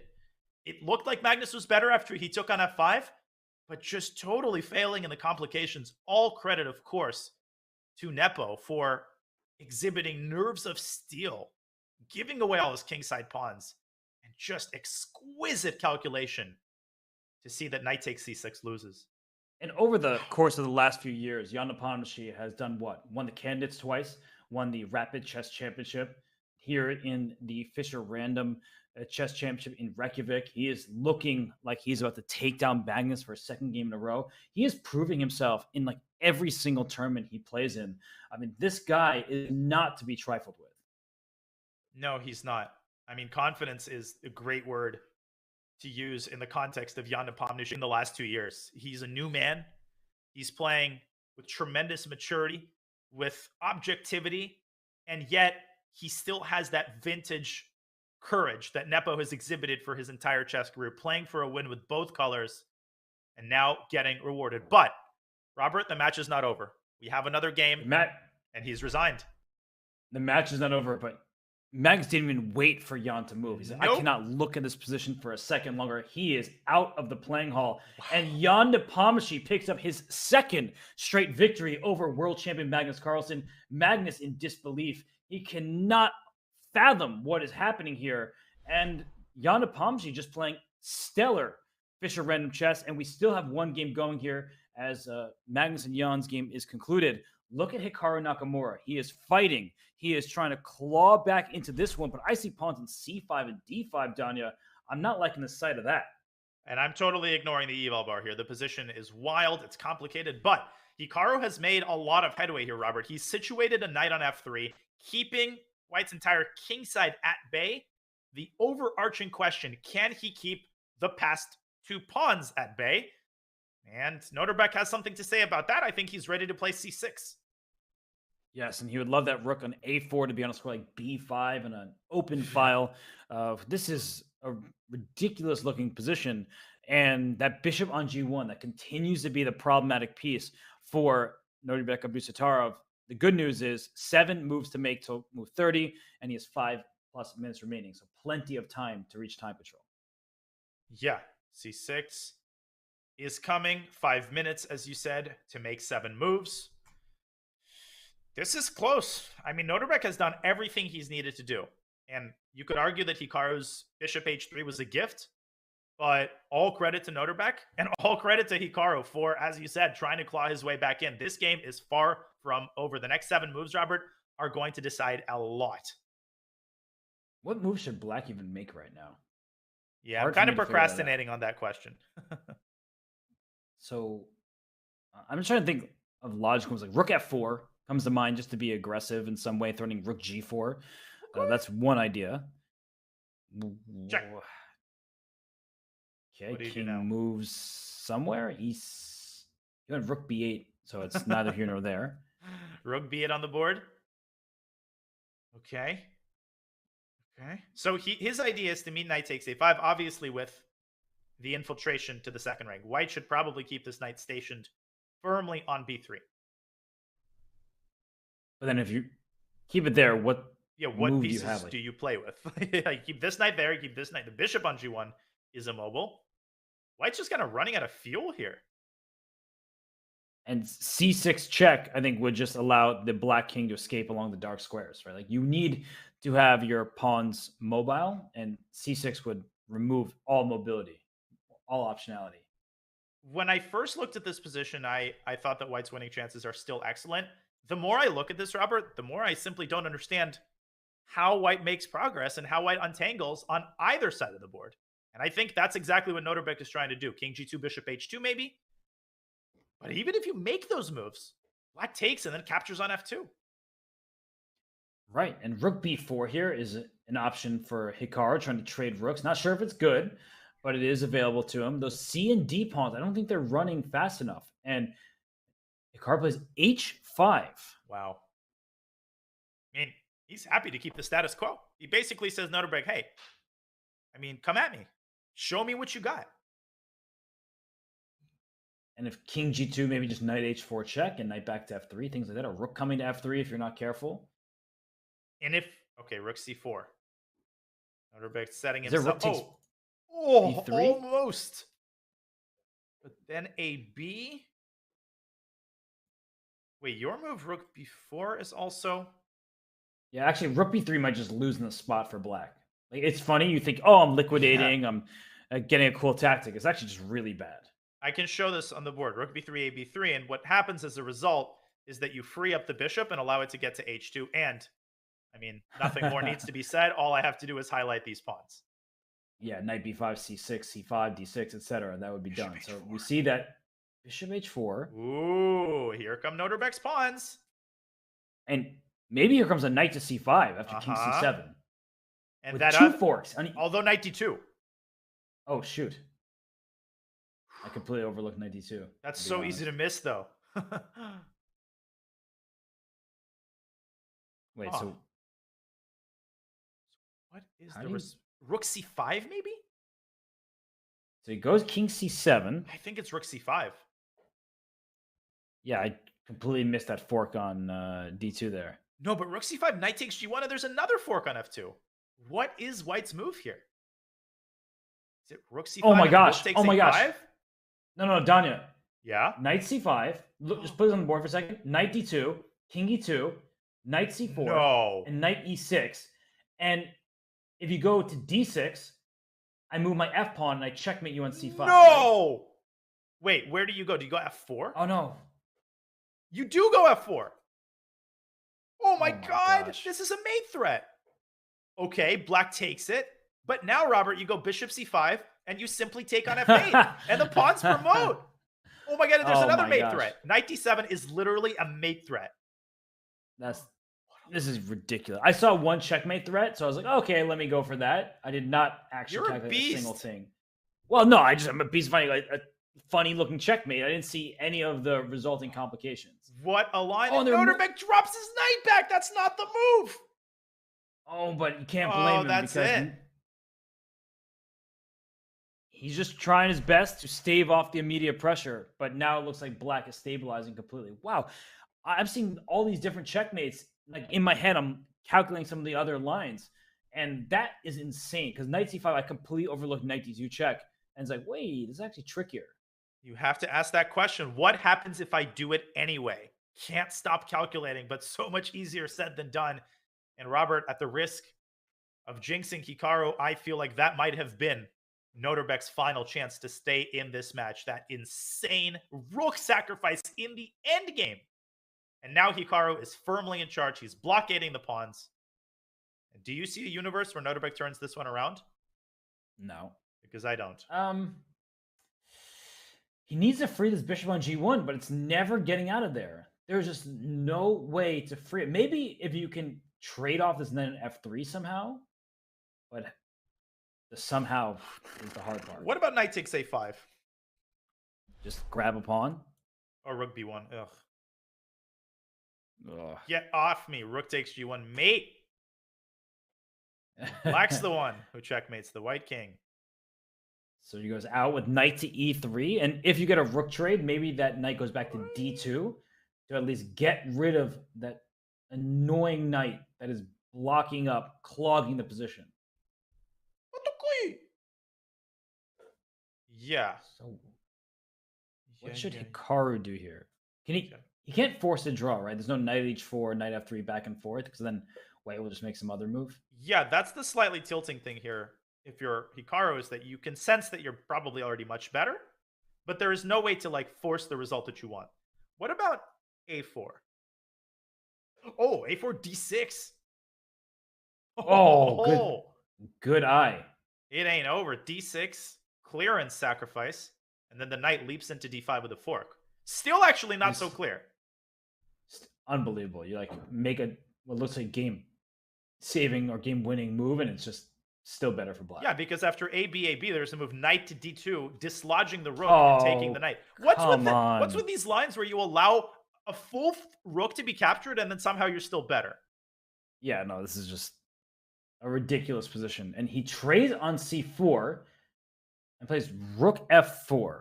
He's going right after the e4 pawn. Nice move. Exquisite technique by Hikaru, because if the knight drops back to d2, you trade and send the bishop over to b4. And once this pawn falls, it's like removing the wrong block in a Jenga game. The whole structure topples over. That's actually a really good analogy. So, yeah, this is really bad news for Nodirbek because he can't even afford to draw this game. He's worse. And you think, okay, fight for a draw. No. You need to win because you're down 2-0. So, Hikaru Nakamura, look at him right now. He had what seemed to be a bad and really tough position.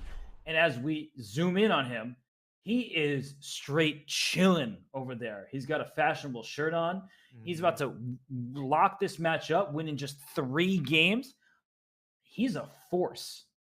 Yeah, I mean, it's just insane. And it's so easy to forget that Nodirbek scored the highest point total by far of anyone in the tournament in the preliminary stage. He was beating everybody 2-0. But then he meets Hikaru. And that initial moment, leaving that queen on a2, Robert, that was the straw that broke the camel's back. That set in motion a ridiculous chain reaction, at the end of which Hikaru is sitting pretty and ending the match, even without the necessity of a game 4. And I'm just trying to come with any possible idea for for white in this position, for Nodirbek, and there's nothing. Knight h4 check, followed by rook takes e4 is in the docket, and as you pointed out, once e4 falls, a pawn chain is only as strong as its base pawn. The e4 pawn is decent, the d5 pawn easy to target, so they're just gonna collapse like a stack of dominoes there. And yeah, Hikaru Nakamura too strong on this day. Yeah, just nerves of steel, able to squeeze and wiggle his way out of any situation. This game, I honestly thought was likely to be over in like 20 moves. I thought it would be a white victory. And Hikaru just hunkering down, not letting his blunders get to him, in contrast to Magnus. Right. And Hikaru, he hasn't lost a single game. Nope. In this entire tournament. Or wait, did he? Yeah, he drew all 4 games to Fedoseev. He beat Magnus 1.5 in the first match, and then they tied 1-1 in the second, right? Unbelievable. 2 draws. Just unbelievable. Just the guy will not be defeated. And that's the thing about Hikaru, is even when he has bad positions, he is so incredible at muddying the waters, of finding tactics, making his opponent's life difficult. And at the start of this queenless position, Danya was like, wait, black's piece on the back row? And then where we are now is just like, how? Why? Where? Ridiculous. And it's not just the fact that he is able to pull these games out. It's the consistency with which he does that. I think that's not mentioned enough, because everybody at the top, most grandmasters from time to time, will hunker down and exhaust every last chance. But Hikaru does it with ridiculous regularity. It seems that every single time he has a bad position, I can't remember the last time he lost a lost position. It's crazy. Well, we're just saying he hasn't lost in this event. So yeah. I can't even think the last time he lost a game. The guy just refuses to lose in the global championship as well. It's a rapid format. He has made his way through the top 8. And in his matches, he has not lost a game. He beat Rodrigo Vasquez. He beat David Navarra. He beat Leonard Dominguez, and he drew some of those games. It didn't always look like the Hikaru that we're used to, but he did not lose a single game there. My coach would always say that, in response to me saying that I get really upset when I lose, he said there's 2 options. Well, the first is to get over yourself. The second is just to never lose. And he meant that rhetorically, but apparently Hikaru has taken that wisdom to heart.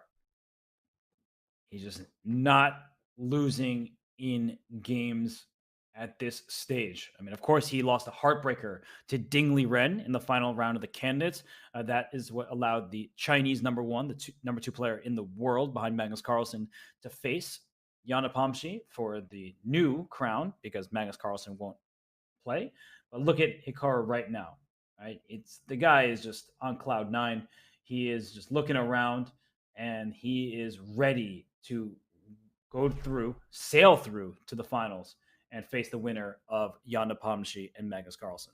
We are watching Nodirbek's final 2 minutes tick down. He has already made move 30. He's gotten all of the additional time that he will get.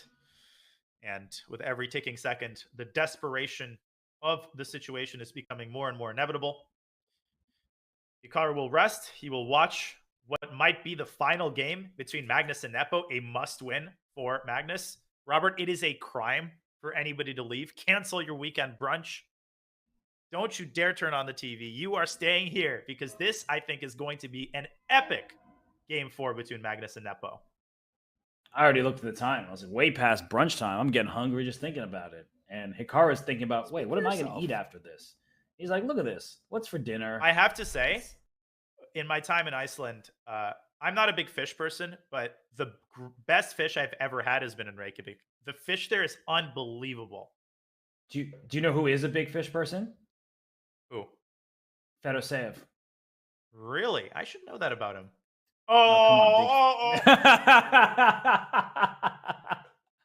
Big Fish, 1995. It's a shame that we weren't on. Oh, there. Now everyone can see your reaction.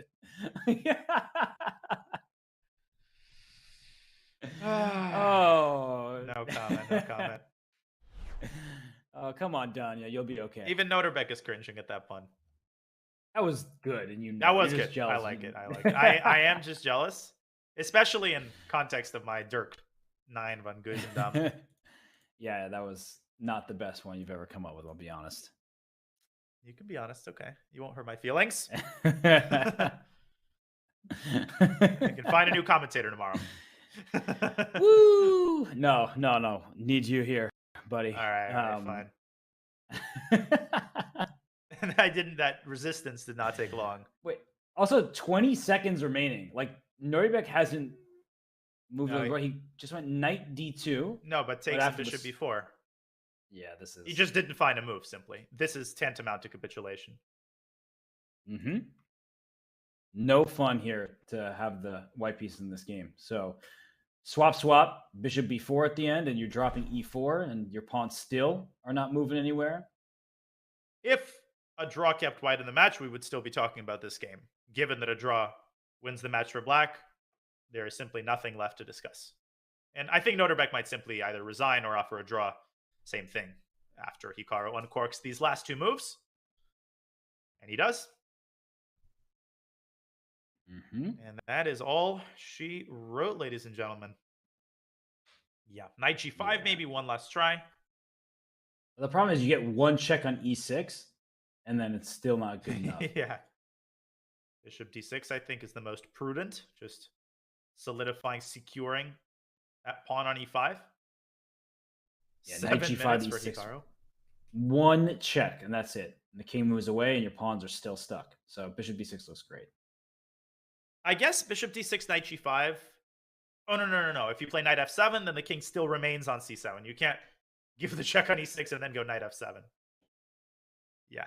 And Hikaru very patient, very methodical. And Nodirbek, you can just tell in the way that he's moving, he knows that the result is inevitable.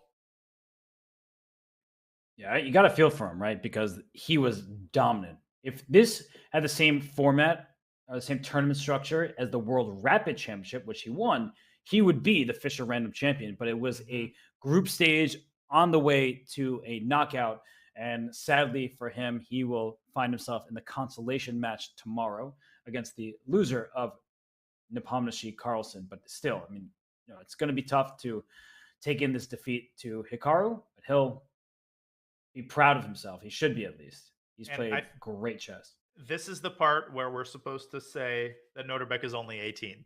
And I feel like that phrase has to be added to the end of every conversation. In a tournament that he doesn't necessarily achieve his best result in, first of all, winning his group is nothing to sneeze at. Hikaru is in ridiculous form right now. This is not an embarrassing result. And there's still a lot of money on the line tomorrow. So I think Nodirbek is going to come back French. He's going to come back French. Maybe he'll play the French. He will change his federation tonight. And he will be joining Alireza on the Olympiad team. Yeah, I was going to say there's another teenager, very talented one, who became French, but it's not Nodirbek. And okay, pieces are getting traded off. So okay, that's it. Yeah, just king takes d6 looks nice. Takes the rook. All right. Yeah. So good knight e5, I guess. But okay, I guess rook d2. Rook d5 f4, rook d2. Yeah. Or immediately rook d2. He's just going to go for the a pawn, win it, and take it to the house.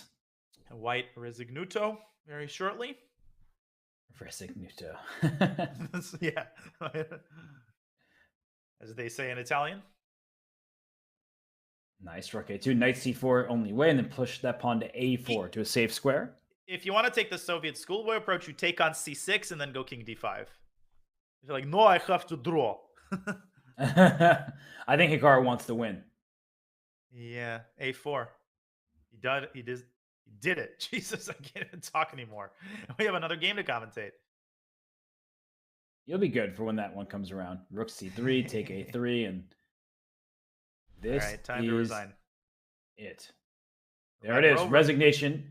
Hikaru Nakamura makes his way through to the finals of the Fischer Random Chess Championship in Reykjavik, Iceland. The arbiter stopping the clock, but Hikaru Nakamura in 3 games, a clean sweep. I think should be a round of applause for him, but he is going to have a tough fight tomorrow, no matter whom he faces. But for now, can eat a nice dinner and then go to sleep a happy man because he secured minimum $85,000. The consistency is simply unbelievable. Does he play mistake-free chess? Absolutely not. Nobody does, especially not on Fischer Random. But every time an inaccuracy is committed, it's like he redoubles his efforts. And I don't think at any point in the match did he make 2 mistakes in a row. It was clean. The technique was flawless. The resistance was vintage Hikaru. And a 3-0 result against a beast of a player in Nodirbek Abdusattorov tells us everything we need to know. For sure. So who will Hikaru play? We don't know that just yet. Jan Nepomniachtchi, he has the lead. He won 2 games in a row with the black pieces. I mean, the guy is in great shape. And if you're Hikaru, I don't know who you'd rather face. On one hand, you're like, oh, anyone who's not Magnus is the best opponent to face because I don't want to play Magnus. But the way Jan is playing, I don't think you want to face him either. I don't think you do. And I think Hikaru is just going to settle down with a nice dinner and watch the festivities unfold. We have one more game to commentate. It is game 4, and it is a must-win for Magnus Carlsen. This is epic. The stage is set, Robert. We simply could not ask for a better finale. No, I couldn't. And for Magnus Carlsen, who has suffered 2 straight losses, no time to get timid. He's got to bring out his best stuff, his fighting chess. And while we're talking about being brave, might as well give a shout out to the presenting sponsor of this coverage. Brave means private browsing and so much more. By default, Brave blocks ads and trackers on every page and video you visit, even on YouTube. No ads means up to 3 times faster page loads, faster streaming, and faster playback. It means 35% longer battery life while saving on mobile data and internet bandwidth.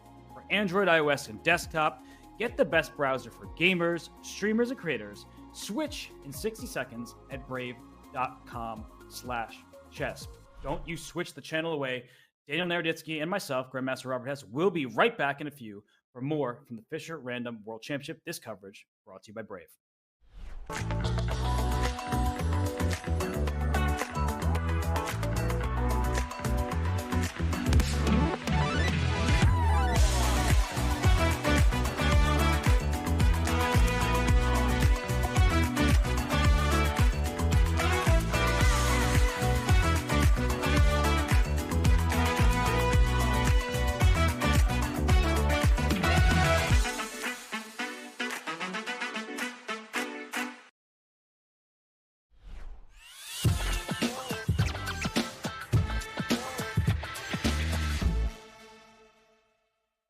I understand 18 seconds for black, so not too much time there either. Rook c7, a7's falling.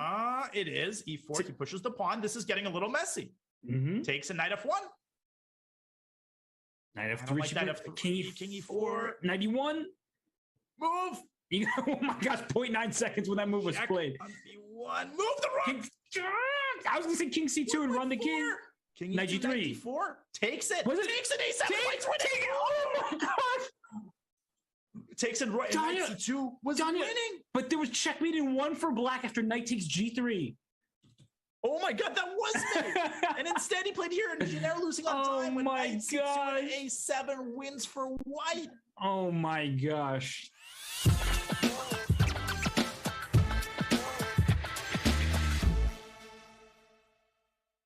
Chess Kid is fun. Chess is great for the brain, but it's also fun to play. And Chess Kid makes it easy to have fun. Whether your child is a total beginner or a prodigy, they can hop on and find a well-matched opponent from around the world at any time. Chess Kid is the safe, parent-approved way for your child to play chess online. Chess Kid is educational. To kids, it feels just like playing, but chess is a great way to learn patience, strategy, and critical thinking. Chess Kid features a comprehensive training program that guides kids to level up on their way to mastery. There are more than 50,000 chess puzzles and a whole library of entertaining videos that teach strategies, tactics, openings, and endgames specifically for kids. Chess Kid is easy. Whether you're a parent helping your child, a coach managing dozens of kids, or a school of hundreds. Signing up is free and easy, so what are you waiting for?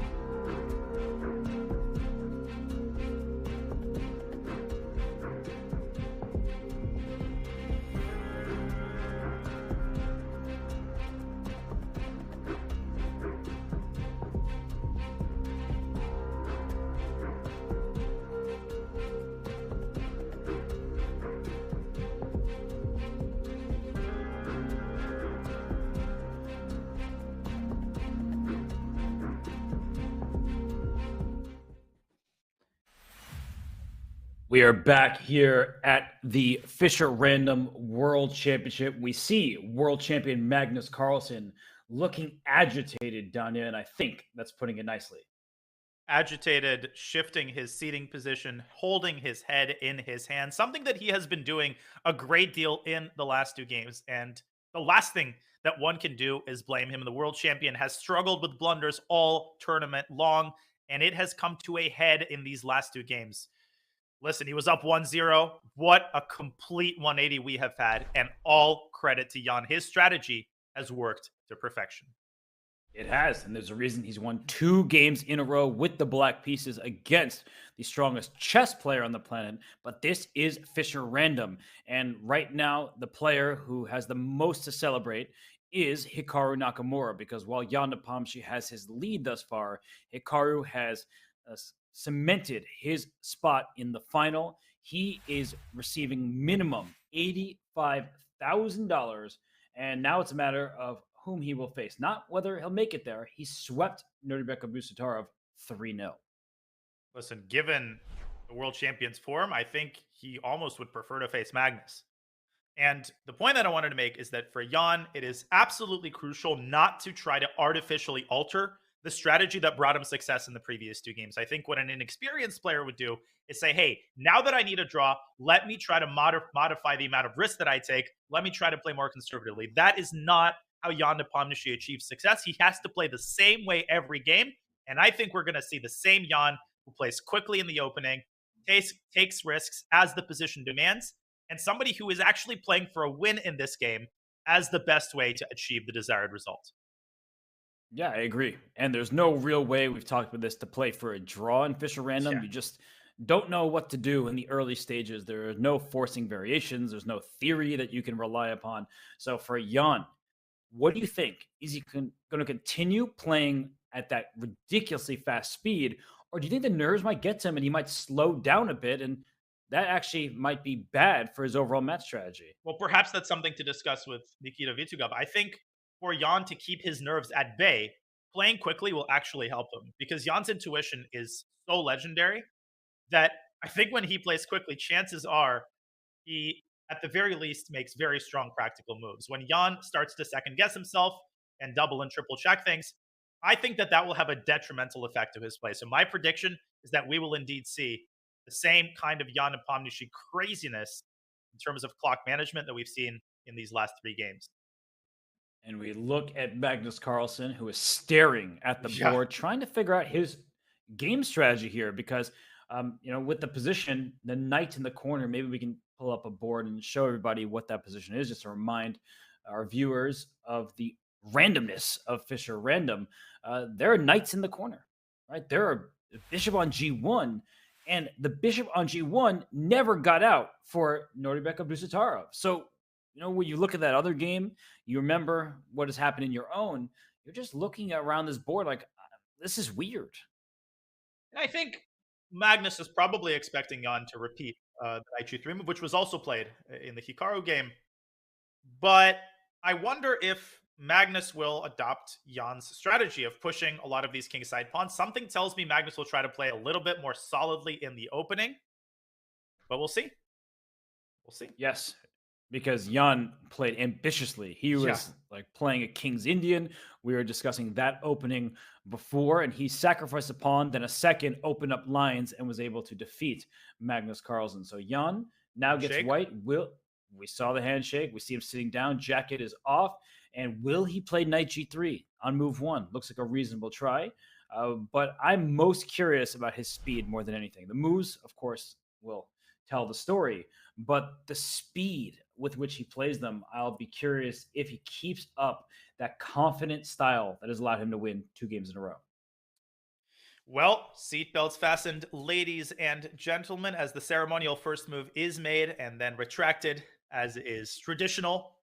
And Magnus still with his head in his hands and still showing the signs of agony. He's going to have to put all of that behind him. Magnus Carlsen has delivered time and time again, Robert. Something tells me that he isn't just going to melt into a heap and give Jan an easy game. Although, look at him right now. He is not going to give Jan an easy game, but he looks like he wants to be anywhere besides the board that he's sitting at. And he hasn't Well, made a Jan's move knight yet. wants to be on f5 or h5. Knight g3 has been played.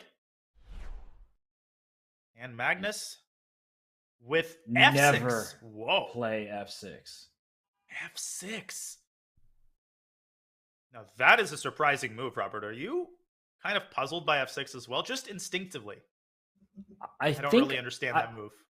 If I remove the dynamics, I am surprised. But then when I think about it, that Jan, can draw and win this match, that perhaps Magnus is just trying to play a random first move and say Jan couldn't have looked at this with Vityugov, right? They looked at all these other moves. F6 is not one that was on their radar, and yet it makes White's life pretty easy because F6 doesn't restrict the knight on G3 in any way. It does open the bishop on G8, but what about that bishop on D8? Where's that going? And I guess it's going on the D8 A5 diagonal. Yeah, bishop A5 or bishop C7 is to be expected. Magnus copies Jan's queenside approach with C5.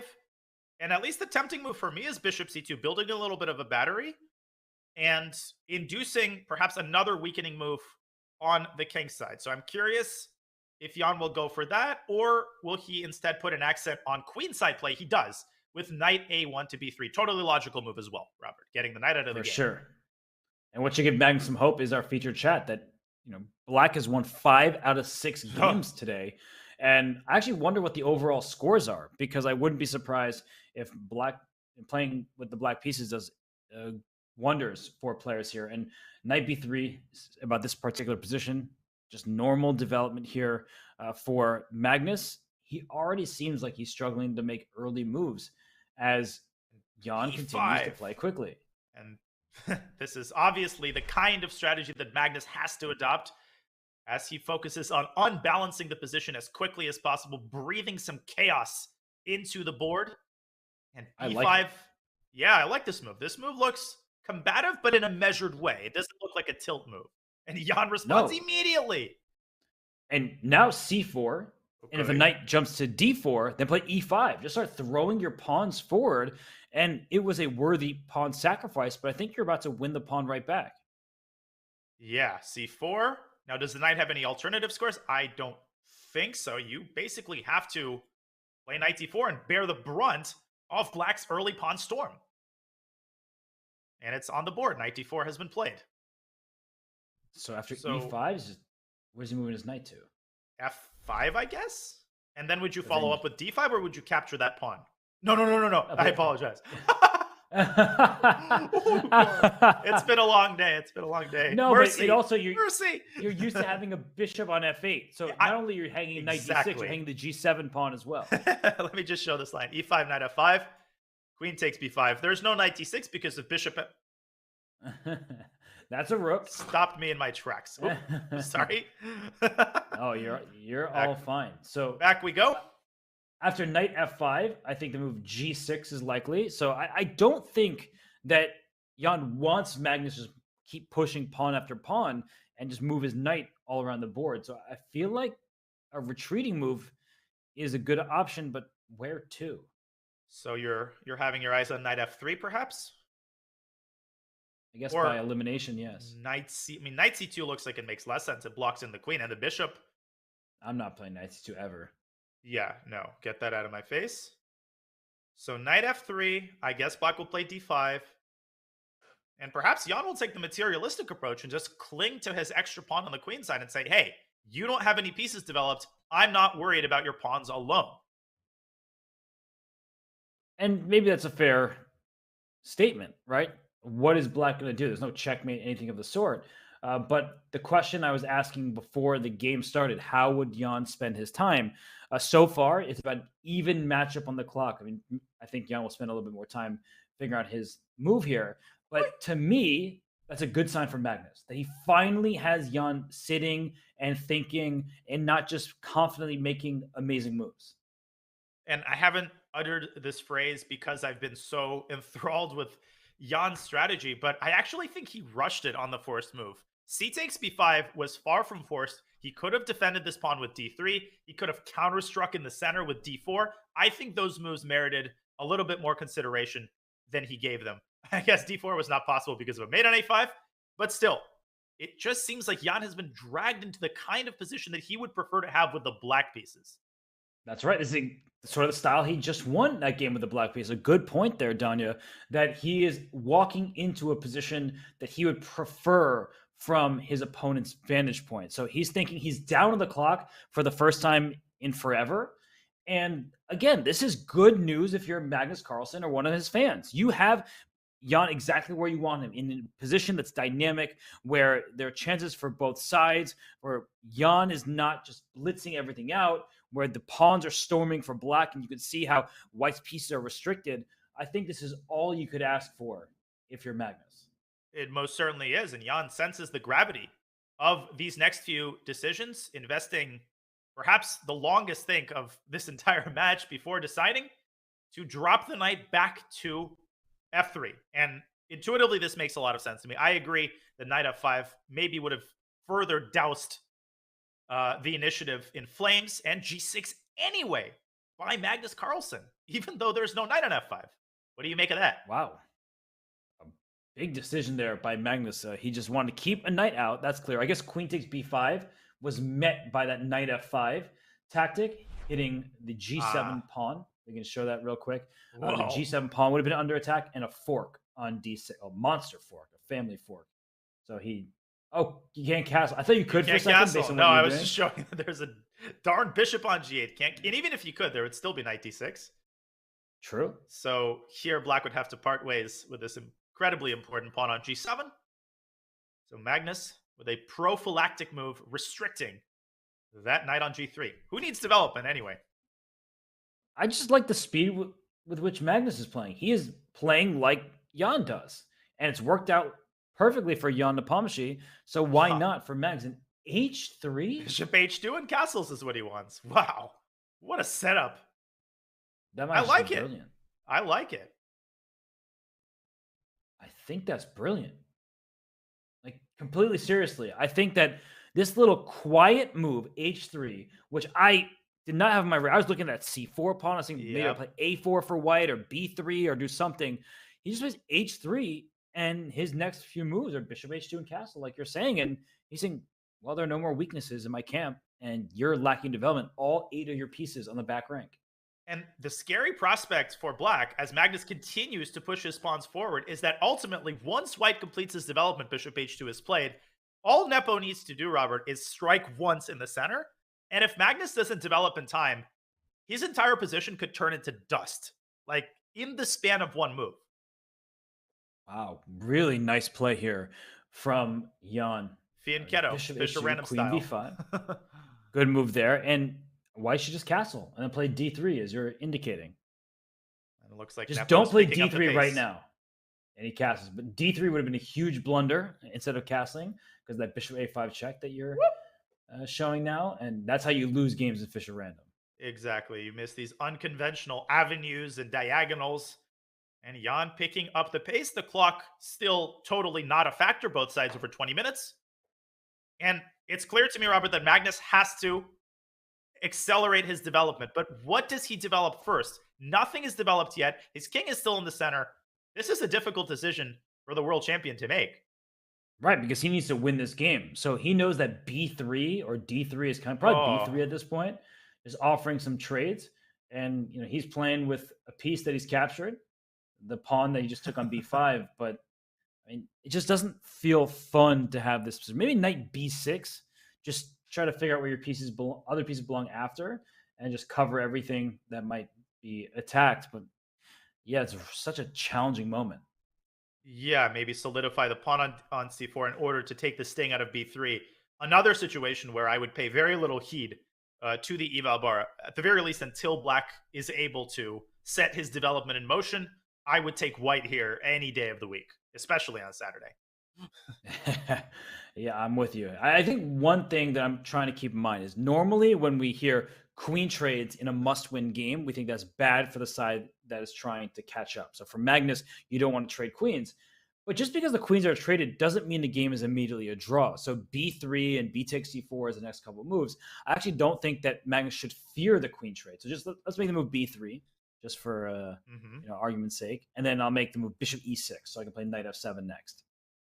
and if you play bc4, queen b1, rook b1, and take back on c4 here, I feel like, the game just continues, right? It's just a position where black is a strong center. The bishop on h2 is a little odd, but white's not in trouble, but it's kind of just a position, and who plays better from here will be the side that can claim the advantage.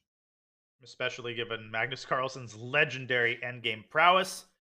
I'm totally on the same page. I don't think that this constitutes his greatest fear. I think his greatest fear is precisely the opposite, that the queens will stay on the board and that Nepo will be able to open up the center and punish black for delaying his kingside development. I think his greatest fear is not that he's inadequate, but that he's powerful beyond belief. Okay, I know this is... I know the drill, right? The drill and the procedure is always the same. I know it's a reference. I don't get the reference. I'm supposed to get it. You explain it, and then we move on. So what's that reference from? You'll have to look it up later. Okay. Deal. Chat is going to spoil it for me, though. Positive. Of course they will, but I don't have chat open, so Limp Biscuit. No, it's not Limp Biscuit. Okay, great. This is how you play for a draw as well, just solid, balanced position. But e3, what is? Smells a little bit, this move. He wants bishop b2 and b3. I think that's pretty obvious. But doesn't this give black time to just develop? Yeah, that's the thing. It's really cumbersome. So what, do you play bishop e6, knight f7, and castle? I like that, for sure. Huh. So let's prognosticate. Let's say bishop b6, bishop b2, knight f7. Clearly the idea is to play b3. And what you're saying is that black can just ignore. Yeah, bc already is a better endgame for black. Right? Wow. Yeah, no, this is not what you want if you're Jan Nepomniachtchi. I actually agreed with that featured chat before the move e3 was played. I'm like, everything looks perfect. Just play b3, you hang out. But yeah, now it's looking a little shaky. I think Jan has overcooked it a little bit. Yeah, b3 immediately, nothing wrong with that. Now he's given black all the time in the world to get all of his pieces to perfectly coordinated squares. He plays b3 without bishop e2, but then that begs the question, why did you play e3? What was the upside of delaying b3? Did he somehow not want Magnus to play d4 or something like that? Yeah, maybe. Although d4 does yield the e4 square. Although then there's knight f7 to guard d6. I'm just trying to figure out why he would have thrown in e3. It just feels like it gives black the time. And for Magnus, he can castle right now, or just bring the king over the rook. He can play knight f7, which I think he's going to play. Oh, this is exactly what you want if you're Magnus. It gives a position with chances. A position with chances, and in which you have taken tactics largely out of the equation, at least for the time being. They're never truly out of the equation in Fischer Random, as Magnus does indeed decide to castle first. But this is essentially as close as it gets to a wildly solid position in Fischer Random with excellent winning chances.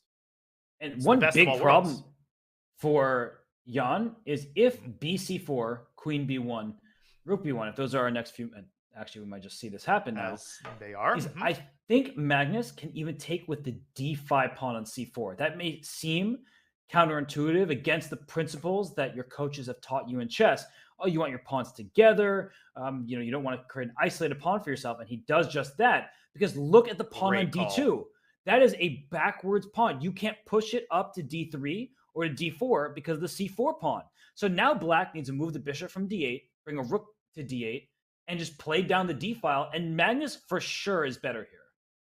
Oh, no question about it. He holds all the cards. He's better. And this is, as you pointed out, exactly the kind of advantage that he prefers. If he could choose between a tactical advantage and attack or a clear static advantage in the endgame, it's not even a choice for the world champion. This is where he's made a living. This is where he's earned his titles. This is a dangerous, dangerous couple of moves for Jan Nepomniachtchi. He has to stay very precise if he doesn't want this position to sort of slip from his grasp. Because and it may already have slipped from his grasp. It might have. Yeah, this plan looks so simple. Bishop e7, rook d8, knight f7. Like we see a series of moves for black, all of which are logical, take zero effort. What's white's plan, right? Bishop c2, maybe, for white. And then what? I'm not so sure. And what seemed like a brilliant plan just a couple of moves ago, putting the bishop on h2. Oh, he's going to play f4 and open up the king side. Now, all of these plans lackluster because the queens are off the board. They take a long time, and White's resources are strained as it is. Opening up another front is out of the question. Magnus, though, with h7, h5, preventing g4. Was that worth preventing, Robert, in your opinion? And I think maybe also opening up g5 followed by g4 for himself to kick this knight out of f3. I was not expecting h5. I generally trust Magnus and his intuition in these types of positions, but it felt like it wasn't playing in the part of the board that he ultimately needs to aim at. Yeah, and Jan immediately trying to exploit it by deploying his bishop to c2. That was the only obvious move he had in his position. Now, as you've hinted at, the big question, how does he follow up if Magnus plays a move like knight f7? Well, the g6 pawn is a bit loose, so I could see an argument against knight f7. And whoa, what just happened? Yeah, bishop rook b5. What a move. Sacrifice on e5 at some point or something like that? Well, that's definitely not out of the question with the bishops aligned and undefended as they are. Also, the rook can swing over to a5. Wow. And harass perhaps Black's only weakness. And I love this move. a4, a5 is another idea for White to go for. And if Black plays c3, then you can actually just take on c3 and meet bishop c4 with bishop b3, counterpinning the Black bishop. That's actually a really, really important variation because otherwise c3 would be a nice idea for Black. Does not work in this position. Yeah, and is it too early to say, Robert, that h5 might have been somewhat unnecessary? Maybe it was important for Magnus to get his pieces out as fast as possible, precisely to prevent a move of this sort that generates activity on the queen side. And yeah, what did h5 do for him? That's what I'm trying to figure out. I mean, is g4 such a dangerous idea? Black isn't even trying to play f5. At least not in the immediate future. And h5 is one of those moves. The evaluation was a slight advantage for Black, right? Like, was it minus? Can you just show me what the evaluation was there? Yeah, the evaluation was something like 0.7 for Black.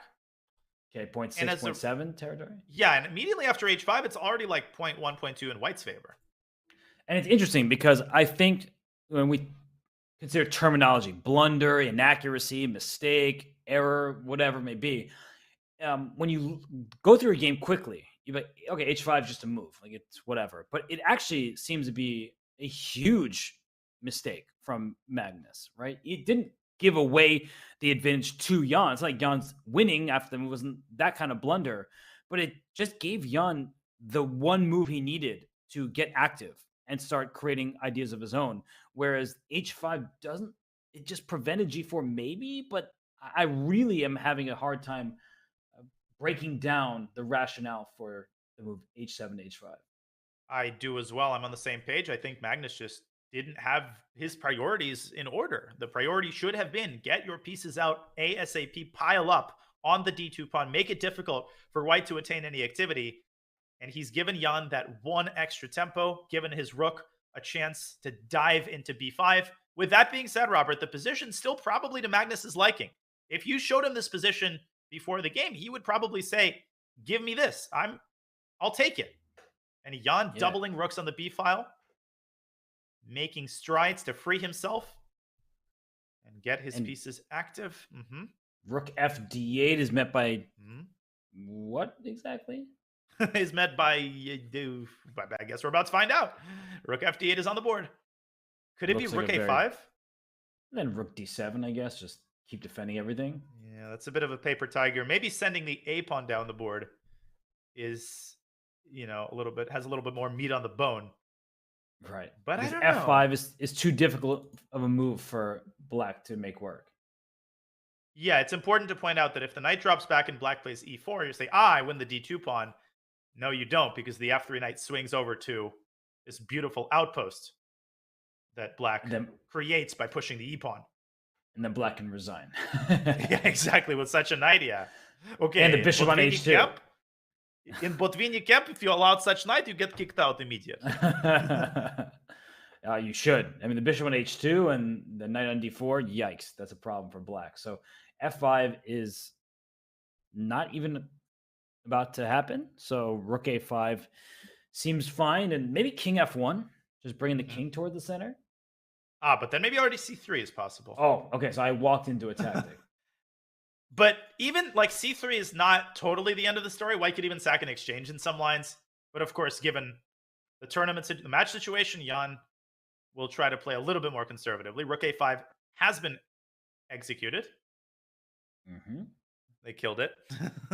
Yeah, rook d7. I don't want to play rook c7, that's for sure. I think his idea might be knight c3, knight b5. And that's precisely the reason why rook c7 is inferior. Well, also rook c7 might run to knight d4. So I'm even flirting with rook a7, but fortunately it doesn't quite work. You're just trying to give away pieces, aren't you? Always. I can't help it. I get it. Rook d7 played. I think he's going to go knight c3.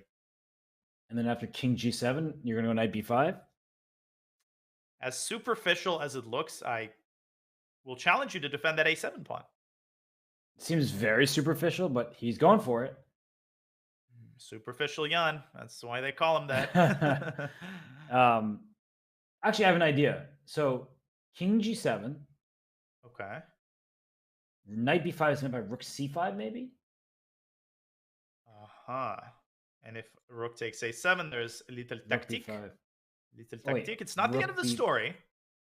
Rook a7, rook b6, rook a2. Oh, you can't take because of the back rank mate. That bishop covering the Luft square. Wow, London players know all about that. Incredible sequence. And we're seeing it. Knight b5 played. We are. It has been played. And, maybe there was an alternative idea with rook a6, clearing the pathway for the a-pawn. I started liking that a little bit more when I spotted it. But Jan's sticking to his original intention. And big moment for Magnus. Will we see rook c5? And are there other moves that also are good? I was just going for a simple pin. Looked like a good strategy to employ. But is there something? Rook a8 is so passive. It is. And then the knight could even drop back to c3 to threaten rook takes b6. What about rook c5 and then rook a6? How are you going to proceed in that case? Maybe g5, g4. An old friend pays a visit. There's also knight c8 as well. Oh wait, I'm hanging bishop on e6. Ignore me. Yeah, I blundered. Didn't see that either. You should show the blunder, just so everyone feels good about themselves that exactly. I just gave away a free piece. I said knight c8. I just want to make everybody know that Robert Hess has blundered a piece. I did say knight c8, hanging my bishop on e6. Yep. That is, it's tough, man. It is tough. I just want to be honest with you. Commentator blunders a piece in one move. I mean, it happens to the best of us. Don't worry. And the worst. So I just wanted to be very transparent with everybody. I did hang that piece. So, okay, rook c5, rook a6 does look a bit annoying now that I can't easily defend a7. And knight to d5 by the world champion. Simply giving up the a7 pawn. He says, I don't care about it. Go take it. I'm going to focus on keeping my pieces as centralized as possible. So what is the specific idea? Well, there's knight b4 insertions that won't be super nice to deal with, I feel like. So let's say I play rook a7. What exactly do you do? Knight b4 first, maybe? Ooh. I was also thinking maybe you could take and go rook a8. And if white goes rook b7, knight d6. Then the rook can be... Oh, look at this construction. This is crazy. I don't think I've ever seen that. Black wins. Yeah, I've never seen that before. The bishops defend the knights, and the knight defends the bishop. Whoa. The other knight attacks the rook. And the rook's kicked off the 7th rank. Wow. This is like a monster. It's like a four-headed dragon there. I think he made the a3, so like the quietest move possible. Yeah, he's like, I don't care about anything that's going on. I'm just keeping my composure. But now the bishop can access the c5 square if Magnus wants to defend a7. in an active way. I like bishop c5. The rook on a5 reminds me of Hikaru's rook in game 1 against Nodirbek, where it can create some threats here and there, but it might also get trapped. So bishop c5 followed by bishop b6. You're getting closer and closer to trapping that rook on a5, and you could throw in c3 at any moment thanks to the knight on d5. Yeah, even though there's been sort of deviations in the individual moves, it feels like the overall arc of the game has favored Magnus ever since Jan played this e3 move. Right. Right. Hasn't been perfect. There were some chances for Jan, but the play is awkward. There's a rook on a5 and a knight on b5 attacking this teeny little pawn on a7, whereas look at Black's pieces. Nicely centralized. The pawn on d2 is a long-term target. So Magnus is sitting and thinking right here and trying to figure out what he should do, because I feel like he's both a bit dejected, but he's also looking at this position like, wait a sec, I feel like I've got some good chances if I can find the right series of moves. Listen, he's going to be annoyed at himself, even if he manages to win this game, win the Armageddon, and then defeat Hikaru. Those are the standards to which he holds himself. But you can just tell he's back in the game. He knows that this is really the best kind of position he could possibly have asked for. And I think he's trying to decide between bishop c5 or your previous idea, rook c5, which is still very enticing indeed, given the incredibly precarious nature of White's rook. And why is Jan shaking his head so much? He's bothered by something in this game. Your face? He's reacting much more than normal. Sorry. You're all I'm good. Pretend I didn't say that. He's bothered by something. Well, maybe the fact that he realizes his position has deteriorated quite a bit. And Magnus with plenty of time on the clock, right? He's got 9.5 minutes or so, 9 minutes and 43 seconds. As I see on his clock live, he did just play the move bishop c5. So when the DGT catches up, but he is doing well on the clock. He's doing well on the board, and Jan's piece is just all over the place. Yeah, he's walking the tightrope on the queen side. His rook could get trapped. Let's not forget that pawn on d2 is still a long-term weakness. So you could envision a future where the knight moves away from d5 and the rook exerts tremendous pressure on that pawn. Oh, man. Oh, man. Buckle in, ladies and gentlemen. Strap yourselves in. I don't know what the best response to bishop c5 should be. I just feel like I would panic if I were Jan. So rook a6. Rook a6. I think he's attacking the bishop. I'm not sure, though. Now I'm on the lookout for that. You are correct. That bishop is under attack. Whoa! There are some crazy tactics. If Magnus intercepts, I think there's knight takes a7. And if rook a7, then rook b6. Good call. And white breaks free of the chains. So how, if not bishop b6, does Magnus defend the bishop on e6? Well, process of elimination, knight d8. Only other move. Only move. I guess rook e7 is also possible, but that just seems really awkward. And the last thing you want to do is move the rook away from the d file. Yeah, knight d8 is a great move.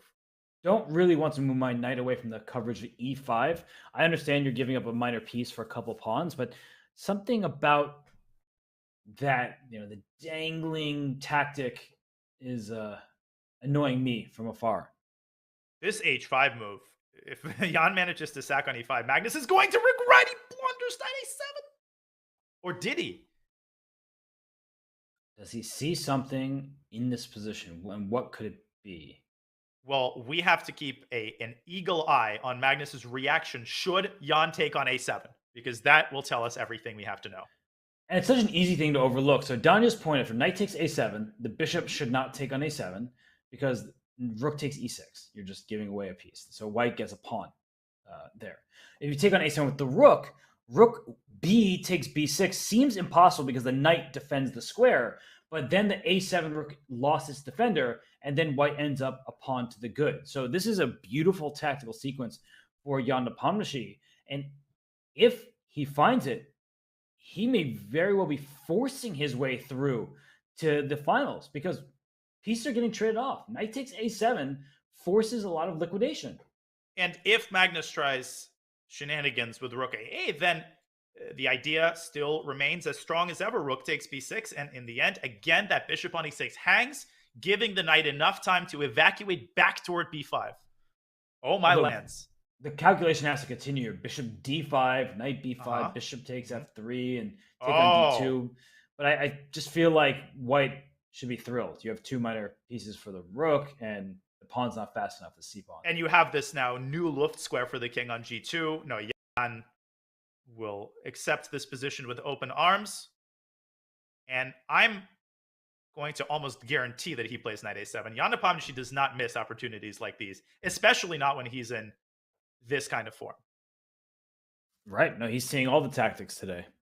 And knight takes a7. It requires double checking, triple checking, and he doesn't play it. And I jinxed it. Commentator's curse, but his move might actually not be bad at all. He might see knight takes a7, and he might be saving it for the next move. So if knight c7, you're still taking on a7 as your point? That, I think, is Jan's point. What an insane sequence. And the rook on c8 is undefended. Oof. But then, does the knight get trapped on c8? Like, knight a6, knight c8, bishop a5 or c5, something like that. Yeah, I evacuate. Oh, your bishop on c2 protects your rook. I just completely forgot about that. Although, I guess, yeah, I mean, black is slightly better there, I think, but it should be drawable. Should, being the operative word. Bang, bang, bang, bang. You win the pawn back, but okay, white has some passive pieces, but okay. Maybe even d3. If you can trade that pawn, then of course. But the bishop on h2, the point I was going to make, is terrible. So even in certain endgames or positions with a rook endgame with pieces on both sides of the board, it's going to be bad for white because of that bishop on h2. I'm really, really curious what it is that disturbed him about knight takes a7. And we might very well follow that line. And there's knight takes a7. Magnus Knight takes a6. the rook. Bishop c5. We're going exactly down this variation. Whew. But at the end, Robert, that move d3, that might be the game changer. That might be the only reason that Jan will save this game. Yeah, d3 is huge.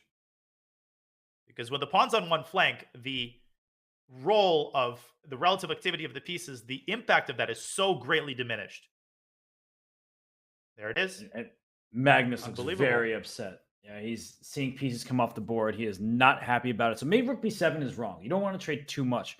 So how about rook d6 instead? Just attack the knight that way. Without question, I think you should go rook d6. It doesn't even matter what the objective assessment is. You have to keep rooks on the board. You have to make it as difficult as possible for Jan to liquidate further. And it's what Jan did in game 2. Remember, after bishop takes c6 in that position, instead of going queen h7 to trade queen to a queen g7, which was objectively worse. The engine says, nope, that's wrong, but was practically the best decision possible to keep his chances alive. So maybe that was one of the moves of the day, but for Magnus, he's going to have to take one out of Jan's book and play a move like rook d6, keep the pieces on the board. But the only big operative difference is that Jan has left himself with 10 minutes on the clock, 5 more minutes coming in just a couple of moves. And that might be the game changer. If Jan had 2 minutes in this point, then I feel like I would rank Magnus's winning chances probably as at least being 50%.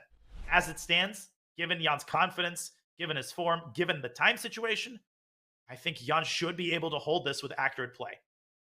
And Jan's the only player who leaves his chair. Everyone else is like stapled there. They don't have a choice. But Jan goes around, Charlie just tries to get some walking in, try to just keep relaxed. And Magnus seems anything but relaxed. And rook d6, is there another move besides rook d6? Rook b7 just is a non-starter. It's a non-starter, and you want to win the pawn on a3 back, right? You don't want to allow white to play like a4, a5.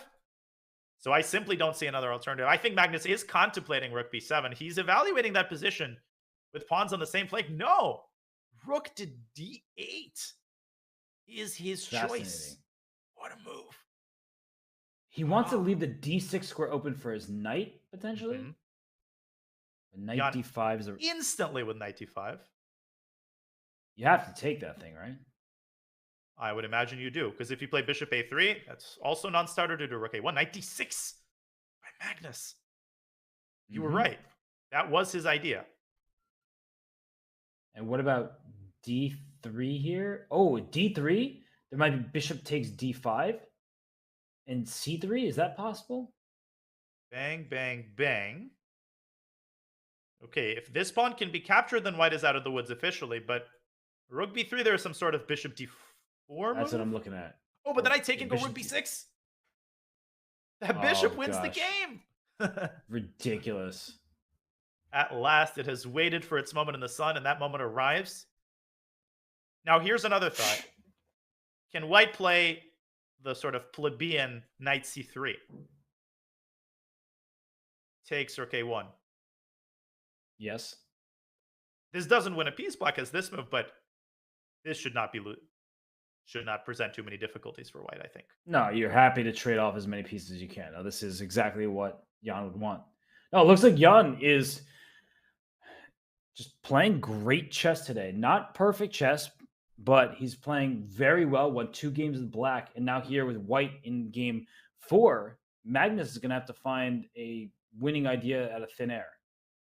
Yeah, and if d3 happens with the pawn gone from c4, winning this position with all of the pawns on the same flank is going to be a Herculean task of epic proportions. I think Jan's calculating d3. If he gets to trade off those pawns, yes, that is what the doctor ordered. What else could he play besides d? Well, nothing. He played d3. He's done it. He's done it. He's on move 28. Plenty of time. His time management, Robert, another thing that we should keep shouting out. It has been nothing short of exquisite. Doesn't matter who he's been playing. And to manage your time like this against the world champion is amazing. It is. And if Magnus cannot take this one, right? And I agree with the feature chat. If anyone can grind water from the stone, it's Magnus, of course. But what I was going to say, if he is unable to do that, then he ends up in the consolation match and he'll play Nodirbek of Dusatara, which I think a lot of people would be happy to see. Now, the main spectacle will be Hikaru Nakamura against Jan Nepomniachtchi if Jan does not lose this game, and deservedly so, playing for a Fischer Random World Championship. So Jan would have 2 world championships to play for in recent times. But Magnus against Nodirbek, come on. That's also super exciting. Oh, it absolutely is. I mean, if I could design the ideal consolation match, it would involve the world champion and the world rabbit champion. So we are in for a treat tomorrow as well. Can I show you a crazy line? I was thinking as you were talking, I promise I was listening, about the move knight takes e4.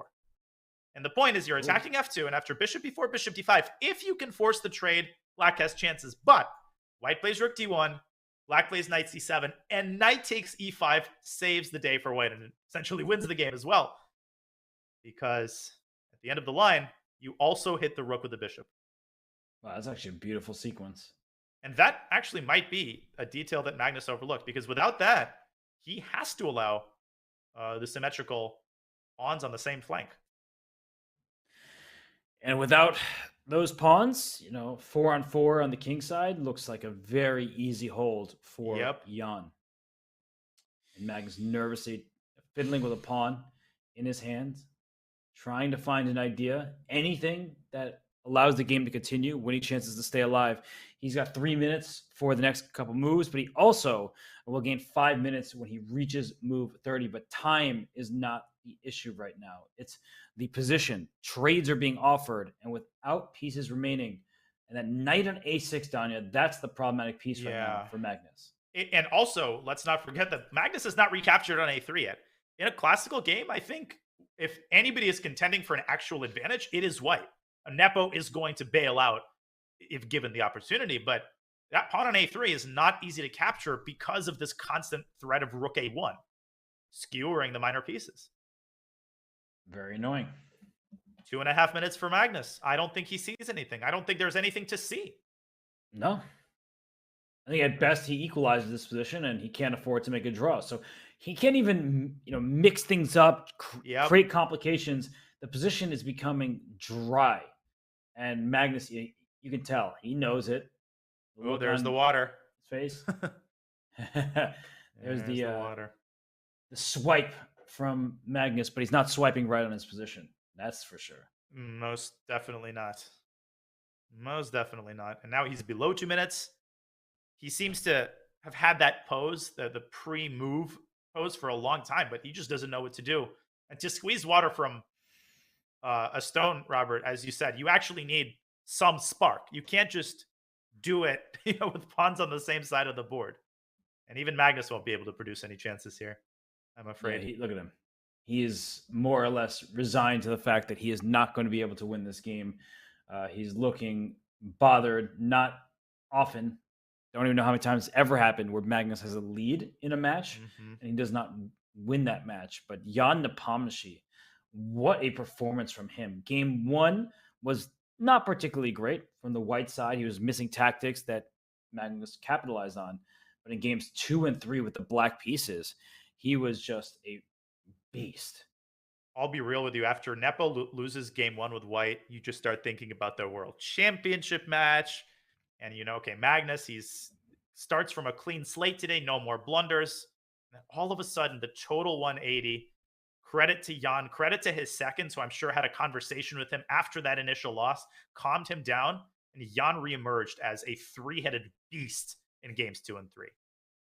And if we look at this position, what Magnus is claiming, even though he's down this A pawn, is that his minor pieces will be better than white. So if he gets that knight to C6, you see just knight on C6, bishop C5, knight D6, bishop E6, all those pieces in close contact with one another. And the bishop on H2 is still not a very good piece. No, knight and D7. I think this is the most, insofar as there is any way to keep some life alive, Black's position is in the intensive care unit. I mean, it's on life support.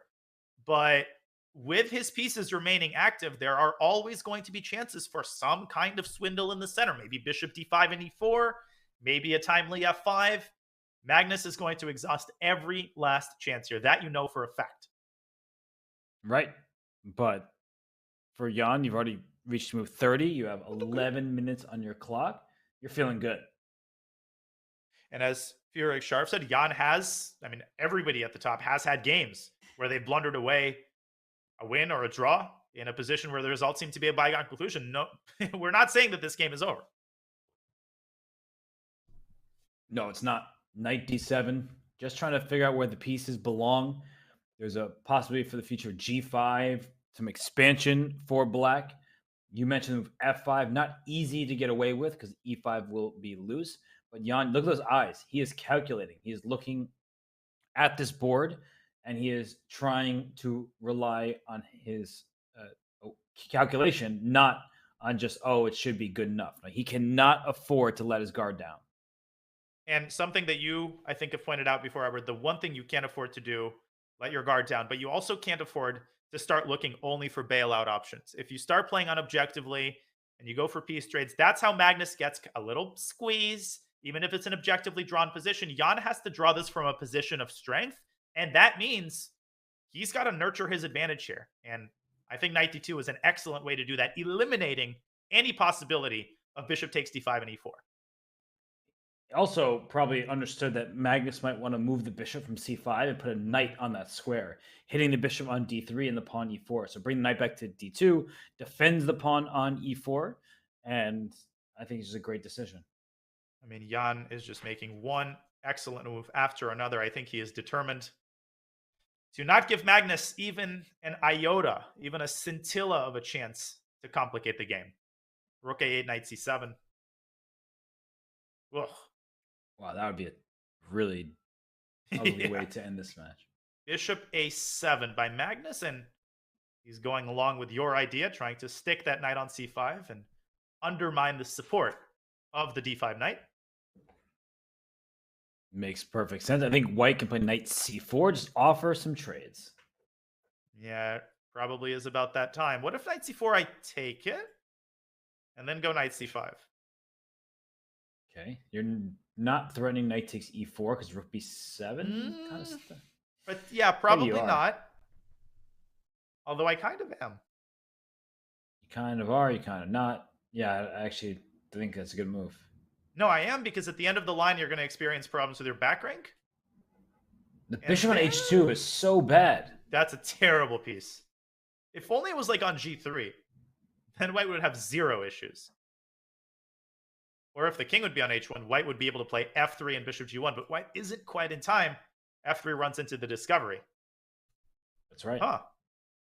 Wait a second. We've seen magic from Magnus now for well over a decade. Does he have a little nasty left in him to complicate this ostensibly unwinnable endgame? And look at Jan playing knight b3, covering the c5 square. If you're going to play knight c5, it's immediately going to be removed from the board. He goes g5. So Magnus, at long last, expands on the king side, but you see the evaluation bar expanding in white's favor. Yeah. And I'm not sure exactly what Magnus is aiming for here. I think it's time for Jan to fix the problem once and for all of his h2 bishop. Robert, that is exactly what he does. Moves the king away. And if he gets these two moves in, that's it. That will eliminate any last mini chances, micro chances that Black is hoping to generate with his kingside play. And the bishop on d3 is so well placed. It defends the rook on b1, covers the e4 pawn as well, just keeps everything together. And I'm trying to come up with some ideas for Magnus, like where can the knights jump F5? to? Where does the rook belong? But yeah, f5 makes e5 so weak. That is true, and white could meet that probably with f3, although something like knight c7 might be a more ambitious approach. No, this is looking mighty grim. Maybe g4. Open I up love the knight h c7. file. After f5, I love that move, knight c7. It's really a clever one. Yeah, I can show that, I guess, because the bishop drops back, you lose the f5. And the moment you take, you have this gaping hole on e6 that white is going to swing his knight to with a fork. This is looking grim. Look at that. Bishop d5 and knight b6, trying to win this pawn on d5. And that bishop on h2, still out of play. So if Magnus can snag this d5 pawn, even material once more, and we have some imbalances. Yeah. No, this is perhaps the last remaining hope for Magnus, but there's another sip of water. Jan seems incredibly relaxed. He's got the situation fully under control and plenty of time on his clock to figure out these last few challenges en route to holding his own and winning the match. So what can he do here? Knight c5 makes a lot of sense to me. Try to hop right into e6 with a fork. I'll play king f7. As bishop on d3 can't find that diagonal, the a2 g8 diagonal. Yeah, that's a bit annoying, actually. That's a bit annoying. And Black is threatening to recapture on d5 at last, if the king shifts away from g7. Oh, wait, you're not threatening knight d5, actually. So because if of you knight go for that b7? variation, yes, it's actually really nice. So a5, knight takes d5, knight b7 is really nasty. Beautiful. This is amazing. If you take, you get forked. And you know what's super cool as well? In this position, I'm counterattacking your bishop. Whoop! Bishop c4.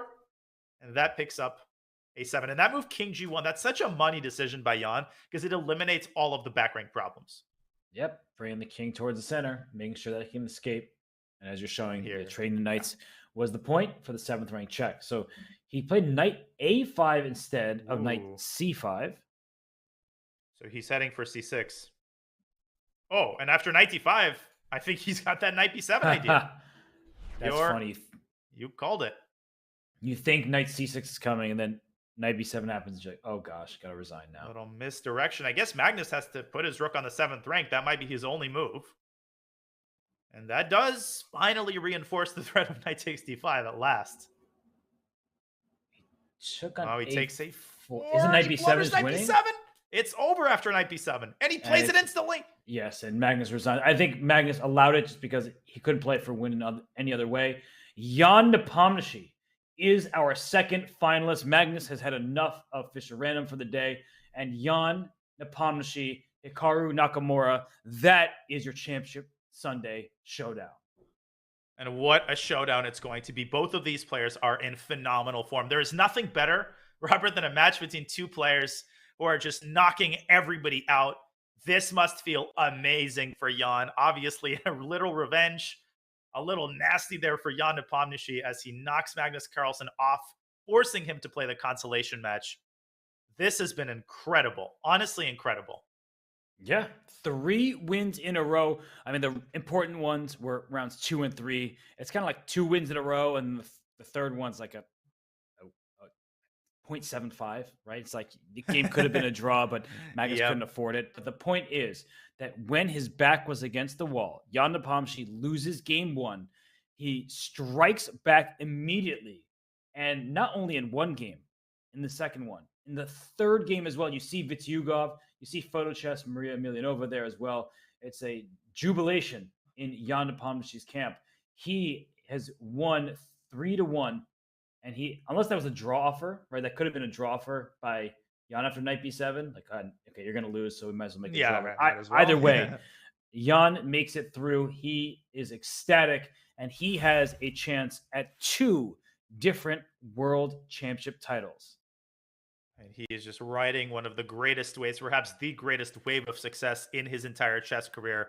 And it has been a long chess career, from the candidates to the RCC to the Fischer Random World Championship. It seems like everything Jan is touching turns into gold. And perhaps this streak of success, the only person it's matched by is, of course, Hikaru Nakamura. This is going to be a final for the ages, Robert, tomorrow. That's right. And we will get confirmation of whether that was a resignation or an agreement by draw. It doesn't matter because Jan Nepomniachtchi still wins the match. We would like to be accurate, but no matter what, it is Jan Nepomniachtchi, Hikaru Nakamura. They are going to be duking it out for a prize of $150,000. And of course, this Fischer Random World Championship crown. And Wesley So, he'll join, as will all the players. They will have Sunday matches because each prize is different in the field. It's not like 7th and 8th, just share the pot. No. So each prize is different. And we actually have confirmation. There was a resignation from Magnus Carlsen. It is 3-1. Jan Nepomniachtchi, Hikaru Nakamura. Danya, it's going to be so exciting. Of course, we're going to focus on the Hikaru Nepomniachtchi match. We are definitely going to keep you up to speed on all of the consolation matches, but the star of the show, the stars of the show tomorrow are Nepo and Hikaru Nakamura. In this last year, we've just had so many epic rivalries, so many epic matchups, and I think this format really caters to the kind of entertainment value that chess fans have come to expect from these types of tournaments.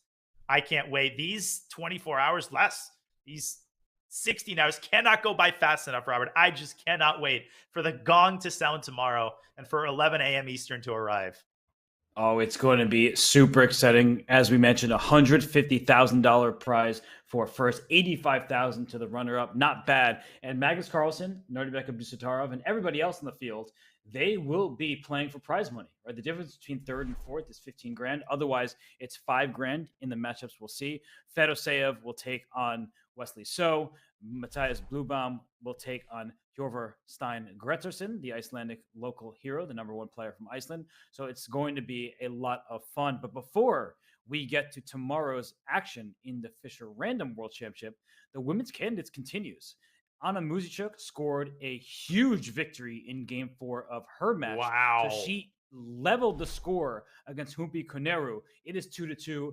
That means we have Armageddon, and the players in this competition, they are trying to make their way all the way through, starting with 8 players in the women's candidates. Only 1 player can ultimately win, and that player will take on Zhu Wenjun for the Women's World Championship. But Anna Muzychuk, Humpi Koneru, tiebreak Sunday. That's going to be a very important and fun match as well. So keep your Sunday wide open, not because it's the NFL, but because there is a ton of chess to watch. This coverage of the Fischer Random World Championship on Chess.com is brought to you by Brave. Danya, any final thoughts before we say goodbye to everybody watching? I can't believe it's been something like 6 hours since we joined the call. This has gone by in a flash. I feel like I always say that. I've said that the last couple of days. And guess what, Robert? I am not shy about admitting this. When Fischer Random first became a thing, when it sort of came to popularity a couple of years ago, my first instinct was, I don't really like this. I don't like the way the pieces are uncoordinated.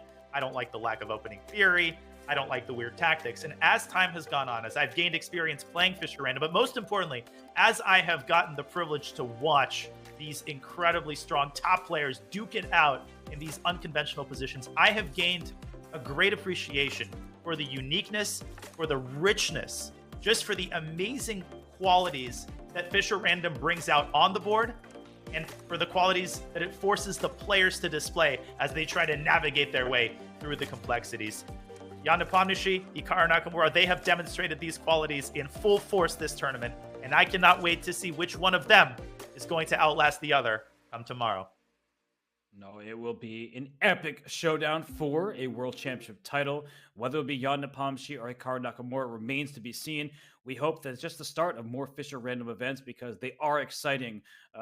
They are confusing a little bit, but the players, they work through those complications and allow us to marvel at everything that happens. So we'll be back tomorrow, same time, same place here on Chess.com. This coverage brought to you by Brave. We will see you then.